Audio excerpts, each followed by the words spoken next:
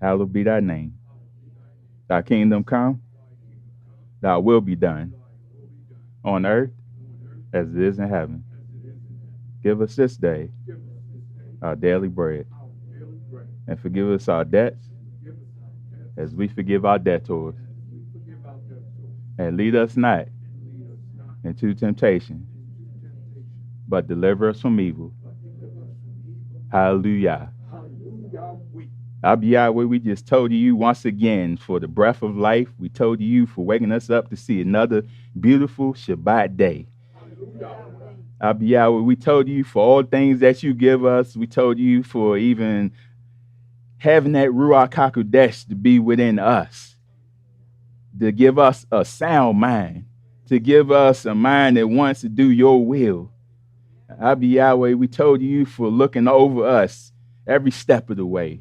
Told you for prayer that you answer all the time. We told you for bringing us out of trials and tribulations. Yahweh, only you know what's going on in each and every one of our vessels. So Yahweh, even this very hour, any that are going through any pain, suffering, any sicknesses, diseases, lift those things up off of them, Yahweh, and have it that they be able to cry out to you and lift up their voice and give you all the praise, because we know only you can bring us up out of all the things we go through.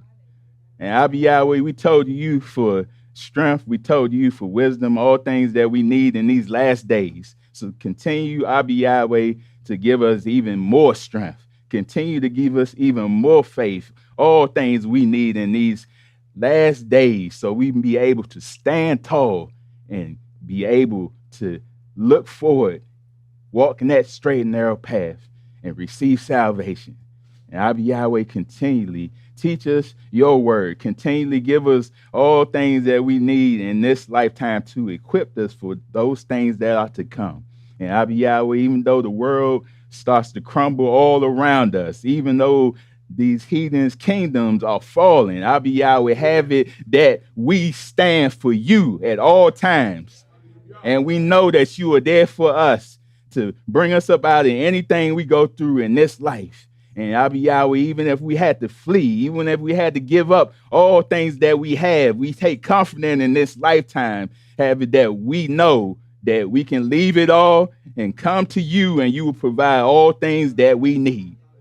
And Yahweh, we just told you for being a great Elohim. We told you for being a wonderful Elohim, a merciful Elohim. Yahweh, we told you because you are all things for us. So Yahweh, continually be with us every step of the way, and have it that we're walking in the footsteps of Yahshua HaMashiach, because he laid the path for each and every one of us. So we can't go wrong if we follow him, Yahshua, and he may be able to lead us to be able to gain salvation. And Yahweh, continually fight for us in this lifetime. Fight against those that fight against us each and every day, those that hate us, those that want to take us down. Yahweh, have it that your mighty power take them down. Have it that you take them down. They know that you have all power in this earth. And Yahweh, have it so that all things on this earth know that the only way to receive salvation is through your son, Yahshua HaMashiach. And if we want it, we must abide by the things that you command us to do each and every day of our lives. So we may one day have a spot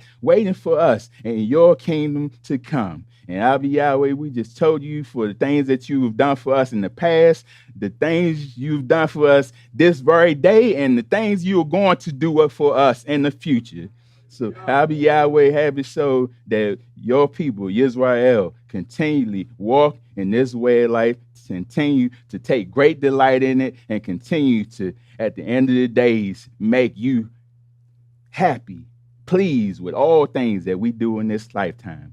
In Yahshua HaMashiach's name we pray. Hallelujah. Hallelujah. House of Israel, you may be seated.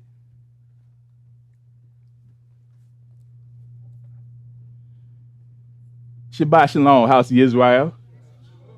And I say Shabbat Shalom, all you're tuning in on the live stream. Today I want to read from the book of Psalms, or Tehillim. This is Psalms 65.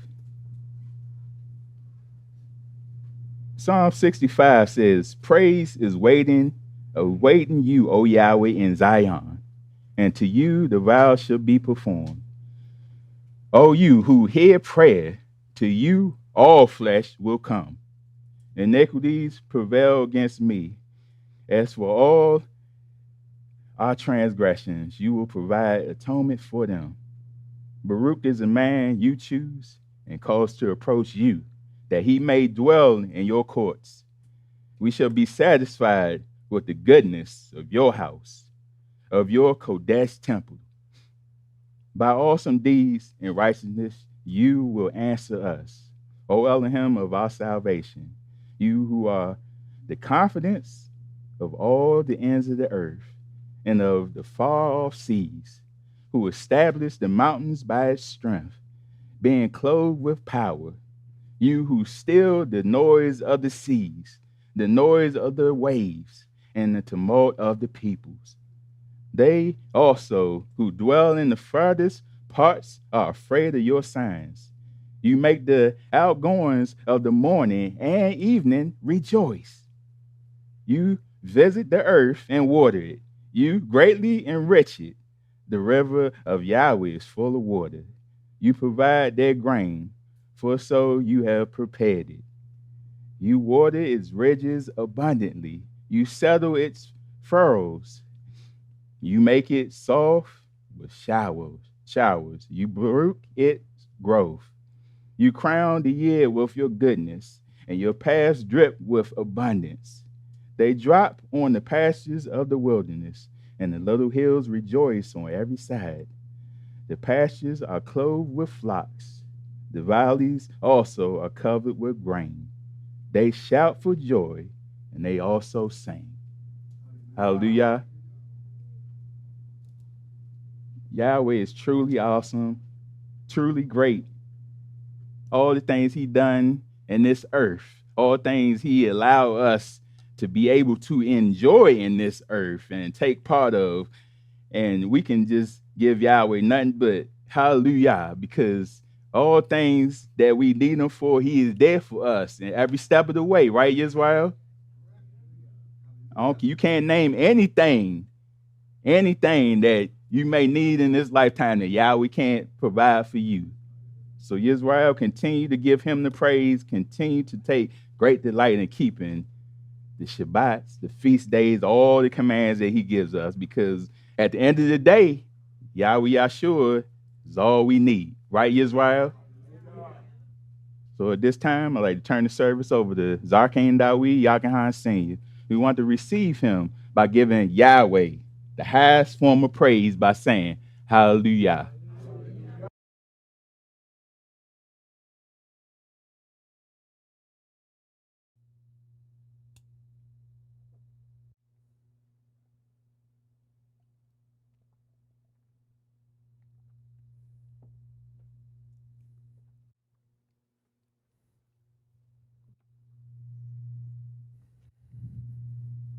Hallelujah.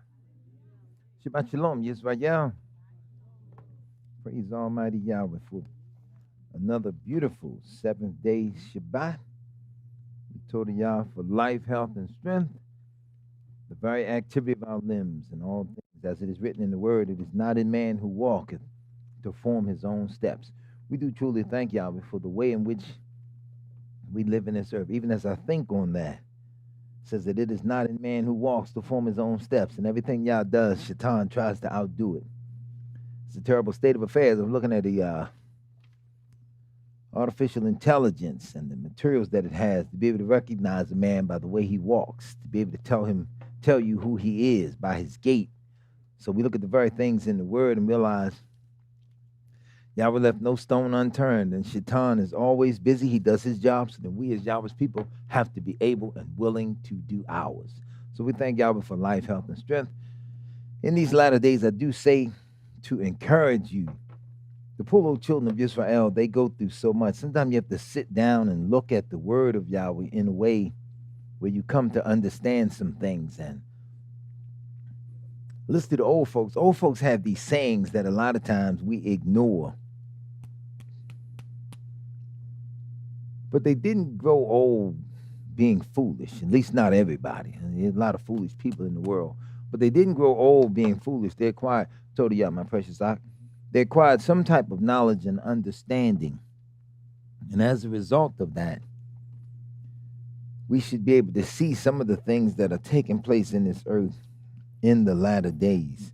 We grow discouraged, and we are soon and or easily discouraged, no matter how much we read in Yahweh's word, where he reminds us to be not discouraged. I look at us as Yisrael sometimes, and I wonder, as Yahweh said in his word, if there was any to save or to uphold. And his own arm, he said, brought salvation unto him, because we were just so far off or gone so far astray that he wondered if it was even worth trying to save us. And that's serious when you really start looking at the word and thinking about how deep this thing is, especially in the latter days. The other day I came in, there was a letter, some mail that was written to me. And the letter sort of like, I don't know how to describe it. It was sort of one of my grandchildren. She talks to me. Every time she talks to me, she has to grab my beard. She, Pop, she's, can we go to the store? She always has to grab your face to make certain that she has your full attention when she talks to you. And the letter sort of did the same thing. At a moment I came in and I was thinking on something, and I was like, this is not easy. People think standing and talking to Yisrael is easy, but they don't see the things or the social attacks or even the spiritual attacks. It's getting harder and harder to talk to the people right here from Baltimore. Harder and harder. Things they do to me on social media. It's subtle the way it's attacked. You'll block a page. You shut things down. You put a person in what they call Facebook jail. You'll postpone things. Page get hacked. Different stuff happens. So you can't. The studio, you'll seek to record messages to get it out there and later distribute CDs. You can't do that. Different things happen. The attacks are very subtle, as well as the teachings. I learned to shift gears and teach in a very subtle manner.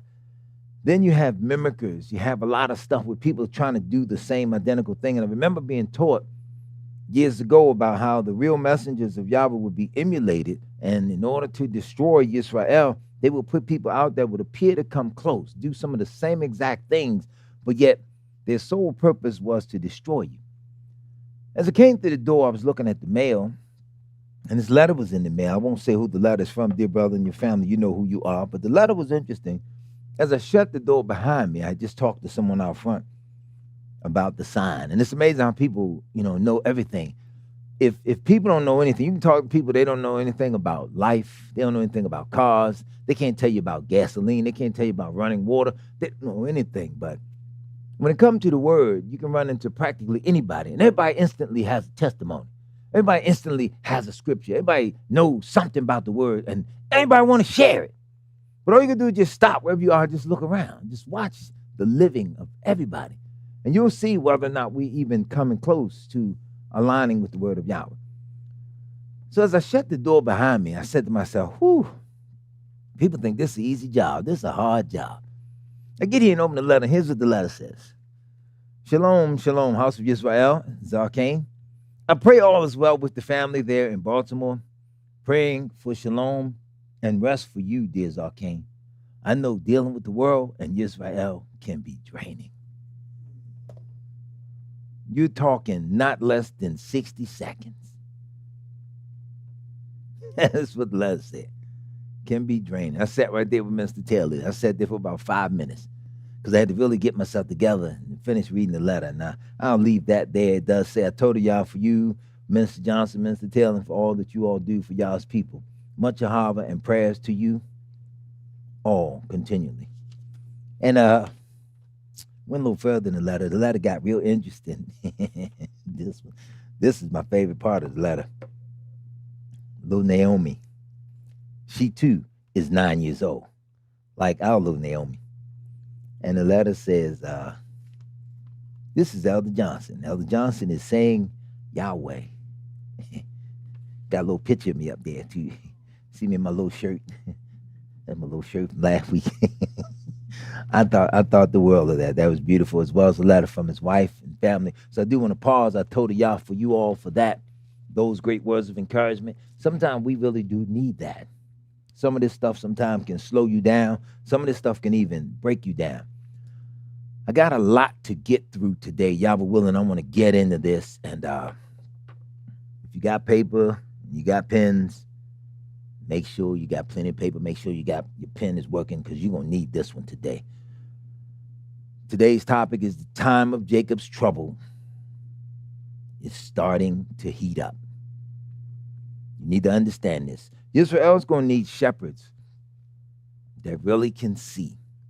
A lot of times, you ever talk to somebody where if you talk with them long enough, you feel the phoniness in their conversation? Yeah, you ever talk to people like that? I had a neighbor the other day, he had a small problem. And we don't really bother each other. We I guess you could say we're cool. You know, we speak, we cordial, whatever the case may be. But he's the type of person, he likes to brag, he likes to boast on whatever it is that he's doing, whatever the case may be. He's always got to be better than anybody in the neighborhood. If you listen to him real close, he spends his days in that, making certain to bask in the fact that he feels superior to all the other men and everything. So anyway, I was doing some work around the house, and out front for a little bit, and he comes up the street, and you could read, or really, you could literally feel his body language. He had a major problem. So he's like from here to where that black car is out there in the street now. He's about 100 feet. He's coming up the street. Hey, Dave, hey. Now already I'm mad because of this, like, come here. So I refused then to move out of my very spot where I was standing. I wouldn't even move my toes. I'm thinking to myself now, oh, just because you did that, you definitely gonna come to me. I'm gonna make you come all the way to me. And I think he's a little older than me. And those of you that are older, you know the rules. You know, when we younger people say something to our elders, we go to them, because our elders have the right to say, I'm older than you. You come to me. Isn't that how it goes? He older than me. But I wouldn't move. Nah, you ain't that much older than me. We didn't say, look, you wasn't breathing that much air. You wasn't doing that much walking, talking before I got here behind you. So anyway, he proceeds to talk to me about a problem he got on his house, some work he wants done, this, that, and other. And there's a rule in masonry, if we can help it, in bricklaying, you don't want to go working behind another bricklayer. So whatever he did, he did. Whatever damage he did, he did. I don't want to have nothing to do with it. But it was his tone, it was his attitude, it was the smugness, it was the arrogance of it. And I was looking at the people, they had the Hispanic workers, they did the work on his house, they did everything. And for some reason or another, we as a people, we're thinking that everybody else, we're so busy trying to be so kind to every other nationality on the face of this earth. There are things in Yahweh's word that sometimes the shepherds have to go above and beyond, asking Almighty Yahweh for a full-scale understanding of what a thing means, so as to break something down and teach that to Yahweh's people. In other words, you can be taught something and not fully understand it, and therefore either misapply it, underapply it, or overapply it. But either way, we really have to know a thing. That's why Yahweh said, keep therefore and do them. But he said, for this is your knowledge and understanding in the sight of the nation. When you grow up in your mother's home, your father's home, you have a set of personal social rules that your parents have always given to you. They were not necessarily written down anywhere, but you knew that they were just certain codes of conduct that parents said. And as a result, you knew these things. Remember in the days gone by, as children, you couldn't wait for school to end. You out for the summer. You couldn't wait for the sun to rise because you wanted to get out and play, because you knew you could play all day. And not being reckless or disregarding a child's life, but most parents had this one rule, and the rule was, be back here before it get dark. Remember those? Now that was just a general rule. Did anybody have that rule written down in the house, or written in the book or anything? You just knew it, right? Okay. There are things about the Torah that Yisrael should just automatically know it. When we read it, we study it, understand it. It's now written so well in our heart that you don't need no note in your pocket while you out. Oh, yeah. What you got, man? Wait a minute, reading this note from my mother. Be back home by sundown. You didn't have to do that, correct? So it's the same with us today. We're going to have to learn how to apply certain laws in the Torah. Yahweh said in the word that thou shalt love thy neighbor as thyself. Look around real quick. See your neighbors? You got hatred for each other?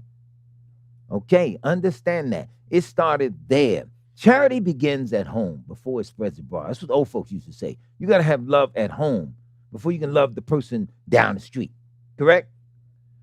Yisrael has to learn that. I'm going to take a page from Dr. John Henry Clark, probably one of the 20th century's best black historians. There were several of them. They were good, but I'll put him in the top 5. Dr. John Henry Clark said that black people must understand here in America, we have no friends. He used to say that. We have no friends. And so we got to stop trying to bring all the nations in the fold before we get it ourselves. You know, there was another rule. You couldn't invite your little buddies, friends, and pals to come to your house and eat. See, as a child, think on this now. You didn't know the household budget. A lot of us grew up. See, we didn't grow up knowing. We grew up later and realized the struggles of our parents. But as a child, 5, 6, and 7 years old, I didn't know the struggle of my father, paying the rent, working, car insurance, and all these things. They got the same struggle we got today. And they were not Rockefellers, right? They were not Vanderbilts. So as children, a lot of times you grow up, you got everything you need. So you think you got it going on. But you don't know the struggle of your parents, right? Dinner might be tight, putting food and different things on the table. So you definitely didn't just invite everybody. Your mother come to the door, call your name, so-and-so, come and eat. You go running. 13 other children from 13 other houses didn't come running. You went running, right? So with Yisrael today, we go running and dragging everybody to Yahweh. No. Yahshua said, if I be lifted up from the earth, I'll draw all men unto me. The children of Israel, we got this thing so backwards sometimes, man. You got to smack each other in the mouth to shut us down because we're trying to draw everybody on board. Now, I'm going to show you today some of the most painful social conditions happening. And before anybody and anywhere else start talking about it, be quiet, because I checked some of y'all cities too, and it's the same exact thing happening. And wherever you got them black mayors and them black governors, well, then again, pardon me, them black mayors, you ain't got but one black governor in the United States. You ain't got but one. Yeah, that's here. Now, real quick, let's see if we can manage this contradiction. How will the black community manage this contradiction? You got a white trash, white supremacist fighting a black Rhodes Scholar. Now, that's a hell of a conundrum, right? See, we forget. See, Trump was supposed to have said something. I didn't even share it. Anyway, there's this speech they put. See, it's easy to hate Trump, to play distraction with it. I ain't gonna stand here and be no Trump advocate either. But it's easy to hate Trump because after a while you get so caught up in the hate Trump, blame Trump, you forget to look at the work that your own black brothers and sisters did as Democrats. You see, so it's easy to just keep putting it on Trump. But yet, what's happening today was happening before he even stood up and started running for office. So how you going to now throw it all on him when your black brothers did it and you didn't understand when they did it then? And now I'm going to show you all how much we leaving on the table and why we scrambling and struggling. I was coming out the house this morning. I watched my neighbor. She got her whole house redone, fixed up, beautiful, pretty house, got it done. Not a black hand on the job. Hispanics, they did it. They did the job. They did it. Neighbor down the street, he had them. They did it. We kept saying they shoddy. They do the same thing anybody else do. They cut corners. They mess up. They don't know. They guess. And if you don't stand there and watch them, they do what they want to do. I had a friend of mine, he put some steps up. I couldn't get to his house. I told him, let me give you a date, and I'll get to it this date. He didn't want to wait. So he had them come and build the steps. And the last step, they sat it in place. and they left a 2-inch gap between the step and the top of there, and they had a bag of a mortar mix. And they was getting ready to mix that up and throw it back there and make a 2-inch mortar joint because they laid the steps out wrong. Didn't know how to come in and lay them and step them up so that they're perfect and they won't move, no water damage or anything. So he mad. So now I won't take the job because there's a rule. Again, I ain't working behind nobody that just recently did something because all their screw-ups now, I got to tear that down, fix all of that back. Should have let me do it at the date I said. So now I'm looking at the work of the Hispanic people because we thinking that those are our black and brown brothers and we can do all this for them too, right? So here go our brothers. Brother gave me this. I won't say the name, and it's not important. Brother gave me this. This is the truth about slavery. The so-called blacks and Hispanics are the 12 tribes of Yisrael. Now, see, that's us. We crazy. We go get everybody. I have yet to see a family, especially a big family. I have yet to see a family, a big family, where the father's black, the mother's white, 2 of the children Chinese, 1 of the children is Hispanic, 1 of the children is a German, 1 of the children is a Russian. I have yet to see a household made up like that, where they are all from the same father and same mother, but come out and be different nationality. I have yet to see that. I ain't seen it nowhere on earth. Even the black woman possessing the gene pool. She's the only woman on the planet that can produce all the other nations. No other nation can produce you, but you can produce all the other nations. I ain't seen it yet where she got 5 or 6 children and they ain't the same nationality. It just don't work that way. But with the Hebrews, who don't even know history, can't even put these people geographically over there where it started from when it started. Let me say that one real slow. Geographically, you can't take the Hispanic people and put them nowhere near the land that Yahweh gave to Abraham, Isaac, and Yitzhak. Abraham, Yitzhak, and Jacob. You can't even put them there because geographically, they were not there in that region of the world. These are men that don't know Yahweh. See, that 12 tribes chart just throwing people out, needing buddies, needing friends, needing homeboys, needing pals. That's how you ain't got no job today. The first person to ever tell Black America, and I could be wrong, but the first person to ever really tell Black America, eventually you are about to get replaced. Everybody laughed at him and they paid him no attention, but he was right. Who was he? Bingo! Oh man, Mr. John, shut up. See, he cheating, y'all. See how he cheat? See, when the teacher asks a question, right? Not calling him the teacher's pet. Sit down. I ain't even talking to you for the rest. Don't say nothing else to me till sundown. What happened? Oh, Bill Mike said it. Oh, he saw a DVD. You get out too, man. You come back next Shabbat. You punished with him. Nah, I was messing with Miss Johnson though. Nah, the teacher's pet, the one student that the teacher favors above all others. A lot of time they got the answers and stuff. They really do be studying, right? But it do kind of look like the teacher gave them the answer, right? So when the teacher's pet always got the answer, you'd be like, and well, a lot of times he need to be quiet. But anyway, Richard Pryor was the first person to tell Black America, according to my knowledge, I could be wrong, that they were about to replace you. We might not like the way he said it, but in the 70s, what was that, in the 70s or late 80s, early 80s? Early 80s.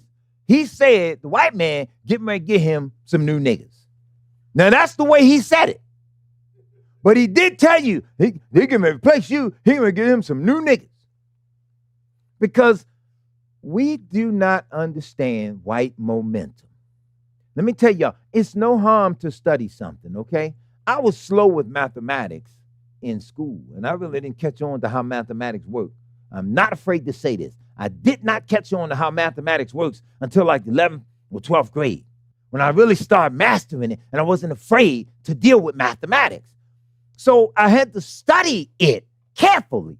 We don't study white people. So when they're doing things, they're quiet with what they're doing.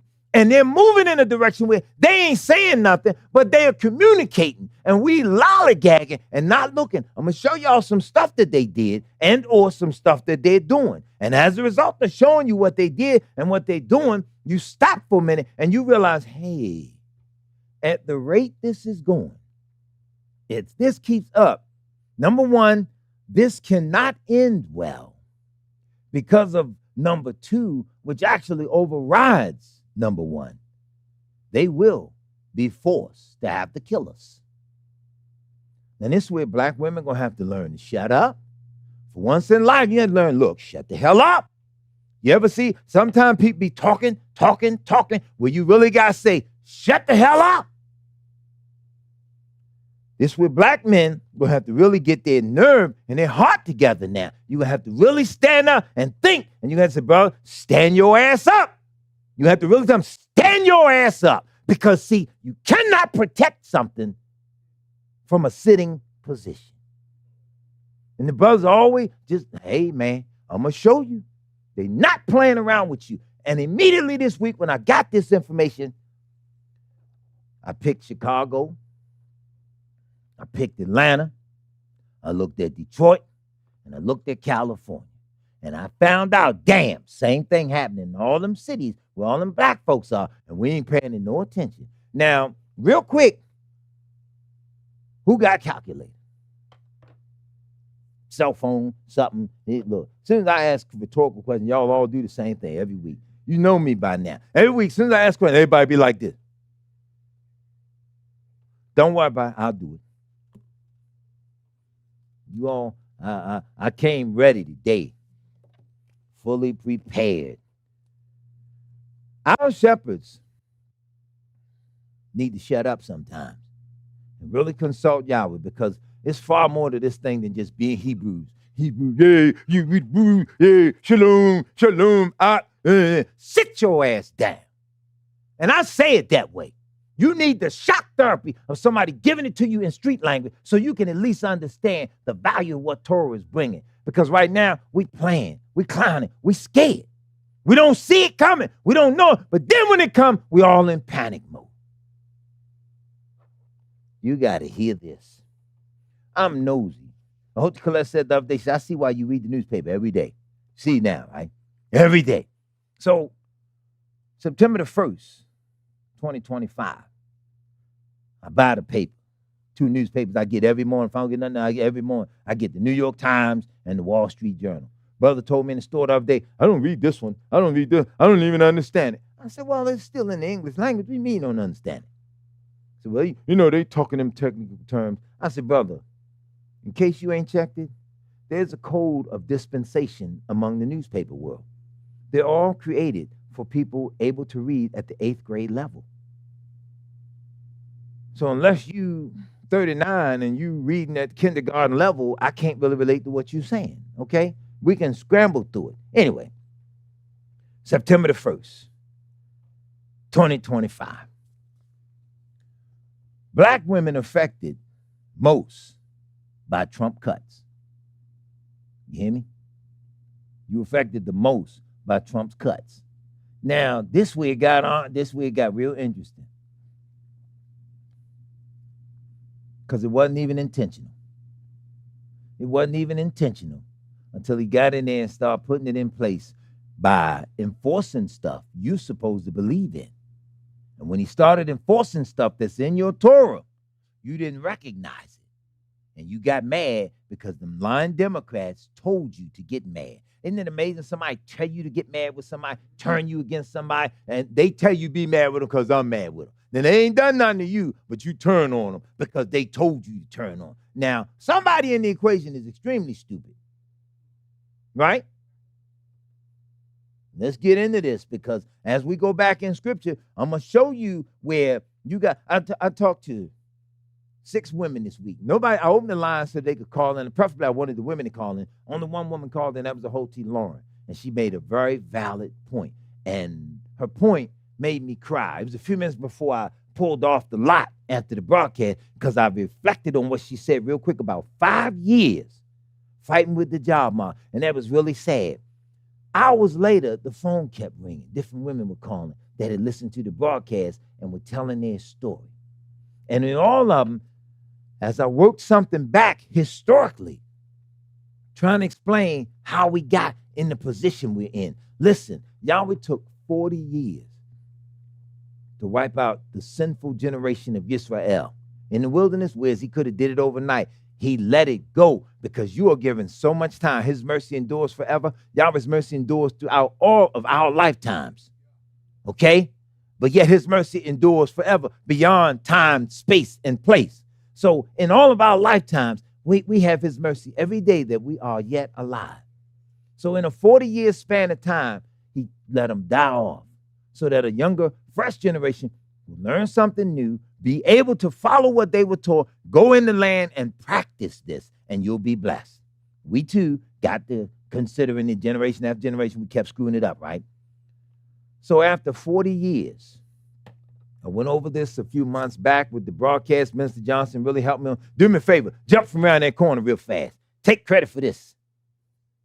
Because you did do this. Look, there he go. Gotta have a sense of humor sometimes.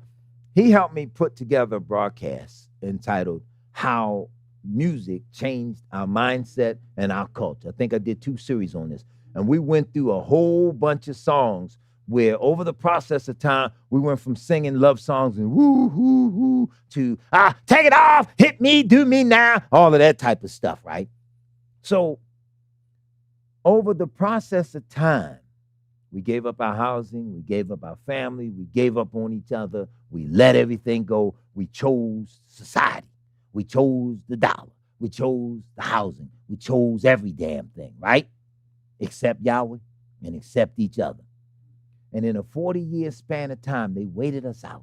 They let us get out there. They let us enjoy everything. And because we turned our backs on each other, if my back is to you, I can't see you in case you fighting somebody, especially if I'm over here laughing and giggling, right?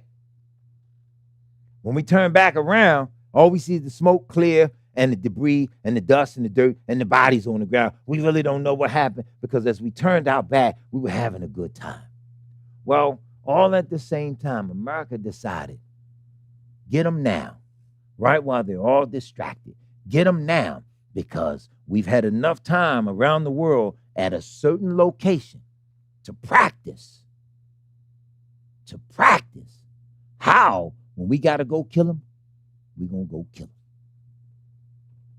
Now, let's tie all this in. They've been practicing on the Palestinians who have also been over there in your house, acting like they're you.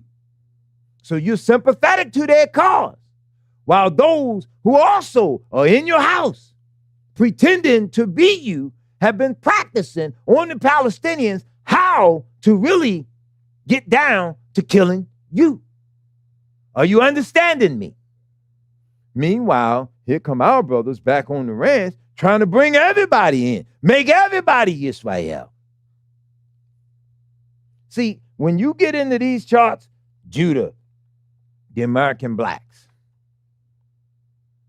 So ain't nobody from Dan here in America? Ain't nobody from Benjamin here in America? Ain't nobody from Levi? Come on now. So they put this chart together. I challenge any of you Hebrews that follow this. Call me. Contact me. I got a question. How does a man become a master barber? How long does it take? Apparently nobody knows. How long does it take? Who? 2 years. You don't even finish an apprenticeship in 2 years. Good try, but no. Master barber. Master electrician. Master plumber. What'd you say? Okay, we're getting in the zone. Good answer. She said 20. They're actually looking for 25. After 25 years of doing anything, they're saying, according to the rules of society, you should at least be a master at it because there should, in 25 years, 40-hour work week, there should be nothing that you have not encountered where you can at least do it, okay? I got started in the construction industry and construction trade. Mr. Johnson, he can tell y'all his age later, but he was a year old when I really got into it. I'm still into it. So after a while, you have done so much. You've encountered everything where you know what to do when the problem comes out. This is what they consider a master barber or master mason or master plumber, right? You got 25 years experience under your belt. As a barber, there's no type of head you haven't seen, right? The big head dude come in, you got to cut his head. Square head dude come in, you got to cut his head. The football head dude, you got to cut his head. The dude with the lumps, you get to cut his head, right? You know how to fade it in, you know how to blend it, you know how to make it all. Dude with the lumpiest head in the world, right? He come in there, yo, man, you got to hook me up, man. And you look at, all right, bro, sit down, right? And then how they do it? Put the thing on him. And he behind him, boy, he looking at his head like, I don't know. Look like I'm working on Pluto. But anyway, by the time he get done, brother got his cut. He looking fresh. He kind of fly. In fact, you done hooked him up so good, he actually believes now that he cute.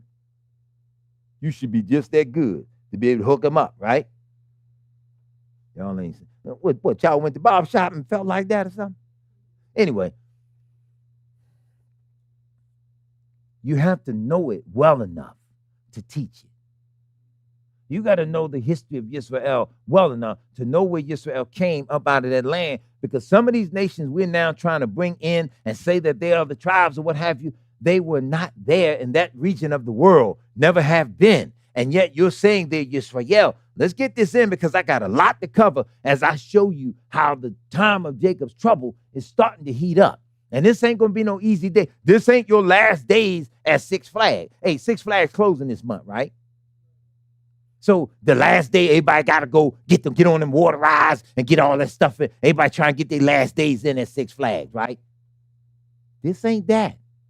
This time of Jacob's trouble ain't going to be no cakewalk.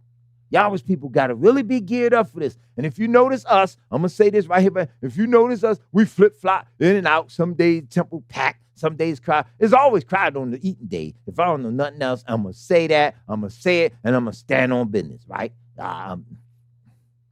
You see the white folk fighting at the, yeah, I'll get me mix it up.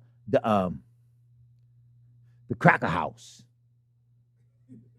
or the Waffle Barrel, right? Whichever, we switch it up. It's the same thing, right? Fighting at the Cracker House. But he was beating the white dude up, right? You hear what he said to him? See, we can't have nothing because they steal everything from us. Little dumb, dirty expressions among ourselves. They got to take even that. The meaning, derogatory terminology that we say to each other, they got to take it. So the big white dude beating the little white dude up. He beat him and he said, shut up, nigga. Stand on business, nigga. And I'm like, white man, stand on business. See, that's a black term. Stand on business. Shut up, nigga. And he kept beating him. And I looked and I realized, hey, they fighting at the Waffle House. Or is it the Waffle Barrel or the Cracker House?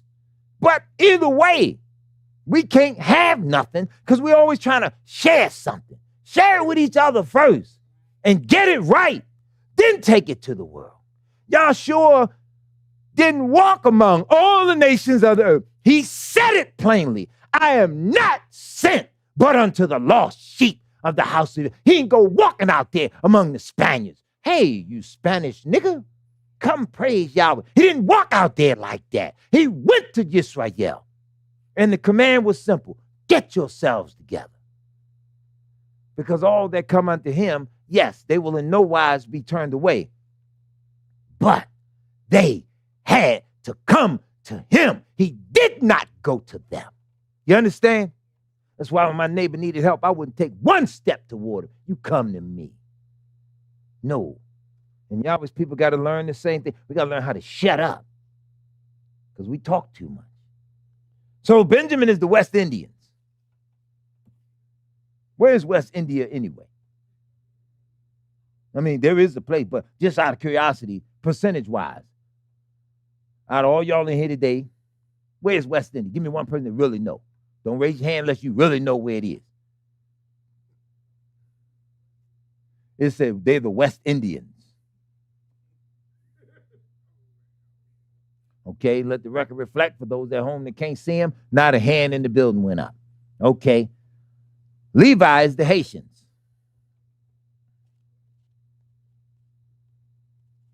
Let them tell it. Ephraim is the Puerto Ricans. Let them tell it. Manasseh is the Cubans. Simeon is the Dominicans. Reuben is the Seminole Indian. Hold it. Wait a minute.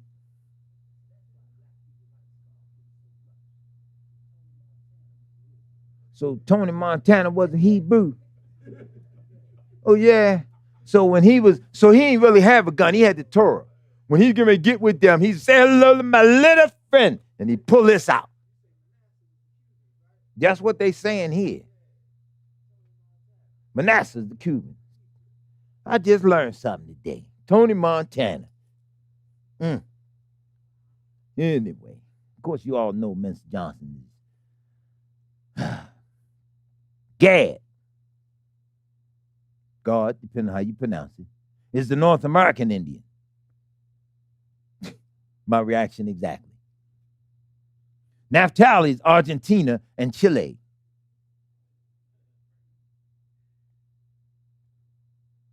Asher, Colombia to Uruguay. Issachar is a good one. Close. What's the other half?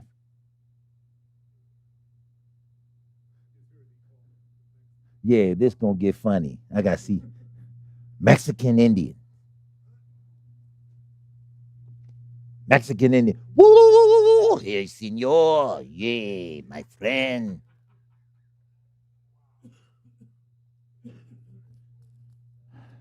Man, these brothers here, man, they really hurt your feeling. Can y'all hear me? I'm gonna keep tugging on this thing. They really hurt your feeling. This is Yisrael united in Christ. See, that's why they don't know nothing. You teaching in Christ. Yisrael united in Christ. Pittsburgh. Contact us. Nah, that's okay. I'm all right. You ever offer a child some food that's nasty? You ever offer a little child some food? They done tasted it before. They don't really like it. You offer a child some food and it's nasty. Little child say, nah, I'm okay. Nah, that's all right. Ain't that how y'all do when something you don't like it?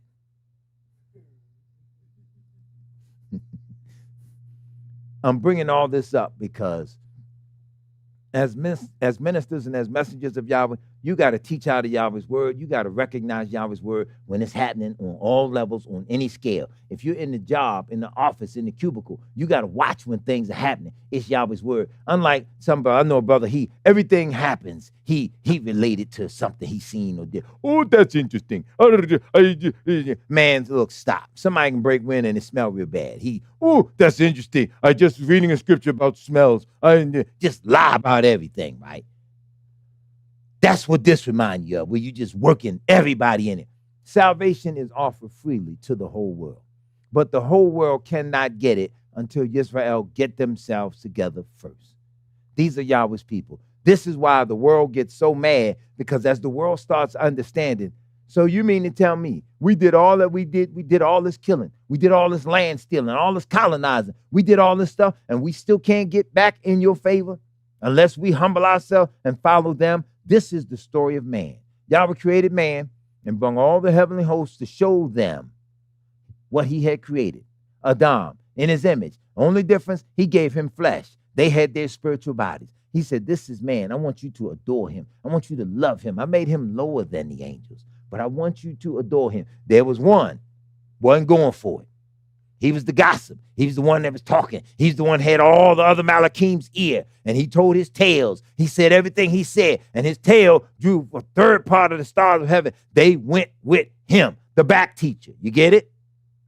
The back teacher. I had a back teacher here every time I stopped teaching a few years ago. As soon as the service over, I stopped. He stopped every week. The word couldn't marinate in the people's ears. As soon as I stopped, he started talking about the stuff he wanted to talk about. So here come the back teacher. Didn't want to listen. Didn't want to adore him. It's like a newborn baby. The newborn baby in the house gets all the attention. It can be all the young children or whatever it is now, but it's the newborn now that gets all the attention. And other little children be kind of like resentful of that, right? They don't realize, well, we still here. We all in the family. Just got another one. And in 10 years, ain't nobody gonna remember him. He gonna be one of us too. Plus, he always gonna be younger than us. We can always beat him up. Children don't think on that skill. Hey, y'all know that's how it happens, right? How many of y'all in here are the baby? Okay, so all of us can attest to the same thing, right? You get beat up by the older siblings. You get kind of bossed around. You get candy last. Yeah, you got to fight back. And when the only good thing come out of it a lot of time is the parents will come to your aid. They will defend. Leave him alone. Leave that girl alone. You get that, right? But anyway, you all get where I'm going with this. Poor little Yisrael got to fight the whole world. And I think where we're failing now is shepherds. Old lady called me earlier when she said, I hate them people that come out behind you. They won't even pick up on what you're saying. Some of what you're saying is so deep, they need to pick right up on it and carry on. I said, they can't pick up on this and carry on because they are the enemy.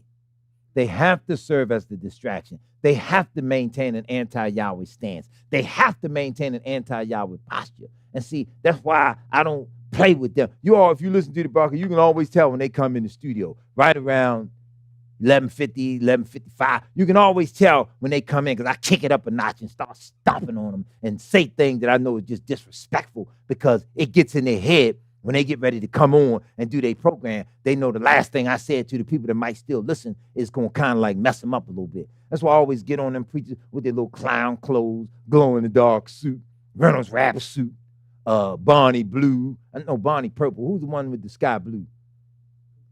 Cookie Monster blue. I kid y'all not. This type of colors he come in there. Cookie Monster blue, big old pimp hat with the feathers. I'm not lying to you. It looked like Huggy Bear when he came home from prison and I'm going to get you, sucker. You ain't got no business looking like that as no preacher.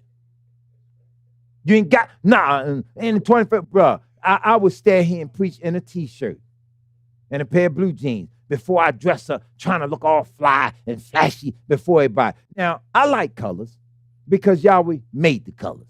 So you have the right to dress in your colors and things there. But the priesthood should not be all super duper fancy, flashy, $200,000 cars and all this stuff. While the people that are tithing, a lot of times, they don't have no car. Or they can't afford a sandwich. Or they can't. Come on, man. You're not going to tell me you serving Almighty Yahweh and you living like that and the people scrambling and struggling and you got no concern and you can't walk openly among the people. You can't, you're not going to convince me of that. And you're not going to convince me that when the people are suffering, you don't have the right to say something.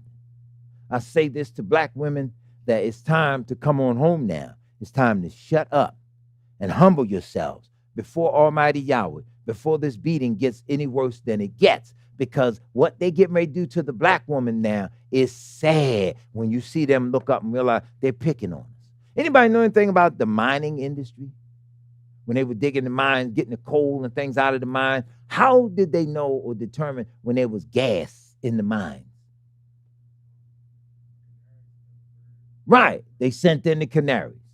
They unleashed canaries and let them go in the mine. They give them a few minutes because they would fly in there as far as they could, and whatever they felt was unsafe, they come back out. When the canaries didn't come back out, they knew they died. I'm sorry. In some instances. But this article, as I get to it, you'll see where the black women starting to realize that in the job market, what they did to them was they made them the canaries of the job industry. They sent them in, let them get big-headed. I don't need no man. Some things twist. This is not necessarily a global phenomenon. This is an American black woman phenomenon. Black man get money. What's the first thing coming to his mind when he really gets some money up under his belt? What's the logical thing he does? What happened?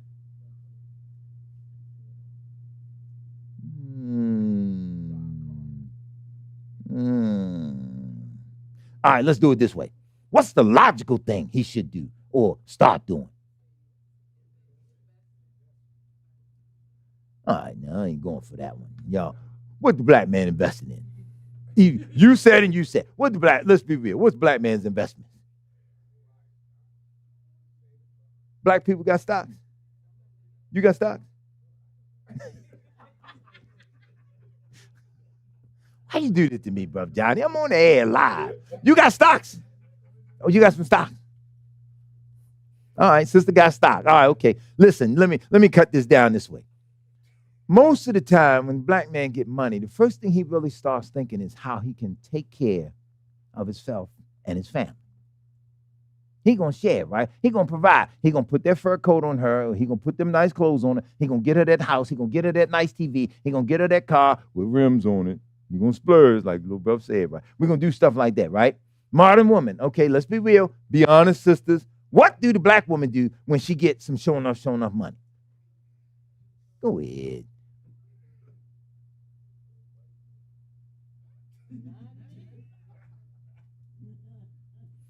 Anybody else? I'm coming back to you. Anybody else? What do women do?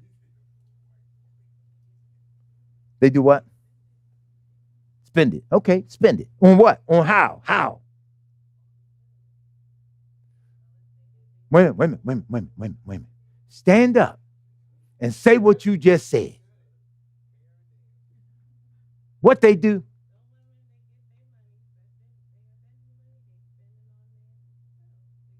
Thank you. You heard what she said, right?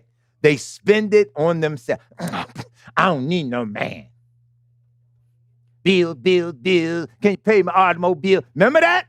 See, this was a spirit that was sent out. It served as a distraction. I'm not getting on the sisters without getting on the brother. We have all sinned. So nobody better not stand up and say, what about the brother? Shut up. I, as a minister of Yahweh, I do not get on one without getting on the other. Is that not how it's supposed to be done? The book say all have sinned.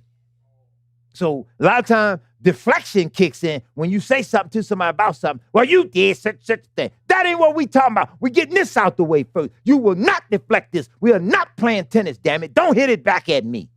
Catch it and hold it for a second, right? So we've been taught, I don't need no man. I do it on my own. Ain't nothing going on but the rent. All them songs, right?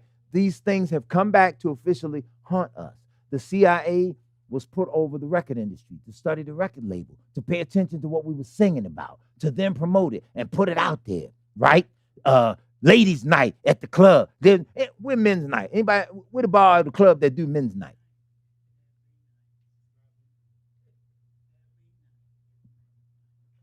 Emma, go ahead with that. You ain't heard nowhere. Find me one bar that's got the sign up say, men's night, men drink free.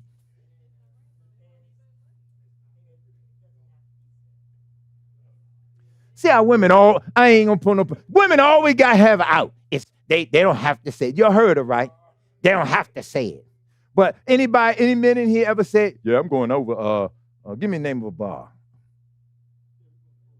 Yeah, I'm going over Odell's tonight. Why, buddy? It's men's night. What? Man, it's Tuesday. Man, it's men's night every night. I'm going, come on.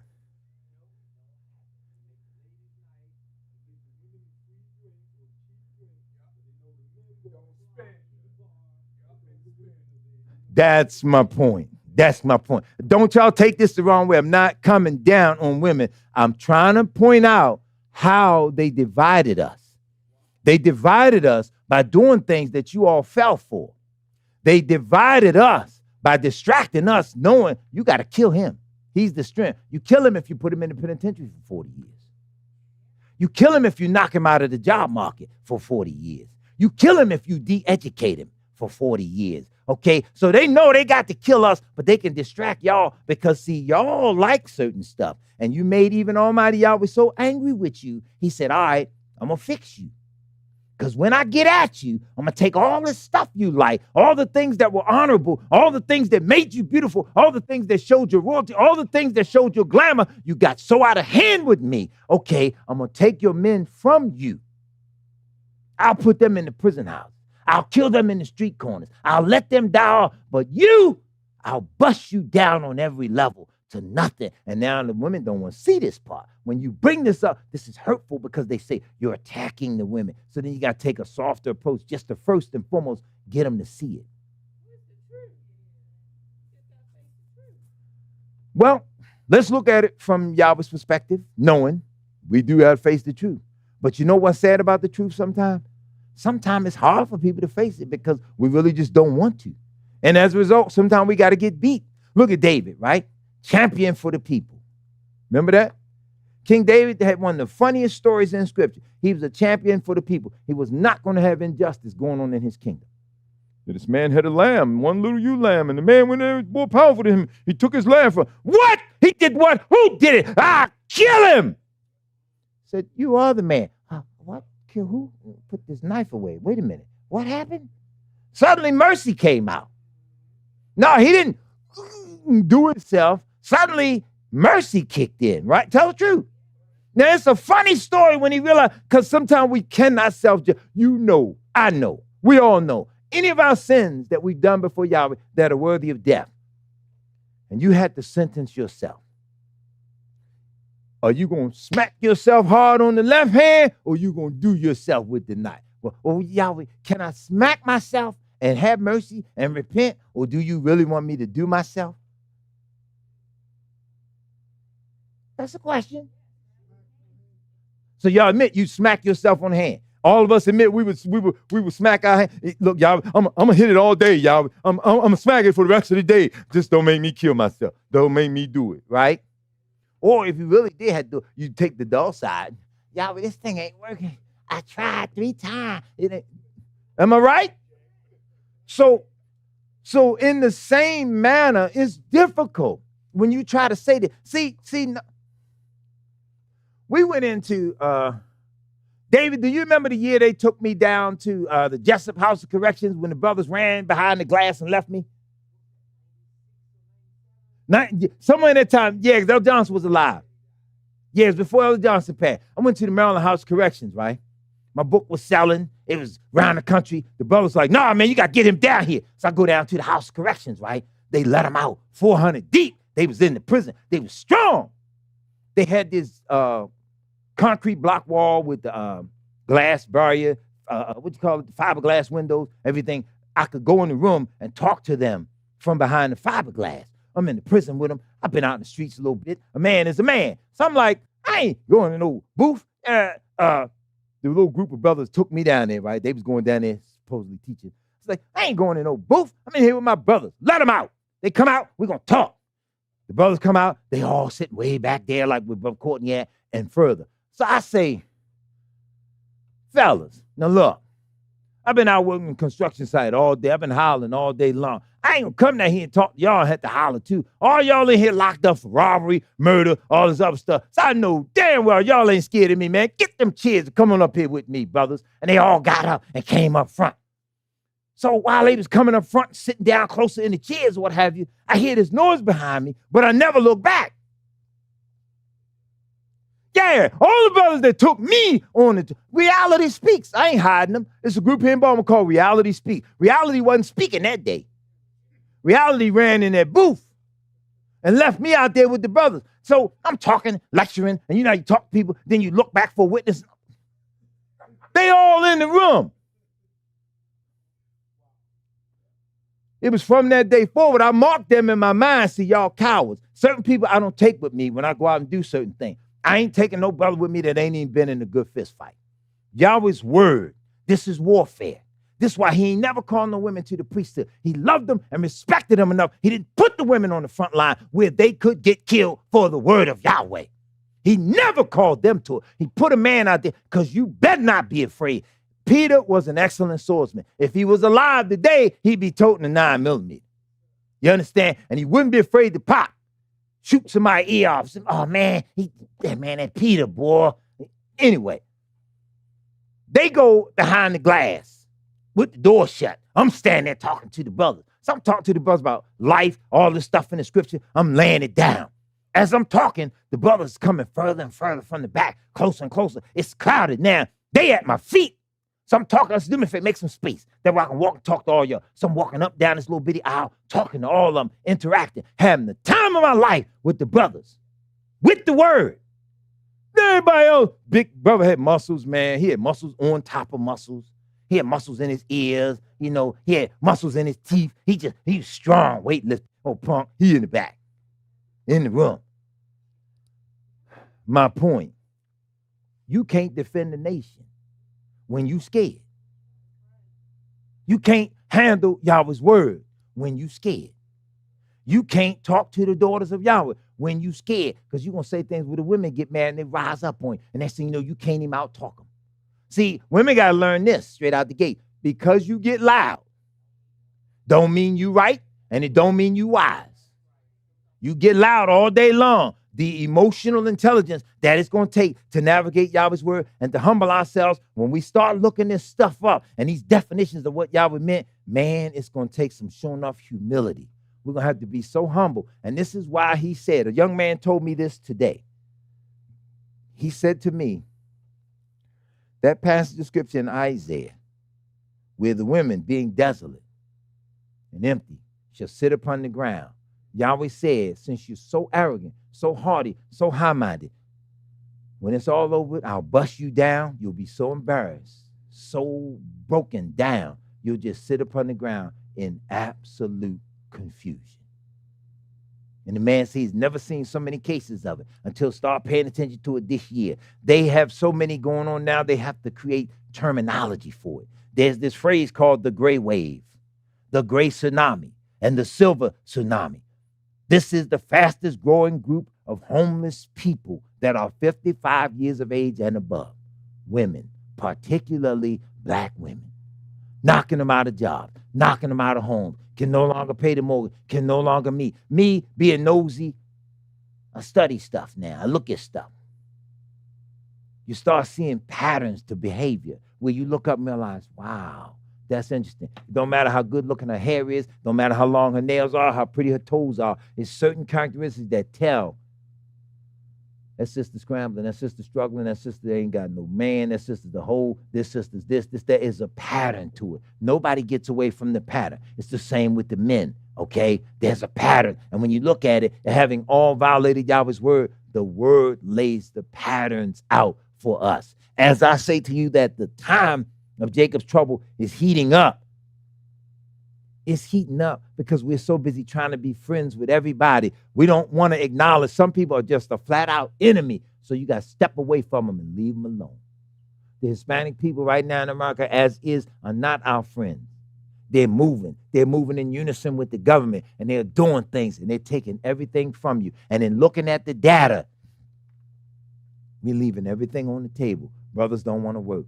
A brother told me, and a couple of others said the same thing. We drive and go into a construction site ourselves, and we got to go through stuff. Sometimes the flaggers are standing there.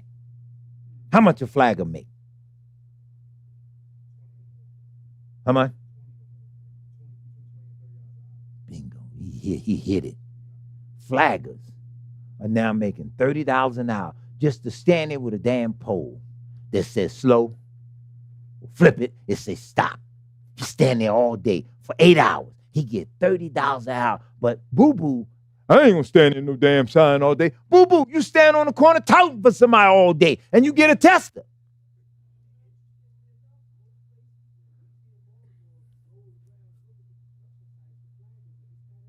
I was getting ready to get into that. Thank you. Get back around that corner. I was just getting ready to say that. They get their women out.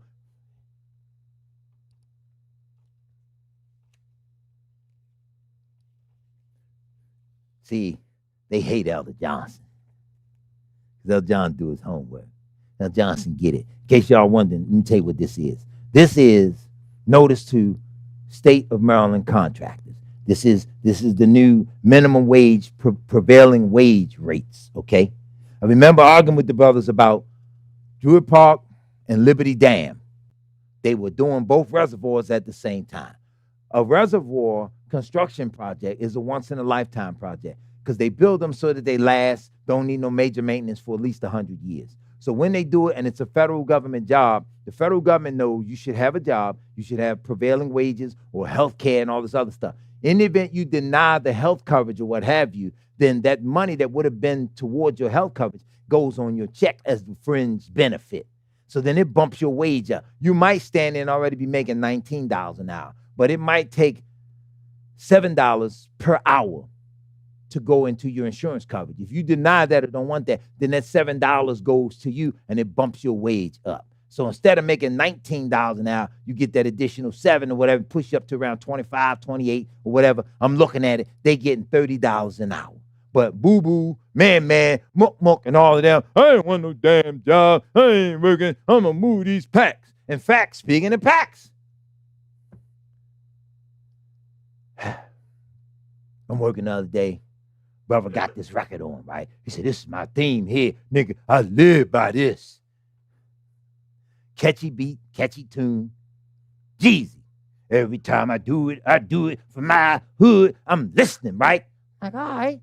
He say, this is what he live by. Jeezy got a line in the song. Jeezy say, Ford Taurus pull up, everybody run. Boys jump out, point with their gun. Ford Taurus leave, everybody came back. Hope them boys didn't find my pack. I'm like, You put it out there, you singing it, you rapping it. You can't tell them nothing because they trying to teach you.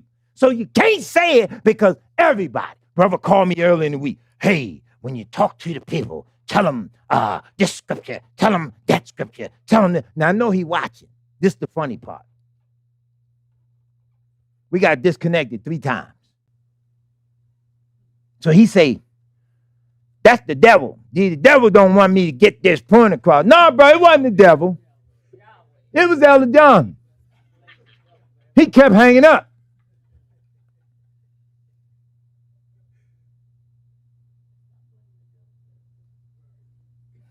You gonna tell me what to say.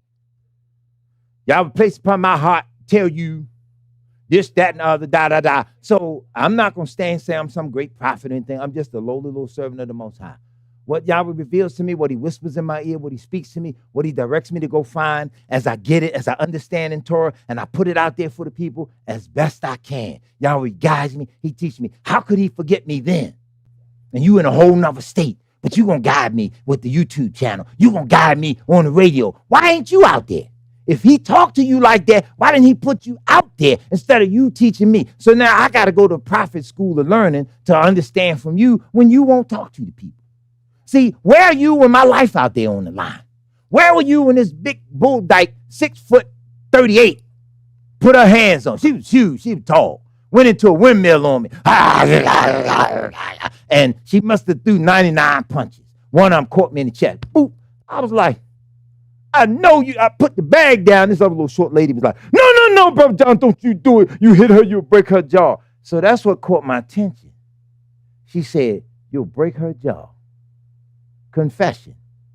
That's just what I was thinking. I had positioned my body. And I was like, okay, I'm going to let you come on in because I'm going to bring this right. I'm going to break your jaw. That's exactly what I was thinking. And the woman said that. I know it was the Ruach that made her say it because I kid you not. You're a woman, you're out of hand. You're putting your hands on a man, you're out of your league. And I'm kidding you not. I was going to break her jaw because she needed it broke based on what she was saying. See, I will defend this. I will die for this. But I ain't got to declare my death because I will live and not die and shall declare the word of Yahweh. We die when Yahweh say we die. But all that, lay your life down, all that stuff, you calling for it. Call forth life. Pronounce it. Then live it. Fight like you mean it. That's what Yisrael, we don't fight for the truth. We just let anybody say anything and they all come in on us and say and do anything. That's why Boo-Boo ain't got no job. That's why Boo-Boo ain't got no skills. He ain't got no talent. He ain't got nothing. So all other nationalities get together. The government work with them. They teach them things. They say things. They plot. They conspire. They do stuff. But now the tables are spinning. And it's spinning on black women so bad, it breaks your heart that the sisters ain't catching it yet. They running to the New York Times with their issue, begging for help. So people got to go and find it because the New York Times article mentioned something.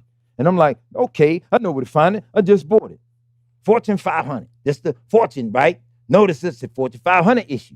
Perfect time to have it because the article mentions the fact that Trump's cut, and then they went across the federal government, but it also hit the private sector. What am I saying to you? It wasn't just Trump. It was white folks in the corporate world saying, hey, get them right about now. Hit them now because they're too young to retire, but they're too old to keep beating the pavement in the job market. You got them at the most vulnerable moment. Pull the rug from under them. You think they ain't that cruel to do it? They did it. And they going at them hard. Look, here's a question. Why would a company lay off and then turn right around and hire? Couldn't you have kept your workforce? Bingo. So check out how they did it. Check it out. Because some of them ain't even getting lower wages, but they did get them in there. Good point. Watch this. Y'all ready for this? Economists say that black women are being hit especially hard by Mr. Trump's policies, which are also ripping through the private sector. Keep that in mind. His policies are ripping through the private sector. Okay. The Sun, January 25th, 26, 2025. How Trump's executive orders threaten to ripple across American businesses.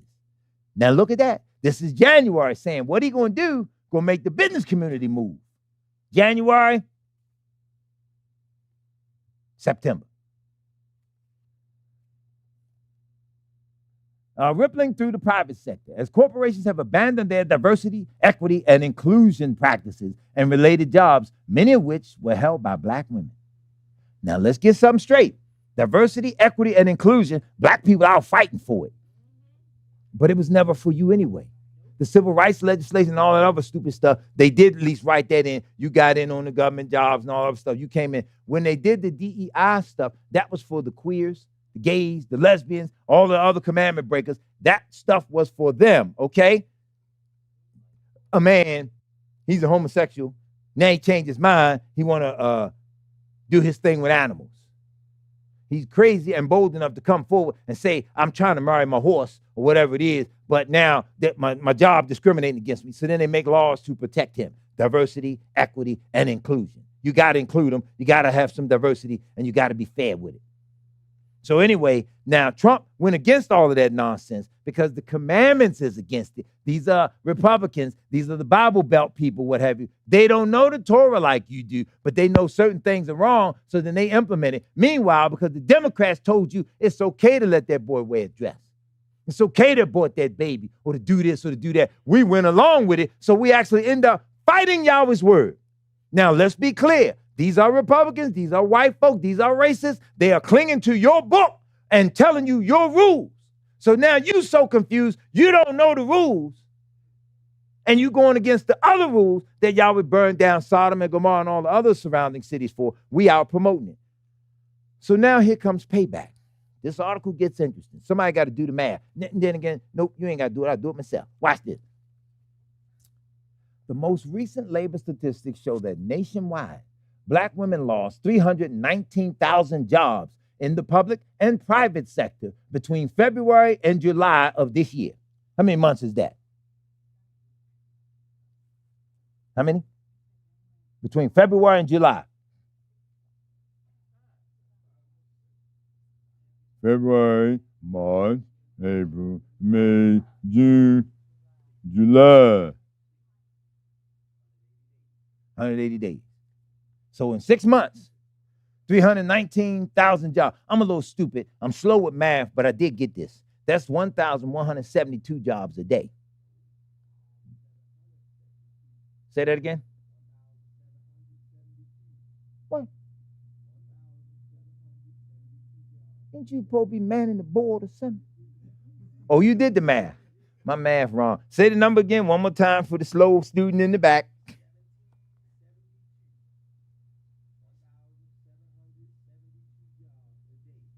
Y'all hear how y'all hear how he slowed that down for me. 1772. All right, let me put that out there. 1772 per day. Now this way it gets interesting. Only major female demographic. They are the only major female demographic to experience significant job losses during this 5-month period. Wait a minute. Look, quote them. They can't even count. They say 5 months.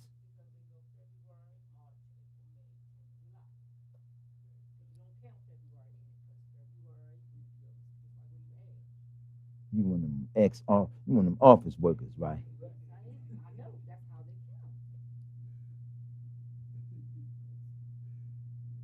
3 o'clock.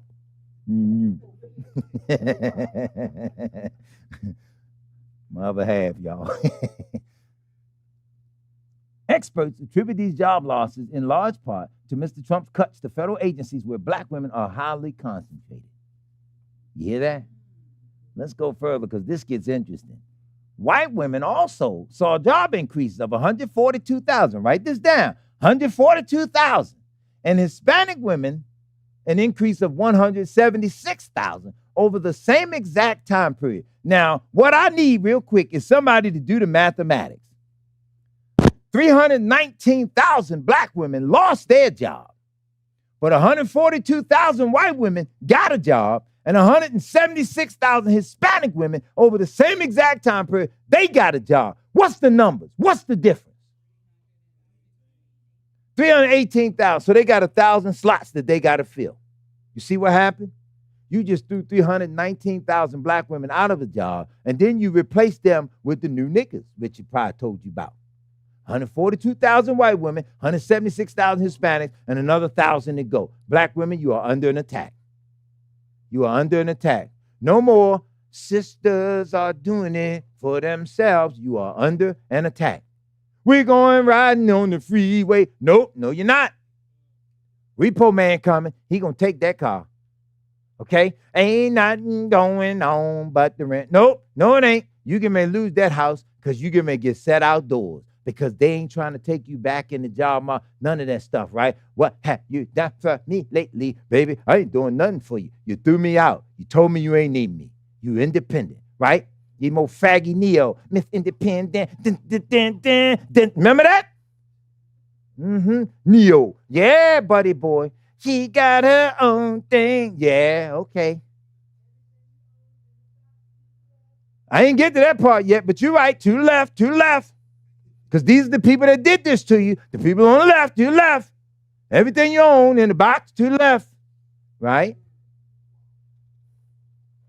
This is terrible. But this is what's happening. Now, we need to talk about this now. We need to talk about this. I was telling Brother Donald, he does this program now. He got a show called We Need to Talk. And every now and then, people be trying to talk to me and give me advice and things. So I try to give him some advice. I said, brother, do me a favor. You are literally the first person to have brought this to my attention from this level. But you've been through divorce, whatever the case may be, whatever thing may be. Brother, slow down. Humble yourself a little bit. Do not go in there and inflame the women. Sometimes a person at their lowest state, the last thing they need is some, I told you so, and you beat them to damn death. That ain't what people need sometimes, right? You know how the worst thing, what they say the worst thing a woman can do to a man. True, but it's a mode. They say the worst thing a woman can do to a man.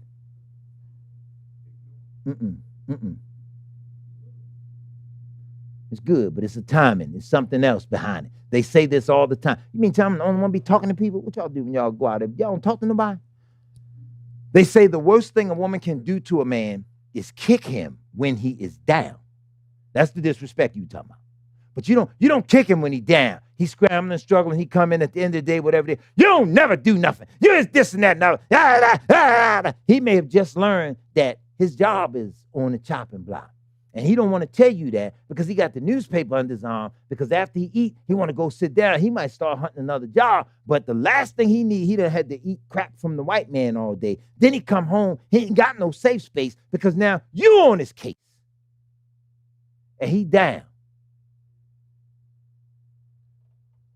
We got to learn to do better by each other, men and women. All right. I ain't cutting nobody no slack. We have to learn to do better by each other because now they're proving that this is a frontal assault and it gets worse. Wait till I read them prevailing wages and show you what them letters say to our Hispanic brethren. That's the way they labeled them. And see, this is happening in them cities with them black Democratic mayors. They made their cities sanctuary city. See, black people who don't understand the history of Scripture and the Torah, you can't stand up and be no advocate for all the other nations when your people suffering and you so busy going to enforce the white man's rules that you throw your people out trying to prove you can be the mayor for all people. Ain't that what Obama said? I'm the president of all people in America. Oh, go ahead. To this day, Barack Obama ass. Please, man. Anyway, late, we'll get that one later. I know people don't like me when I talk about them. I don't care. You need to see it. You understand? You need somebody that can discern it, see it, and tell you, look, y'all, this is what's happening. This is what you now got to avoid. This is what you got to get away from. So they took away all the people's jobs. Man, the Secretary of Education, of Public Library and all that here in the Baltimore region. Y'all remember that woman, first black woman that ever had that? What was her name here in Baltimore? She headed the library system. They put her in charge of the whole Baltimore City's library, the main library downtown at the Pratt. She was in charge of all of it. Anybody remember her? Huh? Yeah, she ended up leaving and she went to D.C. and lost her job. Y'all know who that was? Carla Hayden. Okay, don't matter. Just remember the name, Carla Hayden. I liked Carla. Carla was pretty decent. She tried to do certain things for the children and make sure our babies could read and stuff. But anyway, they take you with these promotions, right? Sharia Smith, president of the union that represents the education department employees, recently lost her job at the department. Hey, look, she lost her job. But the way she lost her job, they came in and got her. Security came in, escorted her out the door. Her 35-year career at the department spanned a half a dozen administrations, including Mr. Trump's first term, and she earned the respect of officials from both parties. Surely, she thought, the office tasked with tracking the achievement of the nation's students couldn't fall under the umbrella of the president's definition of being divisive, harmful, or woke. But for the first time in her career, Dr. Carr's data points didn't add up. On a February afternoon, security guards showed up to her office just as she was preparing to hold a staff meeting. 15 minutes later, the staff watched in tears and disbelief as she was escorted out the building. It was like being prosecuted in front of my family, my work family, Dr. Carr said in an interview. It was like I was being taken out like the trash. The only difference is I was being taken out the front door rather than the back door. Just because you're getting laid off? Is that how it worked? Embarrassing. I was a young man. I was an apprentice bricklayer then. I ain't know a lot. But I lied. I got the job, right? I'm on the job site. I'm going to do my thing. Now, I didn't understand this. My tool bag was brand new. My level was brand new. My trowel, not a speck of dirt on none of my tools, right? Now, I didn't know that was a telltale sign. So anyway, bricklayer said, mighty clean bag you got there, sir. Said, yeah. How long you been laying brick? Oh, man, a couple years now, man. So anyway, I couldn't hang the line. Real simple task. You're on the left or you're on the right. You pull the line around the line, dog. You twist it enough, and you pull it and set it on the line. The man on the right, he always pulls tight. You pull from the right. Anyway, the man on the right, he waiting on me to hang it and put it on the wall. I ain't know how to tie the thing around the line, dog. So I'm standing there taking too long, and therefore I'm holding up 15 other people because I ain't know how to hang the line. So the man says, hey, who's that up there holding up that line? Oh, me. I got it. Hey, come here. Get your tools, son. Come with me. So I'm thinking I'm going to another station. He gets me. He walks me down to the road. Said, you started at 7? I said, yes, sir. Okay, good. Here's what we're going to do. And he pulled out this big knot of money like he's a drug dealer, right? Pulls out this knot of money, and he paid me for the 3 hours that I was there. He says, I can't use you, son. Get some practice under your belt and come back in a few years. So I got fired. Okay, lesson learned. I won't do that no more. So then I got fired later for some other stuff. But as it got better, you start learning what to do so you don't get fired more so, right? But security don't walk you off the job. They just let you go. No disrespect, no dishonor. Anybody that ever been fired, they know what's happening. But,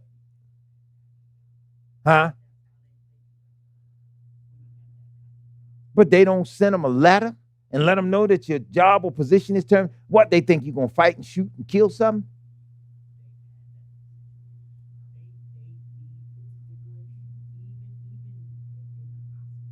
Really?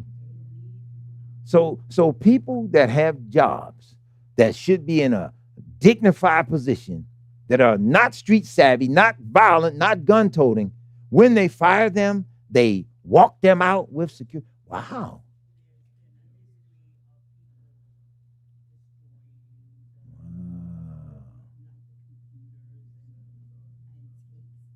Get back around that corner. Don't you even say nothing.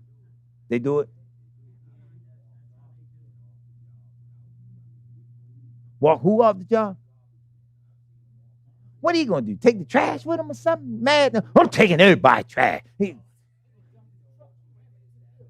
Oh, they don't want him to. Okay. That raises an interesting point. Samuel Huntington wrote a book about revolutions. Now, one of the things, this is funny. We did an interview about Samuel Huntington. Remember when the broadcast first started in 2009, Mr. Johnson? We did an analysis. We used to pick a white man and do an analysis and tell the black community how dangerous this person is being alive and what they do. And 3 times in a row, when we did an analysis of a very powerful white man in America, 3 times the same thing happened. They died. Okay, we mentioned Samuel Huntington. We did the broadcast 1 week. He was dead by Christmas Eve the following week. We did an analysis on David Rockefeller. Boom, he was dead the next week.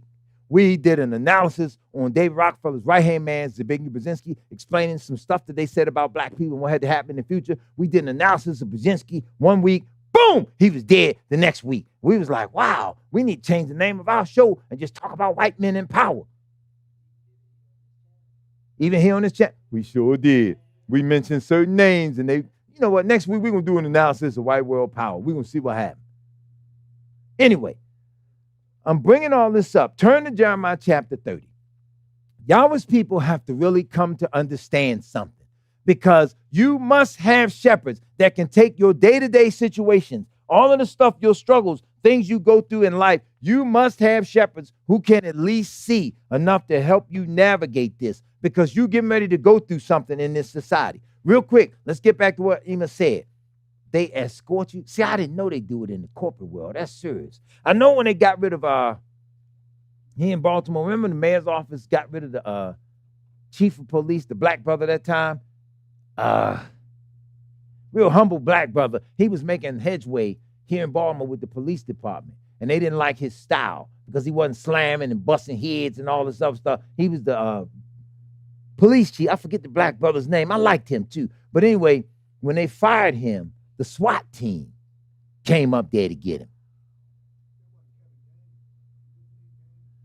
I don't think it was Ron Daniels. It was somebody else. The brother, he had a little small fro.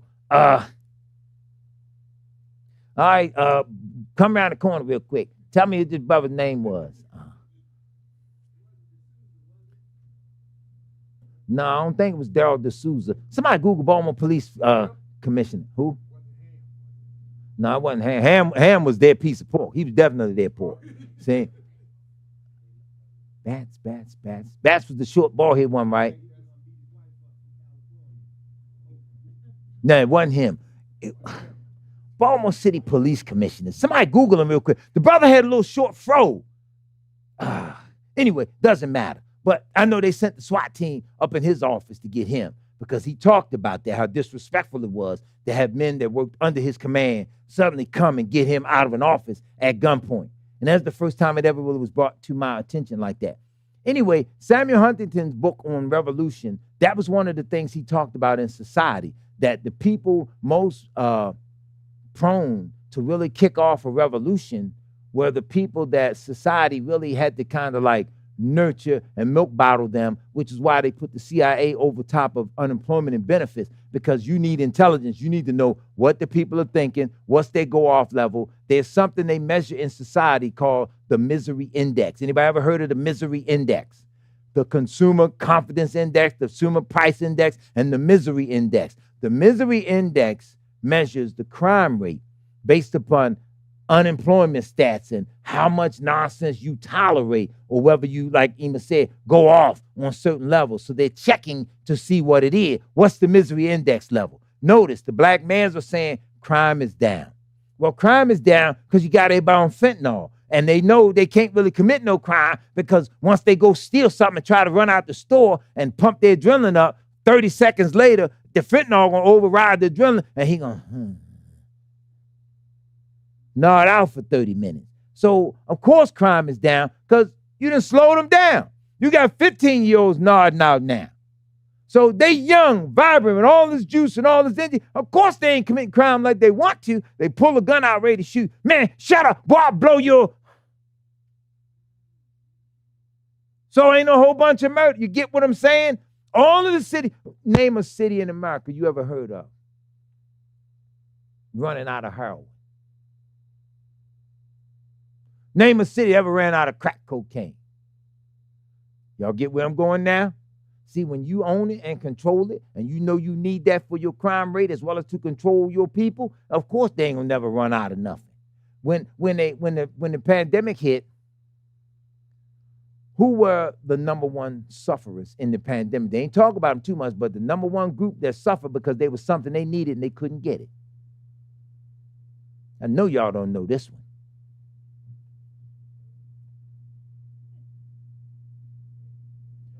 Babies couldn't get milk. The milk formula. Babies, they couldn't get it. Ran out of milk. Nationwide. Similac, WIC, whole 9 yards. Y'all forgot that? Y'all went through the pandemic, don't know what happened, huh? Okay. See, you need me to show up today. Y'all glad I came today?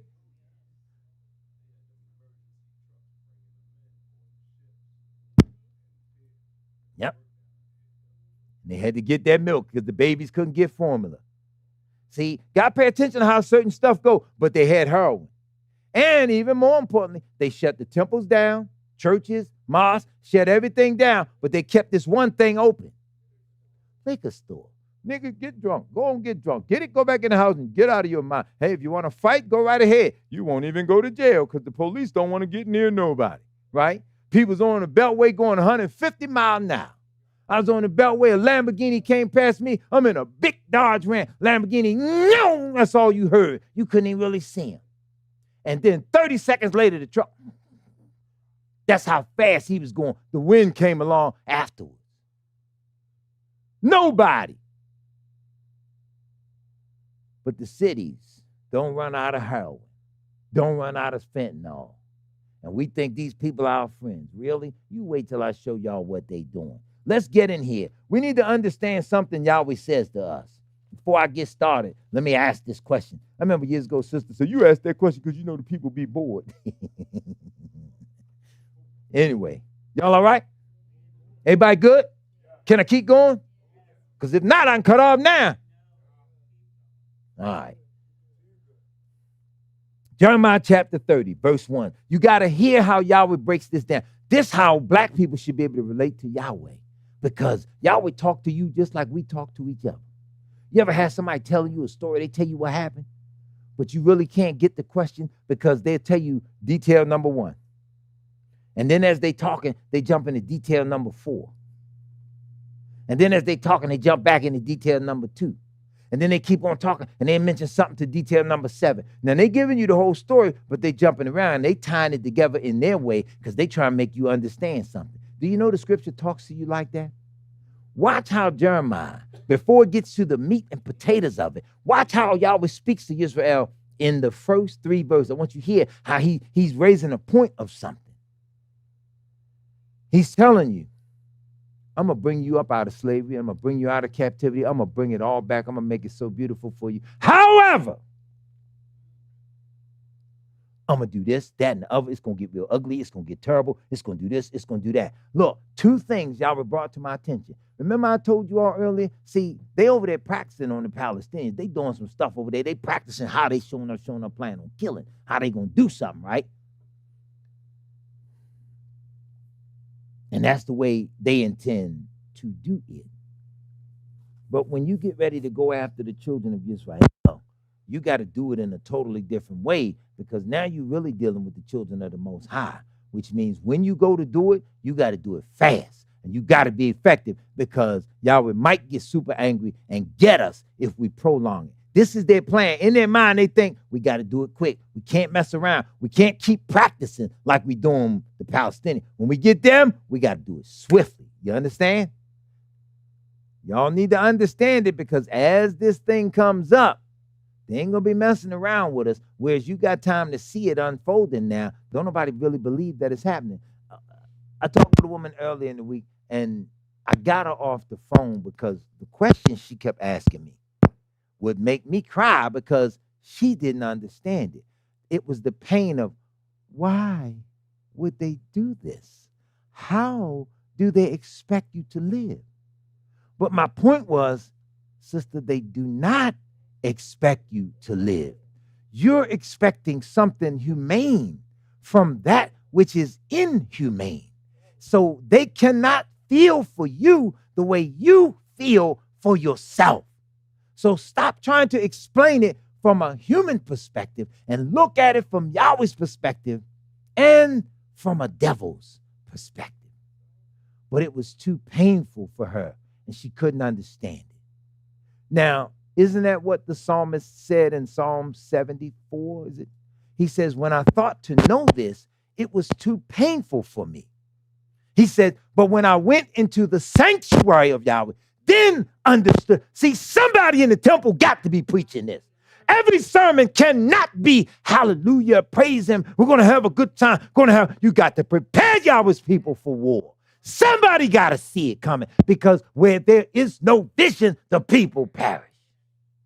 Jimmy Swaggart, they never tell you his people were devils and we're going to try to get at you. They never said that. They don't say it to the day. Damn, Creflo Dollar don't say that. Jamal punk ass Brian don't never say that. Yeah, you got slide stuff like that in, man. Worst of the worst. Liar. Tell me the Messiah, half his life was spent outside the law. Damn, Jamal, it's a good thing you ain't in Baltimore. See, some people make you get in the car and run down on them. Because, see, you just lying so much. How could this man, who is the Torah, he is the word of Yahweh, he's the living being, how you going to stand before people and preach that he was living outside the law, out of order? You was a bum beyond reckoning. No wonder you in your church down there selling weed. You need to keep the people drugged out and dumbed down and numbed up. You selling weed. The word of Yahweh that came to Jeremiah from Yahweh, saying, thus speaketh Yahweh Elohim of Yisrael, saying, write thee all the words that I have spoken unto thee in a book. For lo, the days come, saith Yahweh, that I will bring again the captivity of my people, Yisrael and Yahudah. Isn't that beautiful? Bring again is a statement or phrase that means I will cause to cease. I'll bring this. I'll bring it to an end. I'll bring it to an end. I will bring their captivity to an end. And I will cause them to return to the land that I gave to their fathers, and they shall possess it. Isn't that beautiful? And these are the words that Yahweh spake concerning Israel and concerning Yahudah. So notice, he starts off with the good news.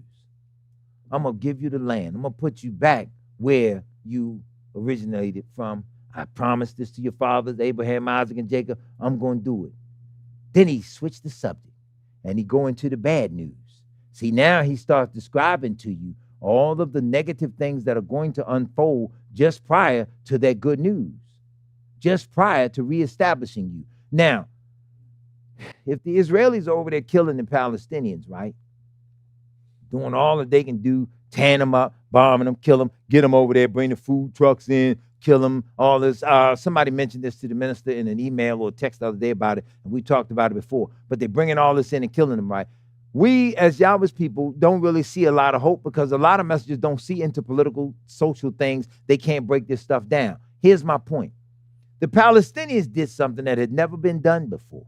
And we really couldn't verify all of it or substantiate it, but they did something that in modern day warfare against the state of Israel, against America and all this other stuff, ain't nobody never done it. What did they do?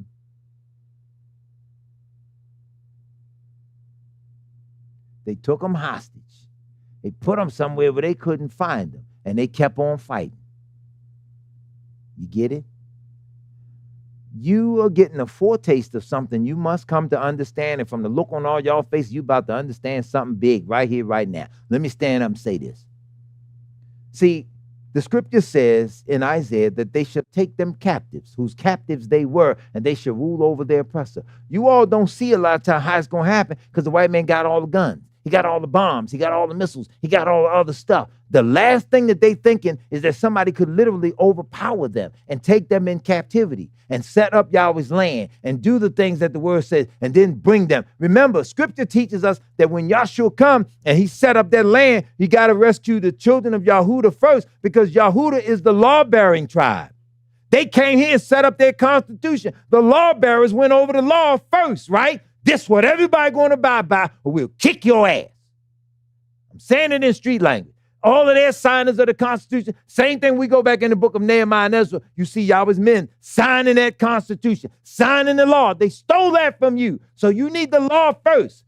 If you're going to take somebody captive, whose captives you were, and you rule over them, a sentence has to be passed and a judgment has to be given. This is a literal thing. And the Palestinians showed you that it can and will be done. Look at it in real time, y'all, because ain't no whole lot of time left coming for them. Why you think Trump changed the name of the Department of Defense to the Department of War? They know what's coming. They no longer trying to defend themselves. They ready to wage war. We the only ones sitting around waiting on a check. Department of War.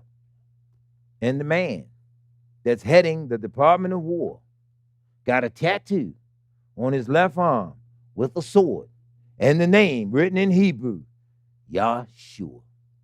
Come on, y'all. How you missing this? Whether they for us or against us is irrelevant. It's the fact that they clinging to stuff in Scripture you and I should at least know. Meaning, all right, y'all say y'all upholding the Bible, y'all fighting against this. See, this is what I don't understand. For example, Westmore here, Rhodes Scholar. Cecil Rhodes hated black people. Cecil Rhodes was a pervert, child molester, homosexual, all of that stuff. Used to take those little boys and rape those 12-year-old boys. He didn't want them unless they were 12 and under. Rape those little boys and went through with them or tired of them having fun. Throw them off the cliff of the De Beers diamond mines. Throwing them off the cliff. Here's a bald-headed, freaky, no good black man, educated in the philosophy of that. Suddenly, he's standing up fighting a poor white trash, white supremacist. How is this fight going to play out? And whose side does the black community get on now? Because this is the ultimate confusion. This is where you manage your frustration by staying out of it, hoping and praying, as Minister prayed today, that they beat each other to death. Because this is a white supremacist that hates the system of the beast, that killed all your leadership, that murdered all your ancestors. It did everything. And he ain't fighting it because he loved you. He fighting it because he now knows the mark of the beast is coming up, and it's going to enslave all of them. And they don't want to go into captivity. Find a better analysis than this in Yisrael. Where you at, Dottie, the Bantu prophetess? Get your ass up and tell it. Since you telling me what to say, I'm telling you what thus saith Yahweh. Y'all scared to tell them they going into slavery because you don't see no physical way it can be done.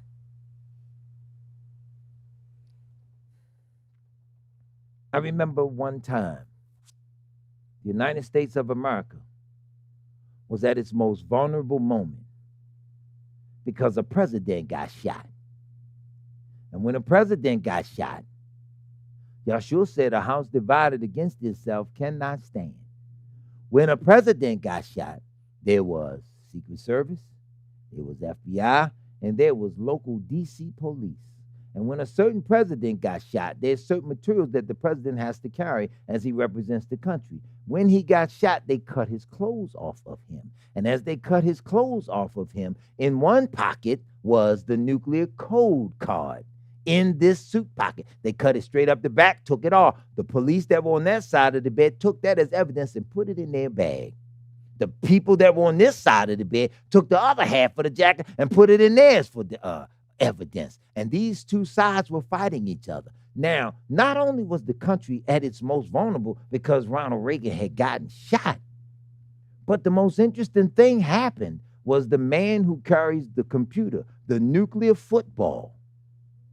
In the frenzy to get away and get the president to a hospital, they left his ass on the sidewalk, holding a whole briefcase with all the nuclear cards and all of the other stuff in it, and they were vulnerable. DC police fighting with the Secret Service and would not cooperate with each other. You all don't understand. This thing is not as well put together as they think it is, because they can lay out all the plans that they want, but there is no plan like the plan of Almighty Yahweh. You see what I'm saying? See, that's why when you start dealing with high-level stuff like this, and everybody running in, hey, when you talk to the people, tell the people this, tell the people that, tell them. Half the stuff I want to tell y'all, I can't tell you because y'all would tie my tongue, but I ain't got nobody to talk to about it. But all of the know-it-all, they coaching me.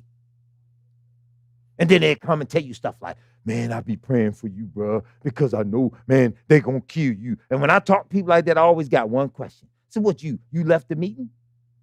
You was in the room when they said they going to kill me? How you know they going to kill me? See, how you know they ain't say leave him out there? Even though he telling the truth, ain't nobody listening to him. They don't believe him. They ain't paying him no mind. But how you know they going to kill me? See, Jesse Jackson knew they was going to kill Martin King. Dick Gregory knew they was going to kill Malcolm X. Didn't Dick Gregory out his own mouth say he called Malcolm and told him, I ain't coming down there tonight because they going to kill you. They coming tonight. That's a hell of a phone call to make, telling the black man. If I got to make that phone call to any of you all, I'm just that much man to tell, hey, brother, I heard they coming to get you tonight. Where the hell are you? Where are you? I'm coming right now. Listen, I'm outside. Come out the back door. Come down the alley. I'm in this, that, and that. I'm coming. I roll like that. I ain't calling to tell you they coming to get you, and I ain't coming. That way they don't get 2 for 1. I'm a soldier for Yahshua. We go out, we going out together, or we get victory, we getting victory together. That's how you stand as a man. But that's what he did. Malcolm was having the time of his life, and that is literally the time of his life. And he said, the way I feel, I ought not go out there tonight. He called Betty. He told, don't come out tonight. Don't bring the children. The woman had twins in her womb and 3 other little babies there with her. And she brought all them because she supported her man. And he told her, don't come tonight. She came anyway. Disobeyed it, but disobeyed out of love, out of honor, out of trust, out of respect. She didn't, nigga, you don't do nothing. No way. You're this, that, and that. She didn't do that. And the man said, the way I feel, I ought not go out there tonight. Security call. I won't be able to make it tonight. Couple other people call. I won't be able to make it tonight, minister. I'm not feeling very well. Everybody pulled up off of it. When people pulled up off of me, right here in the name of Yahweh, I kept on stepping. And yet I don't turn my back on people because I know how it feels to be left alone. That's why when I go places and give speeches or presentations or different things, there's one person, maybe 2, that go with me. Everybody else, you stay your ass wherever you at, because I ain't taking nobody with me that ain't even been in a good fist fight. You ain't going to throw a punch. You ain't even going to spit. No, you going, don't need nobody in the stands. You don't need nobody watching the action. Whatever happens, happens. You don't have them men like King David today. They ain't got that kind of heart. You don't have them men like Jehu today stood up and said, wait a minute, so they preaching this falsehood, these lies in the name of Yahweh? Here's what y'all do. Get all of them. We're having a feast. We're going to have a feast in the name of the Lord. Get them all. Get them in there, and don't let none of them escape. If any of them escape, I'm going to kill you. Your life going for his life. Your family for his family. We're having a feast for the Lord. That's what the man of Yahweh told him. He tricked them all. Got rid of all the prophets of Baal, preaching in the name of the Lord and all that. And then these hypocrites here, I ask you, I see whatever the hell it is. Now, how you going to keep preaching in Christ? You know the name of Yahweh now, and you got to declare it. Keep on preaching with some damn Christ. Sick of that nonsense now. How long? That ain't got nothing to do with it. This is straight lies. Okay? That's all it is. 501c3, that really means nothing. That means nothing. That's just a piece of paper filing status that you do. You can be 501c3, don't take a dime from the government. Operate right under their radar within their laws. Don't take their money. They can't tell you what to do, and also leave them alone. This stuff that they doing is voluntarily. Even if they were just illegally operating with no license, no file, no nothing, they doing this because they do not know Yahweh. See, you ain't got to register the name of Yahweh. Yahweh's name is universal. He says, I am Yahweh. That is my name. Who the hell has authority to put a copyright on his name?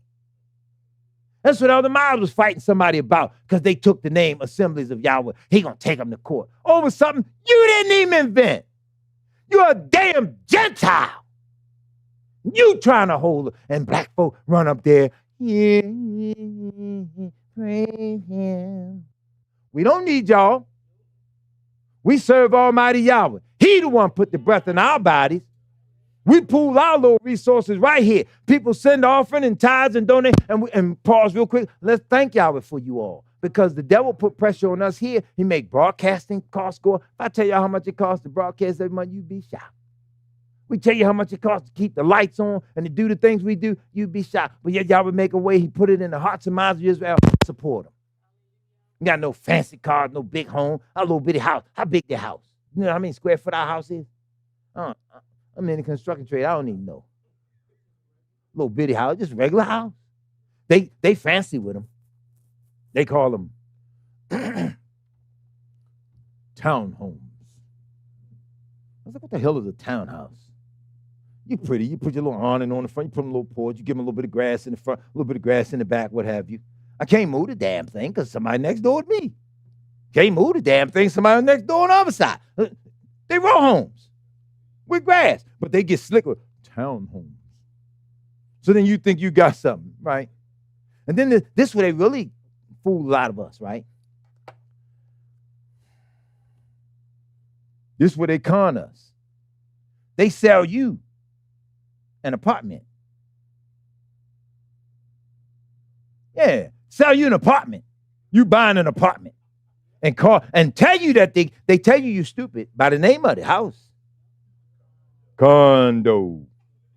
I like it, yeah. I know they con me, yo. I got condo, but I like it. They conned you. You buying an apartment. Even in the building, right? High rise. He owned his apartment. Okay, so now I'm in the building trade. I got a question. What happens if the man underneath you is crazy? He get mad with his wife. He divorcing and everything. She went in the condo. He get mad. He tear his out. Where that leave you? You on the 13th floor. He on the 12th floor. He tear his out. Now what? Case dismissed, right? These are just some of the things that this society does to us to keep us distracted. And our shepherds, they act like they don't see. We have not because we ask not. Be careful what you ask for because you might get it. You just might get overloaded with it. Be careful what you ask for. Let's go on into this. These are the words which Yahweh spake concerning Yisrael, right?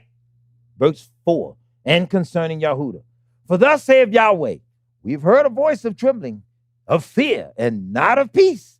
So you heard their voice, you heard their fear and trembling this week. They're changing the name of it to the Department of War. Ask now, and see whether man doth travail with child. Hey, real quick, any men in the building? Anybody here pregnant? Any men? Any men? Men, brothers, look at me. Look at me. This is not a foolish question. Any men in here? Any pregnant men in the building? This is serious, but they won't even answer. They like, look, man, I ain't even answer you on that. You know better. I worked at a company, right? Contractor. They would do random urinalysis tests. So one day he picked 13 people, right? Made us all go down to Consumerism and take a urinalysis test. So one of the brothers, he was slick. He was ready for him, right? So he thought. So Mr. Jones come back. You could always tell when Mr. Jones was getting ready to say something slick out the mouth because he was an older man. You know, old people speak their mind. They have the right to talk. I love to watch old people work. I always knew when he started kicking his feet and doing this, right, kicking dirt like a bull, he getting ready to say something slick out the mouth. So I learned to watch him. One day I was in the building and I was talking, you know, he had this little high-pitched voice. So I'm in the building and I was like, yeah, he gonna come down here with that nonsense, y'all. Yeah, and you do this, and you do that, and da-da-da-da-da-da-da-da. And everybody was right there. All of a sudden their faces changed. I say, he behind me, ain't he? And they was like, yeah. So when I turned around, he was just laughing. But anyway, this particular day, we all come back from the urinalysis test, what have you. About 2-3 days later, he called us all in the office and said, yeah, I sent 12 of y'all down there taking your analysis test. Yeah, drug test. Y'all know how it is. Sent 12 of you down there and 11 of you passed. And one of you pregnant.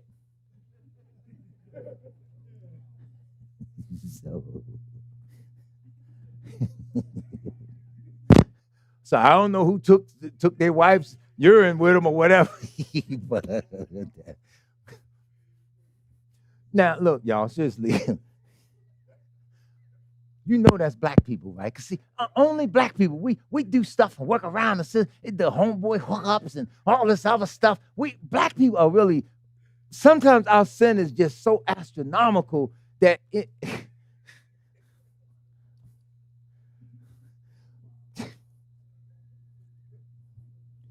Whoo, that's us, man. Anyway. So Yahweh says, ask now and see whether man doth travail with child. That's why I ask, do men get pregnant? Any man run around with a baby? All right then. Why then do I see every man with his hands on his loins as a woman in travail and all faces turned into paleness? Now you all know damn well ain't no man got no business standing around like this, right? No man. Now I feel bad doing this. I'm trying to demonstrate. You know damn well, you come in here and talk to me. Elder Down, can I talk to you for a minute? Yeah, bro, what's up? That don't even look right. Now do it. Tell the truth. That don't even look. I'm standing there talking to you 10 minutes. I'm standing here like this. Bad enough. Ain't nothing. You see, brother, he do this, right? He look a little more masculine, right? But come on, man. Now, I warn y'all, nobody on the social media, you better not screenshot that and put that out there and try to make me look bad or anything. I'm going to track you down, your URL and everything else, and it's going to be me and you. All right? So don't do it. Anyway, Yahweh getting now, after delivering the good news about restoring Yisrael, he stopped the good news. He get into the bad part of what you got to go through. And this is what we don't want to see. This is why today's message is entitled, The Time of Jacob's Trouble is Starting to Heat Up. See, they have this expression, the Nation of Islam used to say it, and it is true. They say that a nation can rise no higher than its woman.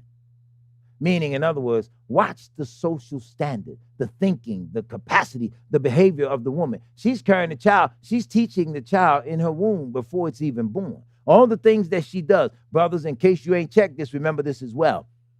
The frame of reference that you're in, your behavioral patterns, your overall code of conduct, and the things you do at the time you procreate a child.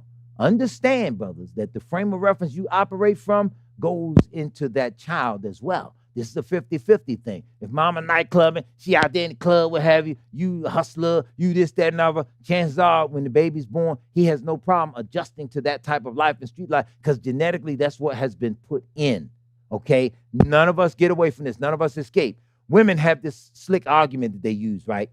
And I bust the sister earlier in the week with this. I just straight gently talked with her, but I banged her in her mouth. I boom! You ain't gonna talk to me like that and think I'm stupid. She says, we women, we smarter than men. Because, see, when we cheat, we're wise enough to do it in a way where we get away with it. So I said, well, how'd you learn that?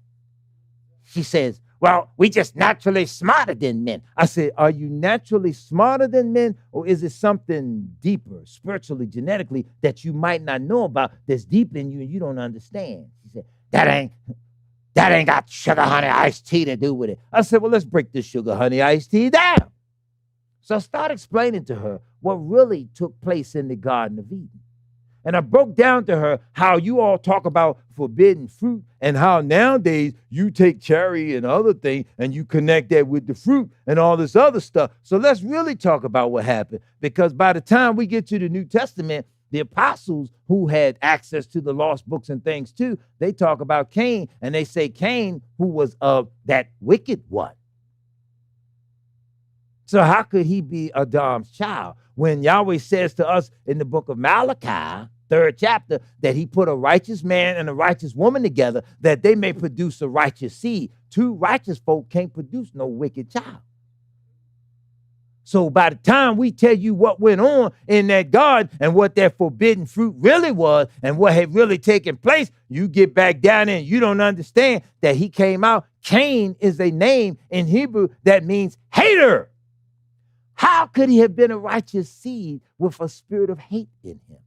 Here, Adam didn't even know self-defense. when Shaitan was so angry with him, so jealous, trying to kill him. He running around in the garden. This is how he jabbed him in his side. Blood and water came out of his side, which Yahweh did send the word to tell him, when I come to the earth, I'm going to go through everything you went through, all of this other stuff. So, sister, if you think that you're wise as a woman and you all can cheat and do so well, no. Everything that the first couple in humanity did, it was genetic, it was within them, and it was passed down to their seed and their lineage. So in the event you still feel like bragging, meet me at 6515 Harford Rd this Shabbat at 11 a.m. Sister, are you here? You in the building?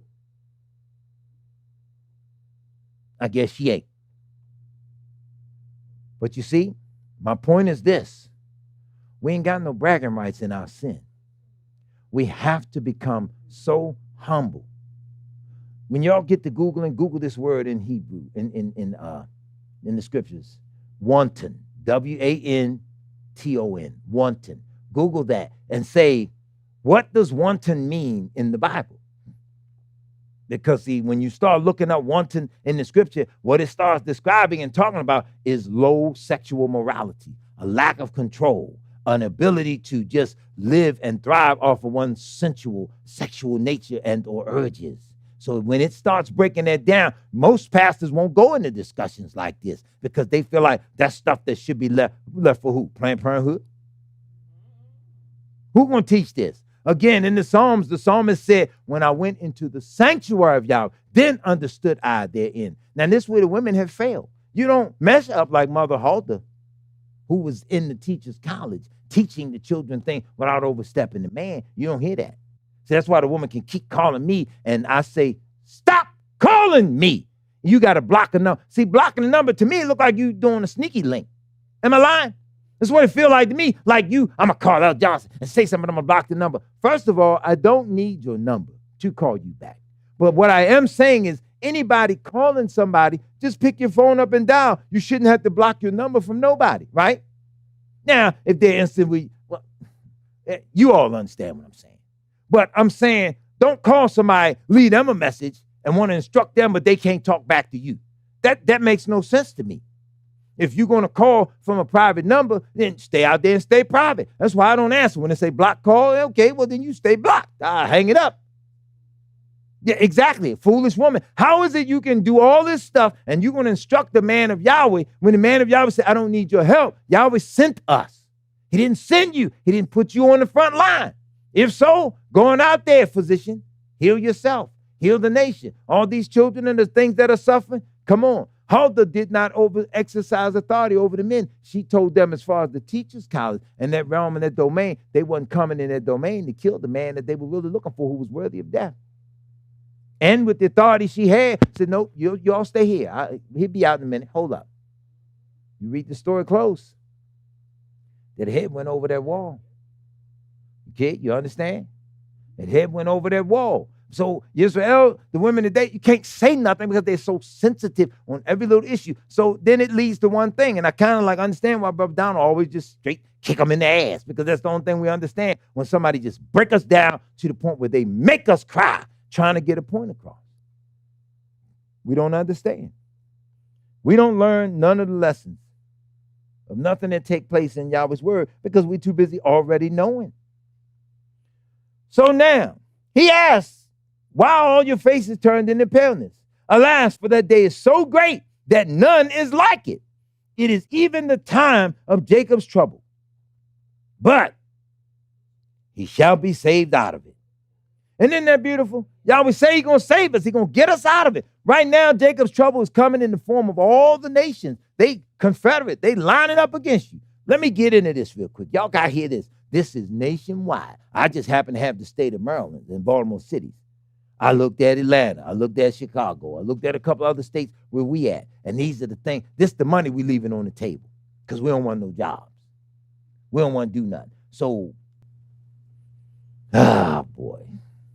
Baltimore City Code, Article 5, Subtitle 25, prevailing wages for work under construction contracts, establishes what is more commonly referred to as the city's prevailing wage requirement. Prevailing wage requirement means I'll hire you, and this is what I have to pay you. I'm not even going to ask you how much you're looking for. This is what I have to pay you. I said, well, what you looking for? What do you think your annual salary? You going in and say, at least $15 an hour. You think you worth 15? All right, that's about interesting. Okay, that's about fair. But the prevailing wage could be 25 or 30. You think you're doing something decent by asking for 15 because 15 is better than 7, right? Okay, but they're saying this. Contractors awarded city construction contracts are required to pay their employees. Listen to what it says, are required to pay their employees the prevailing wage to be determined each year by the Board of Estimates. Contractors must become thoroughly familiar with the prevailing wage requirement. I work with a company, this is sad, and I'm going to tell the truth, black brother, with the exception of a few of us, because he knew we knew, and we didn't know everybody else's salary, the prevailing wage on them scale jobs. I was, for the longest time, the only one getting my money, and I didn't know it. I was the only one getting the prevailing wage because he assumed I knew all of the contract, but all the other brothers, he was cheating them for years. So now his come-upons has come down where the city has done blocked him, shut him down. Hispanics that moved in, brother that knew nothing about bricklaying, didn't know nothing. He just knew how to build scaffold. He knew how to tell the men and give them orders. He got licensed. He got everything. I'm going to the studio the other day. He come past me with all his trucks. He got trucks pulling a trailer with a bobcat on the trailer, a big cement mixer on it. The second trailer coming. They got scaffold bucks and boards and everything on it, and a second mixer. They rolling. They going. Not a brother in the truck. All Hispanic men because they came in. And I told a certain person, I said, if I were you, I wouldn't mess with them. Because what's going to happen is you'll bring all them in, and before it's all over, all of them right there be sitting home, and they'll have all the jobs. And I'd be damned if I wasn't right. All the brothers gone. No jobs. They got it. Can't get nothing. And as they were moving them in, the Board of Estimates, black people, the mayor, the deputy mayor, and all these other people, city council reps, they were working it, structuring it, raising the rate, doing all of this. Remember, I read on the air out of the protocols of the learned elders of Zion, they said in protocol number 19, we shall so raise the rate of wages, but it shall not matter, because we shall simultaneously raise the cost of living and increases in all things so that it shall not matter. But at least some people know how to live, because see, they can get along. They can get in a house and live 10, 12 strong in the same house. And 20 people, 12 people in the house. 4 of them making $30 an hour. 5 of them getting $38 an hour. Another 2 getting $50 an hour. And yet the rent be $1,200 a month, $1,500, whatever it is, gas and electric. They ain't got to kick out a lot and keep a house going and keep living. Then when they ready and they established and saved enough money, they branch out, go get a house on their own. They keep moving. The black community, party over here. I get drunk and give me that weed. And my man there got toasted up. Let's get into this, because this is the following minimum hourly rates shall apply to all contracts in excess of $100,000. If you got a contract that pays $100,000 or more, this is the prevailing wage. Asbestos workers. Now, I had to get my lead abatement and asbestos removal license. I was just the superintendent. These are the people doing the work. And I'm going to read the superintendent's salary and everything else, so you'll know this was what they paying. But our brothers don't want to get in construction. I don't want to work hard. I don't do this. I don't want to do that. So you stand your ass on the corner all day until the man get tired of it. He come lock you up or shoot you down. And then somebody walk around with a sign. And we're always on the news saying the same thing. Say it with me, y'all. What do those mothers be saying? He was turning his life around. Every time. That's what they're saying on the news. He was turning his life around. Okay, listen to him. Journeyman, asbestos workers.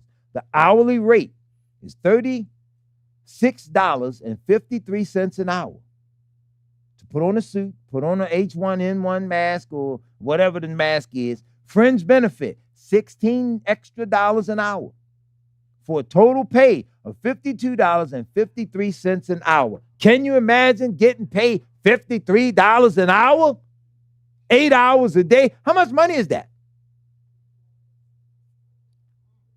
All right. Boilermakers. $17.62 plus $6.96 equals $24.56 an hour. Bricklayers. $33 an hour. Fringe benefit, $12.34 for a total of $45.34 an hour. 45, 34 per hour.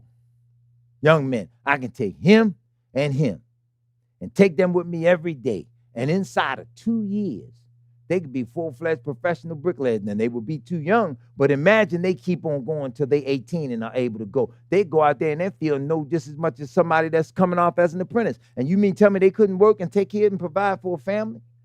See, we don't teach our children. We don't push them no more. Remember them days, them old-fashioned parents? You Sunday morning, you got up, you had chores and stuff you had to do, right? Come home, you better get out your school clothes, you better get in your play clothes. You had 3 sets of clothes, right? You had your school clothes, you had your play clothes, and you had your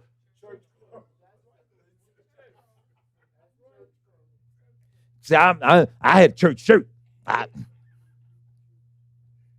Yeah, my mother, she's big on her children looking neat. Not a fashion plate, but neat. Go to school, my shirt's iron.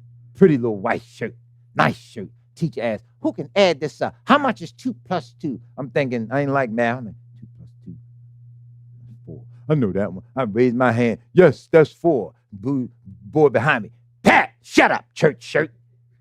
And I got teased for having neat, pretty shirts. But anyway, we can teach our children. Now, we dead in the water because they ain't hiring black men. When you travel through the streets of Baltimore, look at these job sites. Look at these construction sites. Look at these hospitals. Look at these schools when you go through. Who doing janitorial services? Who doing all of the work? Because we ain't hardly working nowhere.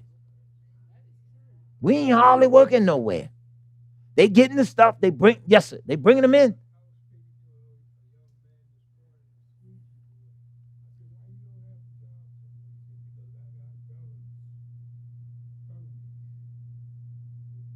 See how we thinking?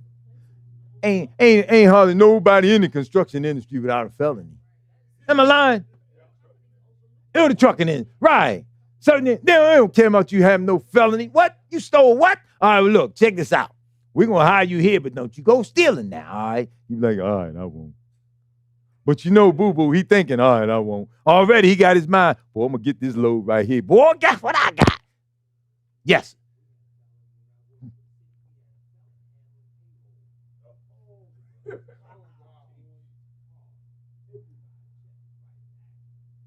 Felon on payroll. Ain't that something? He did all that and could count.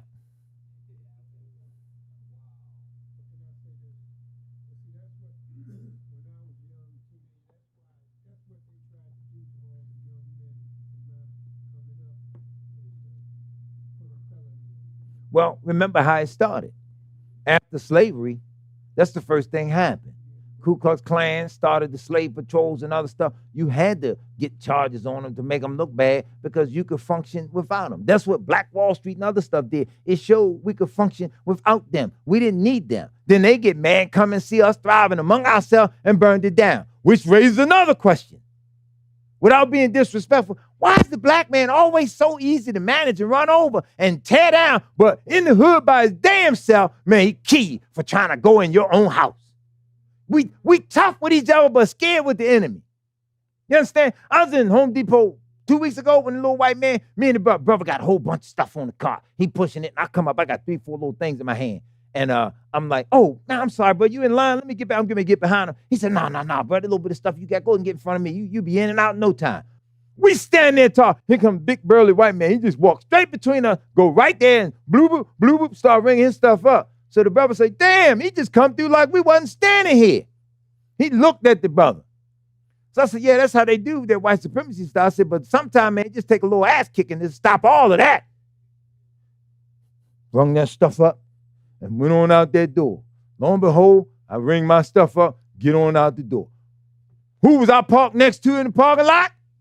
Big boy, big coward. I looked at him, he looked at me. He got in that car, went on about his business. See, we are afraid of them because they project fear. They project death. They project murder. So we are naturally afraid of that. But the funniest thing about killers, name killers that want to be killed. Please. Killers realize that death is at their door and they getting ready to go. Suddenly the rules change. And that's what the poor little black man don't understand. Thomas Jefferson said, watch them, because one angry Negro can put to flight easily 10 well-armed white men. They know your strength. You're the one sitting around scared of them.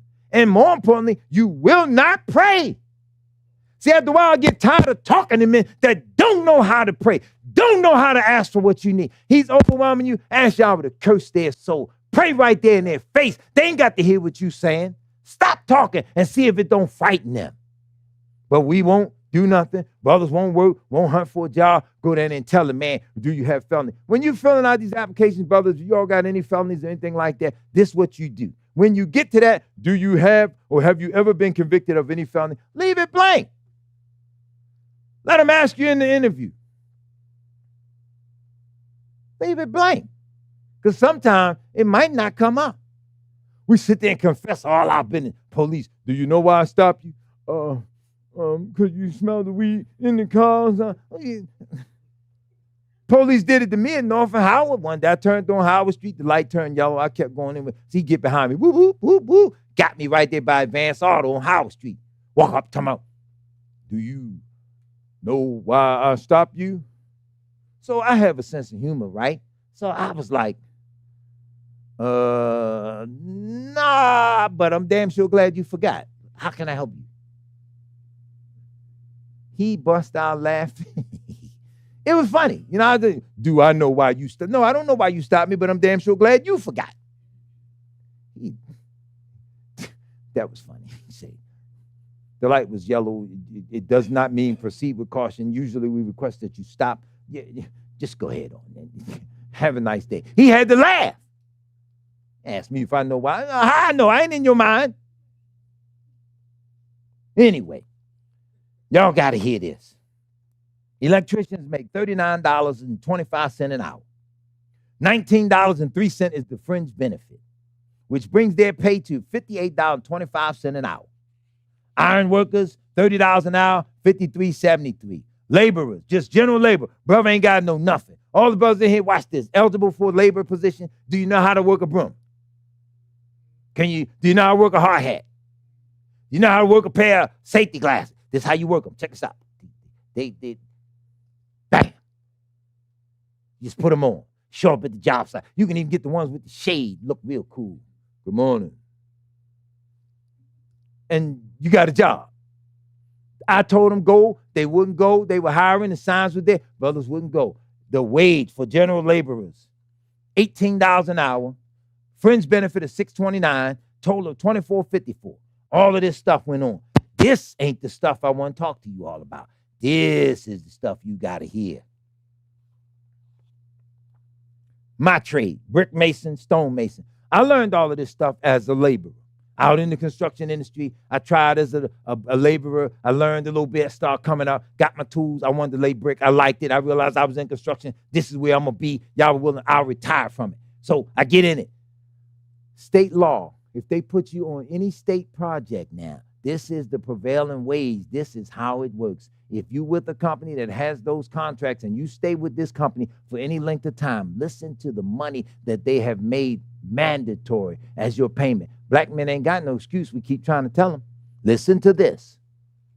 If you are an asbestos worker, you remove asbestos from the building, you get trained, they teach you all the safety mechanisms and everything else. First year, $45 an hour. If you stay there for 1 year, $55 an hour. Your third year, $65 an hour.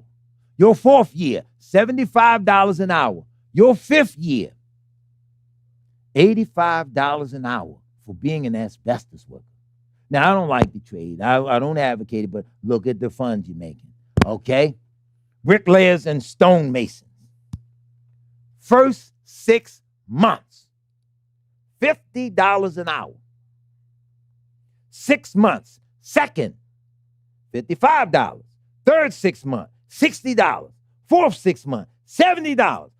Fifth 6 months, $80. 6 6-month sessions in a row. $90 an hour on a scaled job.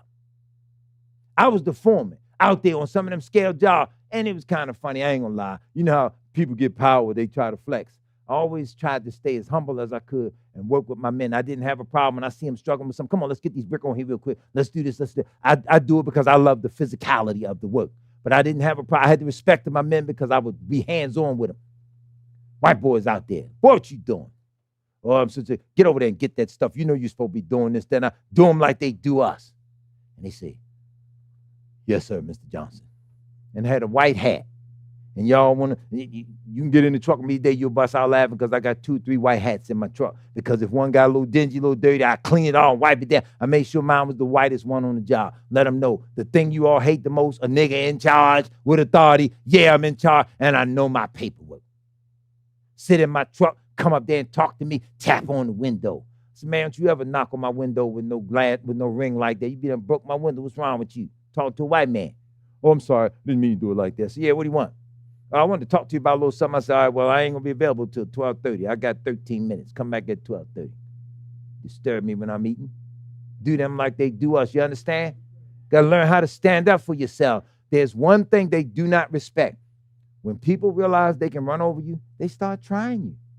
You don't have to flex. You ain't got to be nasty. You just got to be firm. That's all you have to do. They taught us to be so humble. Now, let's be clear, because meekness and humility, it is a characteristic of the Messiah. But so, too, is strength and honor. And nobody's going to honor a man that don't honor himself. My father taught me that when I was a little child. So when you get out here in this world and you start talking to this white man, always stand up straight and look him in his eye. You don't hold your head down. And I learned that early on. I go to my grave. I got at least 2 whoopings up under my belt. I wasn't playing with them. We got sent home one day. They segregated the job site. All the black bricklayers didn't have nowhere to work because they didn't build the scaffold for us. White men up on scaffold, laboring, getting big money. Gentlemen, I ain't got no spot for you today. I need you to lay off for one day. Come back in the morning. We'll have everything for you. So he sent all of us down. We walking down a little hill, 6 black bricklayers. We got no work for the day. White boy, jump off scaffold. Sick of you niggers coming down here, taking all the jobs and doing all this, that, and that. We said, man, we ain't taking y'all jobs. We ain't got no job today. They sending us home. Y'all working. Well, like I said, I'm sick of you niggers. This, that, and that. I said, man, I ain't gonna be too many of them niggas. Like I said, you niggas taking all the jobs. I let him keep talking. He walked us down to the car. Dump truck had just dropped a big load of sand. And whoever the mixer was, he threw the shovel right in the sand pile. My truck was on the other side of it. I took my tool bag, my levels, and put it in there and walked back over there. Yeah, well, like I said, you niggas come out here, you're going to follow the rules. And I'm looking, and the shovel was like, hey, man, here I am. Grab me.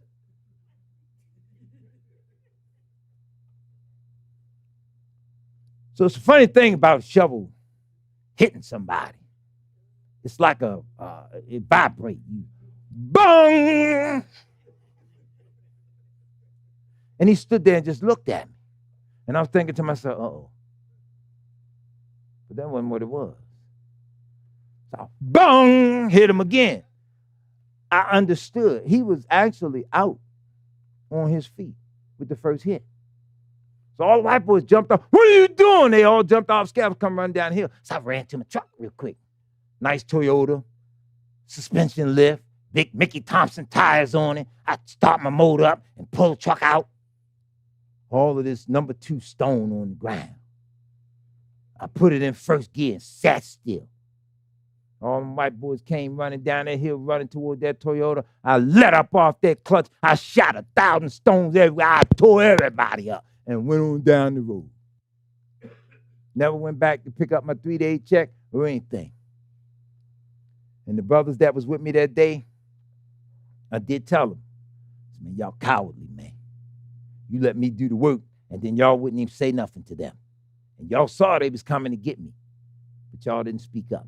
It's one thing, when we stand up and you stand in numbers, people stop some of that nonsense. Got to learn how to defend yourself. They don't own this planet. This world is not theirs. And they get around boosting and pushing race riots. Don't nobody want to go to no race riots and no war with white folks. We don't want to go in no war with nobody. Really, all black folk want, tell the truth, all black folk want is to simply be left alone. That's all we want. We don't want no bother out of you like that. We teach the word. We know Yahweh's word welcomes all men of all nationalities. They the ones can't accept that. hate you for wanting to serve the Most High, hate you for praising him, hate you for being who you are. Take the command, take the culture. You're not going to fool Yahweh and walk your way into his kingdom. You're not going to do it. But still want to be you, pretending to take your throne and all this stuff. This racial hatred, this stuff that Yahweh is telling Israel, is going to end in disaster for those that are not awakened and do not see what Yahweh's word says. Donald Trump told those people, he said, they're not really after me. They're after you. I'm just standing in the way. He did say that because the man hates the establishment, the system, the beast, the global thing. If you really watch what he's doing, he's fighting the devil. Yahweh put him there for a reason. He ain't one of us, but he's fighting this system. We prayed here. I don't know what other ministers pray. We asked Yahweh, if it be your will, seeing what this man going to do, if it's your will, put him in there, that it slows things up just long enough to give the children of Israel time to get themselves together. Next thing we know, we went to bed and woke up, he was the president. I understood. He going to fight that establishment. He going to fight that system. That man hated because white folks are afraid. They don't like the mark of the beast any more than those of you that understand. They know it's coming. He's their savior. He's their last great hope. But he come out and he doing stuff that's hurting black people, black women mad and everybody all upset. Well, all of them hurt you. Obama did it. Y'all ain't say nothing about him. Clinton did it. Y'all ain't say nothing about him. Bush did it, 1 and 2. They did it. Damn, why is this one so different? They all are against you. And bring in a whole cabal of people to take jobs and do other stuff. And the man told you, he did say, they coming in. They taking black jobs. People go, what's a black job?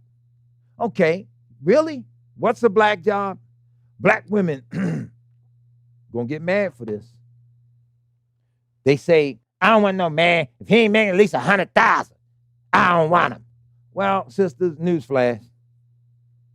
First thing. Anybody ever had $1,000? You ever had it? Just 10 $100 bills in your hand all at one time? Okay.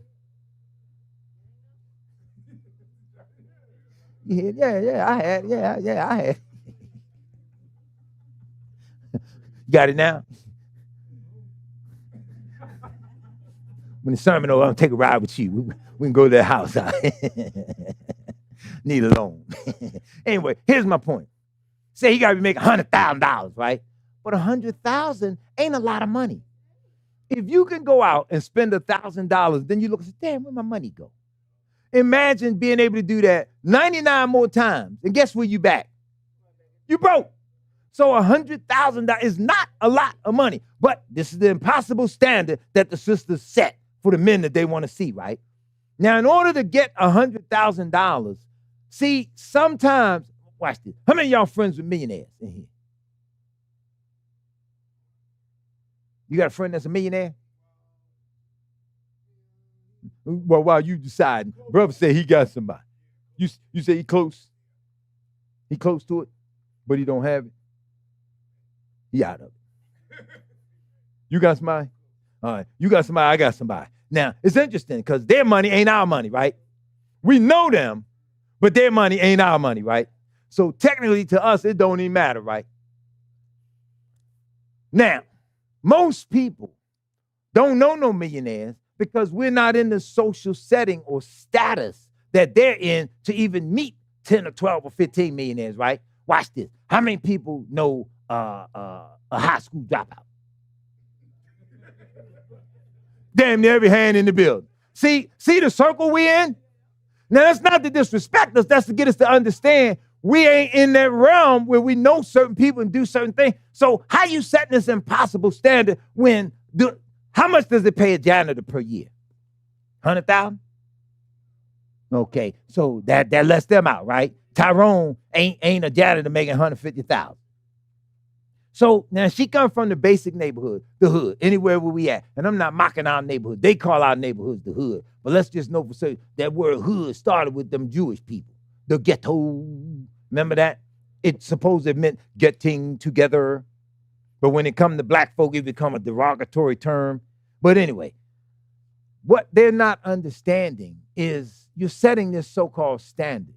where you start knocking down your chances or probability, because percentage-wise, there's not a whole lot of men making $100,000 a year. So even USA Today stole something from the black community. I was reading an article, right, and I was like, damn, they slick. This is USA Today paper this week. This was the article, right? But the article was slick because even though this is white folk newspaper, they call themselves talking to black people. Because as I was reading it, they was interviewing it, and the stuff they was saying is stuff we say, right? White women ain't worrying about the man making a certain amount of money because they know they covered in certain ways, right? Now, I got to read this so you catch on to what's going on. Listen to what the article says. Although the median U.S. annual salary is about $62,192, Americans on average expect their ideal partner to earn six figures, a new survey found.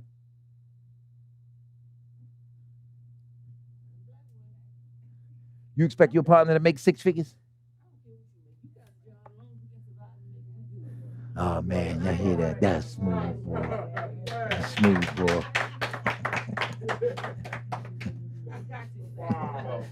Well, y'all make me smile. Well, I'm up here. I feel like James Evans, boy. Junior! That was beautiful.